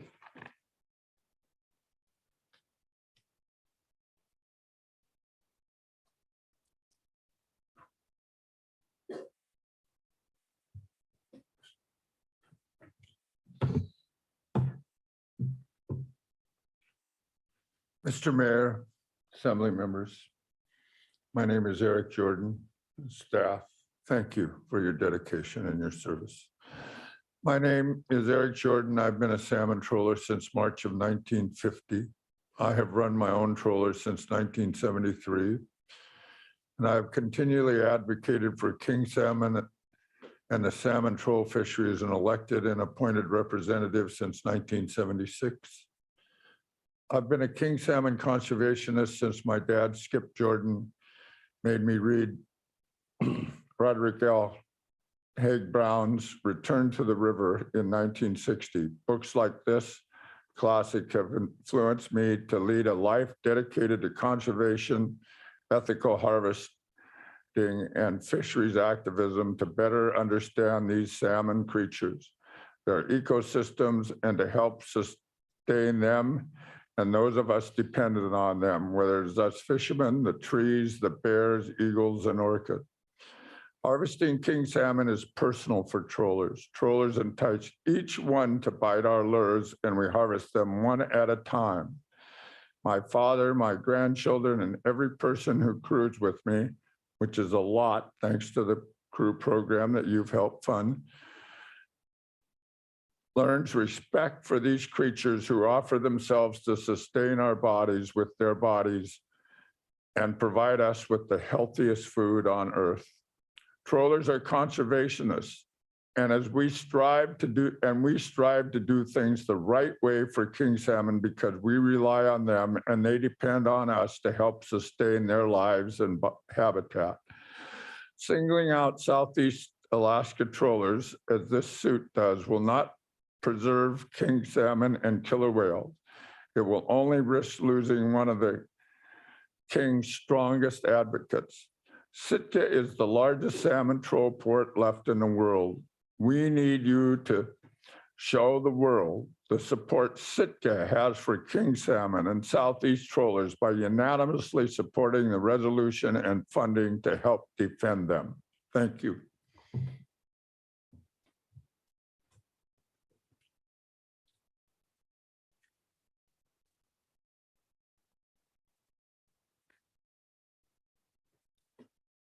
My assembly name's Woody Sear. I operate and own fishing vessel Patience. Have a degree in fisheries and aquatics, and I gill net, troll, and longline halibut. Instead of echoing what others have said, I'm going to tell you what king salmon have meant to me in the last couple of years.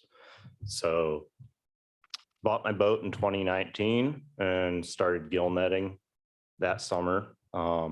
Spring of 2020, I added troll gear to it. And if it wasn't for that, having added troll gear and had the opportunity after what's happened to the gill net fleet, particularly summer restrictions on dogs, I probably wouldn't still be fishing. It probably wouldn't have worked, but king salmon are magical. And yeah, things are going well other than this existential threat. You know, we have what is a one-of-a-kind fishery here in Sitka and Southeast, and I hope that you guys can support that.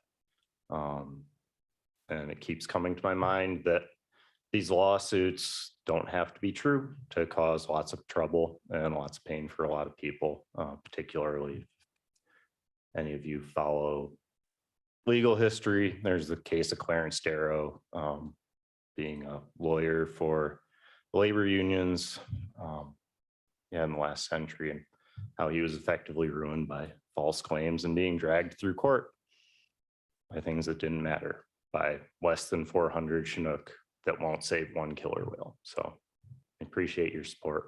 Thank you.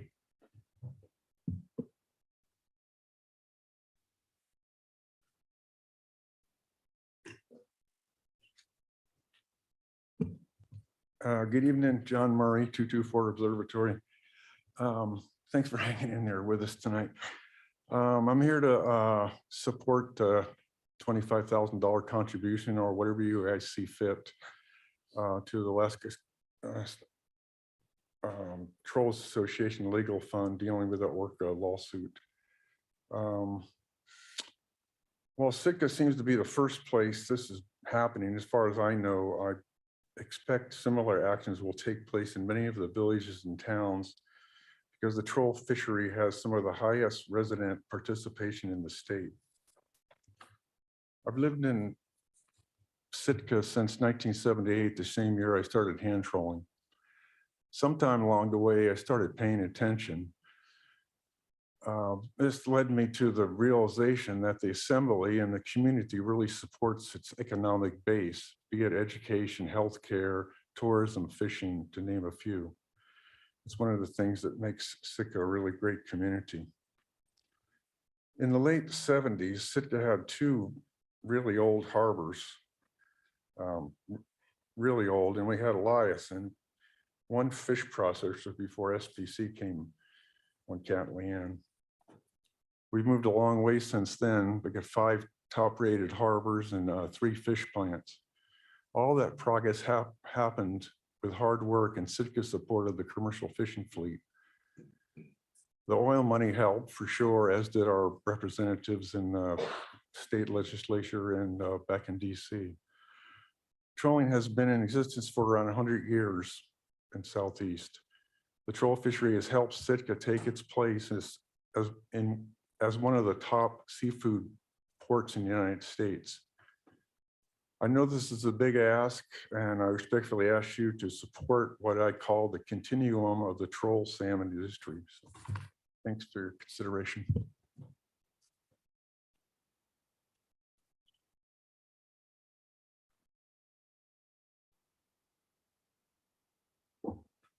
Any further public comment on donating $25,000 to the ATA Legal Defense Fund?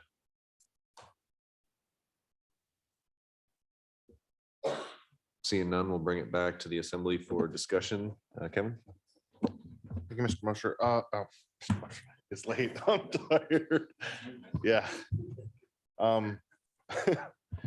Thank you for everyone's comments. It was a pleasure to co-sponsor this with Tor. He did, we did fund this a couple years ago, and then Tor kind of gave me a heads up. This might be coming a couple weeks ago, and then we talked about it, and I'm really glad to be a part of it.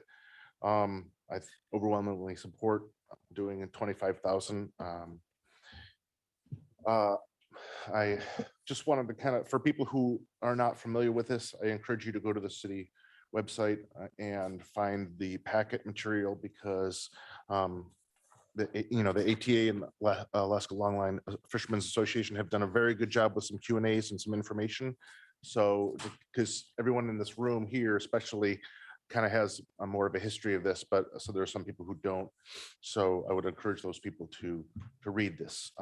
We got an email, I'm not going to say who, from a local wildlife biologist, and she was saying, the orca issue is real, but the southeast fish salmon are not the cause. The trawlers are not the cause, and it's not based on.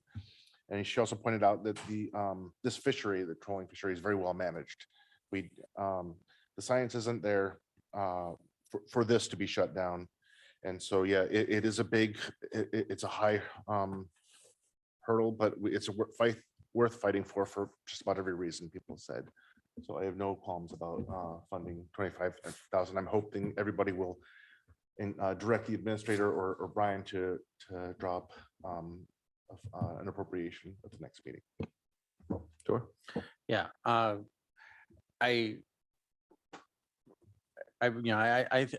When I heard about this to me, again, like I said, I thought we absolutely have to do something. And honestly, I came up talking to Matt and others with the 25,000 because I thought that's what I could get through this body. That was the sole reason, because I'm fully aware that we need more than that. But and I also fully intend to sponsor an ordinance to move money to the ATA Defense Fund. And I honestly believe we should do more. But I also want to make sure that we have a good chance of getting it through this body. So as we go around discussion, if you want to chime in on going for a higher number, I will listen, and I'm sure that I will have no problem finding a co-sponsor. And like I said, the number is not set in stone. Like I said, that was, how much could I reasonably think we could get passed? Because I think we need to do this. We need to do it now. And I will say that I think reading the tea leaves, I think we're going to pass 25,000 in the next two meetings. I also think there's a very good possibility we'll be doing it again farther down the line. And to me, this is something that we need to jump on and jump on hard. You're also going to be seeing a resolution supporting them but so as we're talking about this, let me know what I should put in my ordinance. John? I want to provide a piece of information before we get too far, and maybe some motions are presented, because I think there's a quick way here. In the Fisheries Enhancement Fund, which is built from the fish box tax, 30% in that Fisheries Enhancement Fund by code is available to be used for any fisheries enhancement proposal upon approval by the Assembly. And that approval could be given tonight. Right now, we have an appropriation already for $50,000 for fisheries enhancement, but there's only $40,000 available. So there is room to move quickly, and we wouldn't need to come back to the table, from my understanding, with another, since that appropriation already exists. And if the Assembly gives that guidance that that this is a fisheries enhancement proposal approved by you all. Brian, that sounds contrary to what I would believe. Can you give some guidance on that procedure John just laid out? It's the first time I've heard of this one.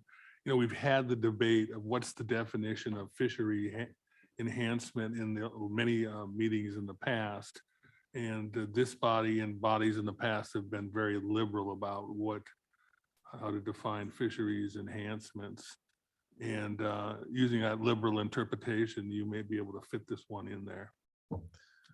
But I think I'm more concerned about giving that direction tonight on something that wasn't particularly advertised, to use Fisheries Enhancement Fund to fund it this evening. That seems like a rapid succession of events that I don't know was properly advertised or is within our boundaries this evening.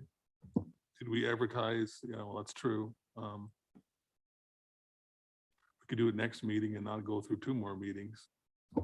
Okay, understood. Thank you. I just, the procedure that was laid out in front of us sounded very fast for the speed at which this body typically moves by code and regulation. I mean, I didn't hear any testimony that would say that they need this fund, money for their fund next week or 2 weeks afterwards.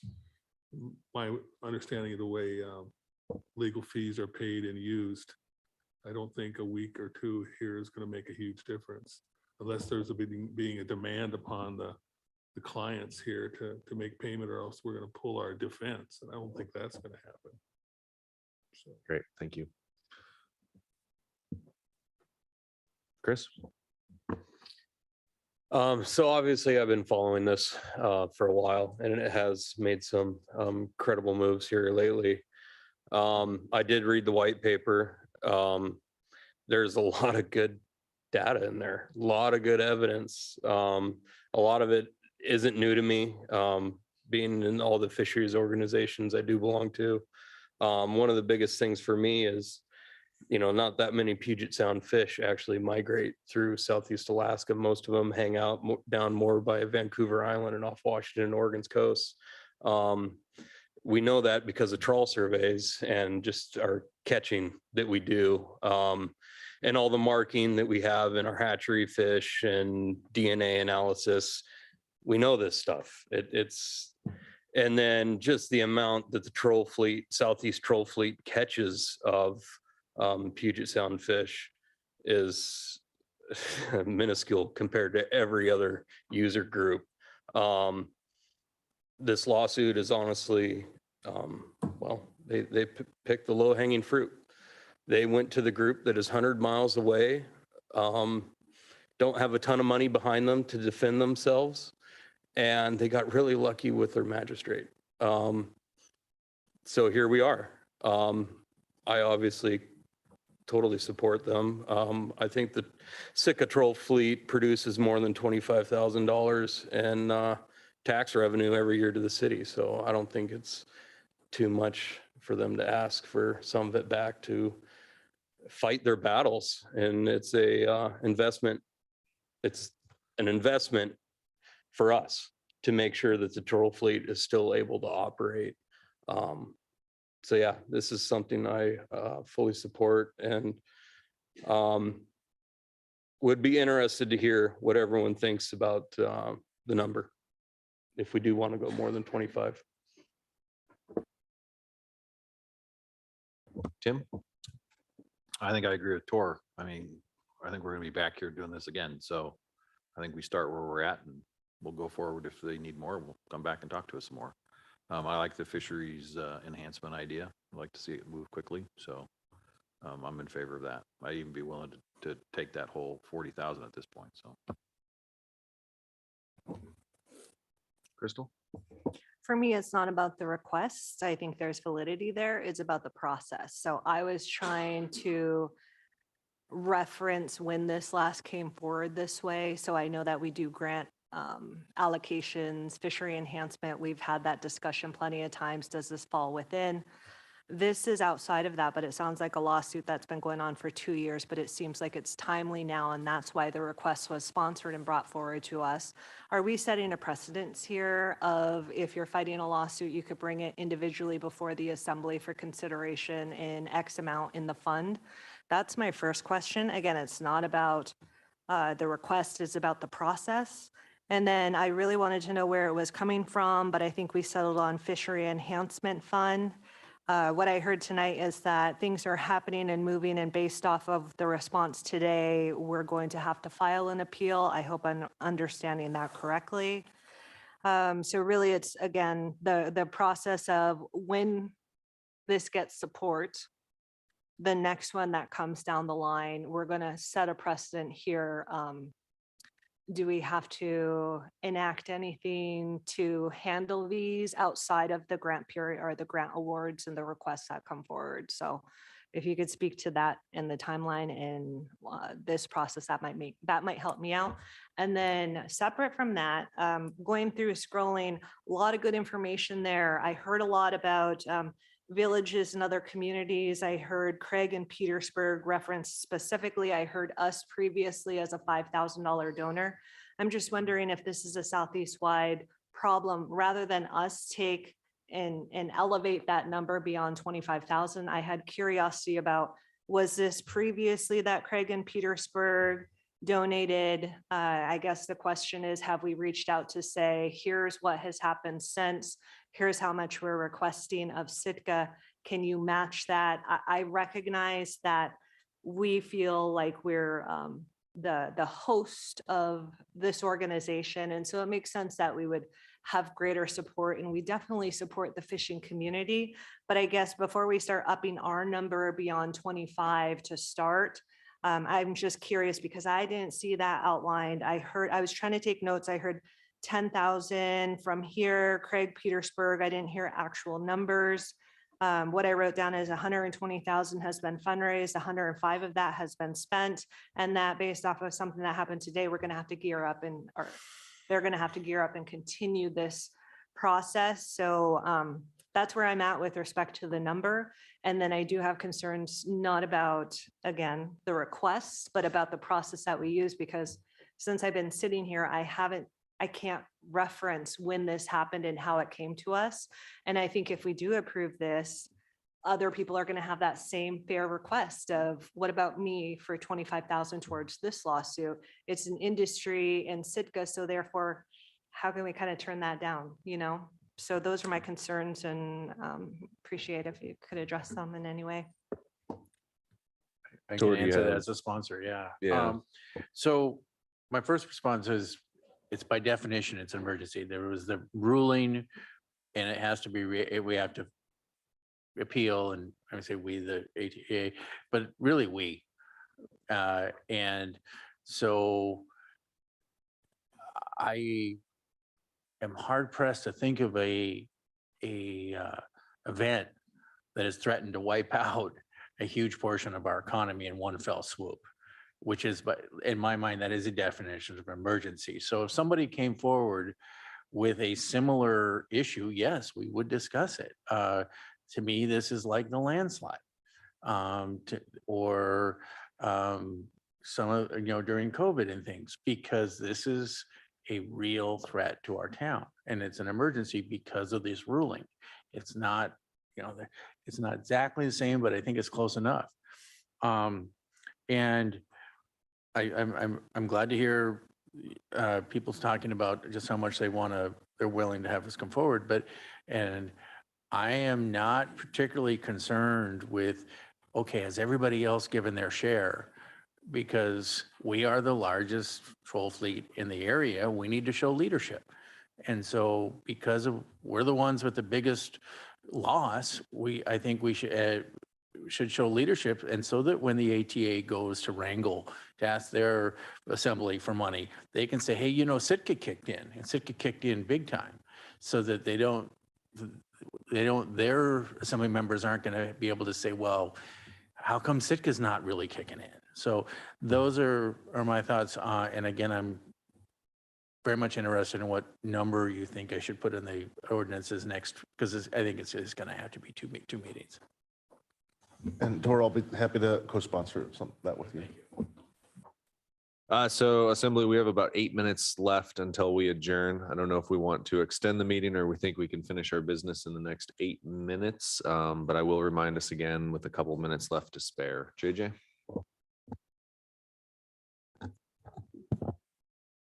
Thank you, everyone, for staying. Thank you. The process was important to me as well. And hearing a number, we don't have time, but then we do have time. Maybe not with the number, but with this process of another couple meetings. And in that meantime, since the assembly represents the community and the people of Sitka, I want to see you guys do a lot. I want to see a groundswell. I want to see people come out behind you. I want t-shirts and stickers and benefit dinners and all the things that make Sitka the community that we have. And I don't know if starting with the tax money is the way to go, but in this time frame for us to make this decision, I think we all can catch up and do this together. Thank you. Mr. Mayor, are we allowed to extend the meeting? Yes, we can go till 11:30 on a majority vote. I mean, I don't think, It has to be a unanimous vote. I I'm don't think sorry. we'll need You it. can go past 11 PM, but it needs to be a unanimous vote. I don't think we need to because you're gonna see it next meeting. So my thoughts on this supplemental appropriation is what this is to me. Fish enhancement funds, I'm extremely leery of that. I'd rather see this come from the general fund. It's going to be shocking to the people in this room. It was actually kind of surprising to myself, but the assembly actually had a lot of pushback in our emails from donating even this amount. I didn't expect that. But it's for better or for worse what we saw. So I think we should start here, and then as things develop, keep an eye and a pulse on that. From the people in this room and the strength of the people in this room, I have no doubt that we will be continued to be informed on that. So that's what I have for my direction on a supplemental appropriation that would come forward. Mr. Mayor, Kevin, just really quick. I know because I know that you and Crystal and JJ bring up a valid point. I had thought about this too, precedents. Just to answer some of these things, I do agree with Tor. This is more of an emergency situation. Obviously, they don't need the cash this moment. You know, it can wait for 2 more readings, but the precedents, really, there is no real answer. I mean, unfortunately, I wish we did, but it is a valid concern. I mean, it's a really valid concern, but it's my opinion that the possible loss of the troll fleet would have such a devastating impact on our economy that we are kind of forced to act. I would, I'll be talking with Tor. I would prefer to stay at 25 for now, but I'll consider that with Tor on what we bring forward. Again, we want it to be able to be passed. And and because we can always go more, I mean, eventually, hopefully, but hopefully by doing, say, we just did 25, that would set an example for other communities, because it would be a huge jump that a community has made. The payroll, the PR thing is really important. I don't know that we can do anything about it, but it's not just legal, but communication and information needs to get out to people wherever to know that this is not based on real science. That's it. We've got about 4 minutes left. Any more discussion from the assembly?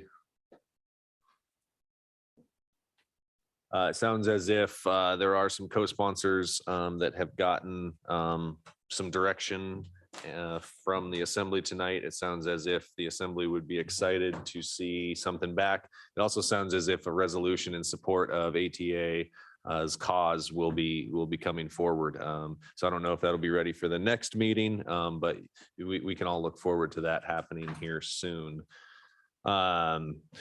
Without any further business, well, we do have a couple things. I would speak to our executive session. I have talked with Brian. That can be rescheduled for our next regularly scheduled meeting. We don't have to go into a special meeting to hear that executive session item. So with nothing further, we either have a couple minutes or there could be a motion to adjourn. I move to adjourn. Second. All those in favor say aye. Aye. Any opposed? Thank you for your time this evening, Assembly, and for those who came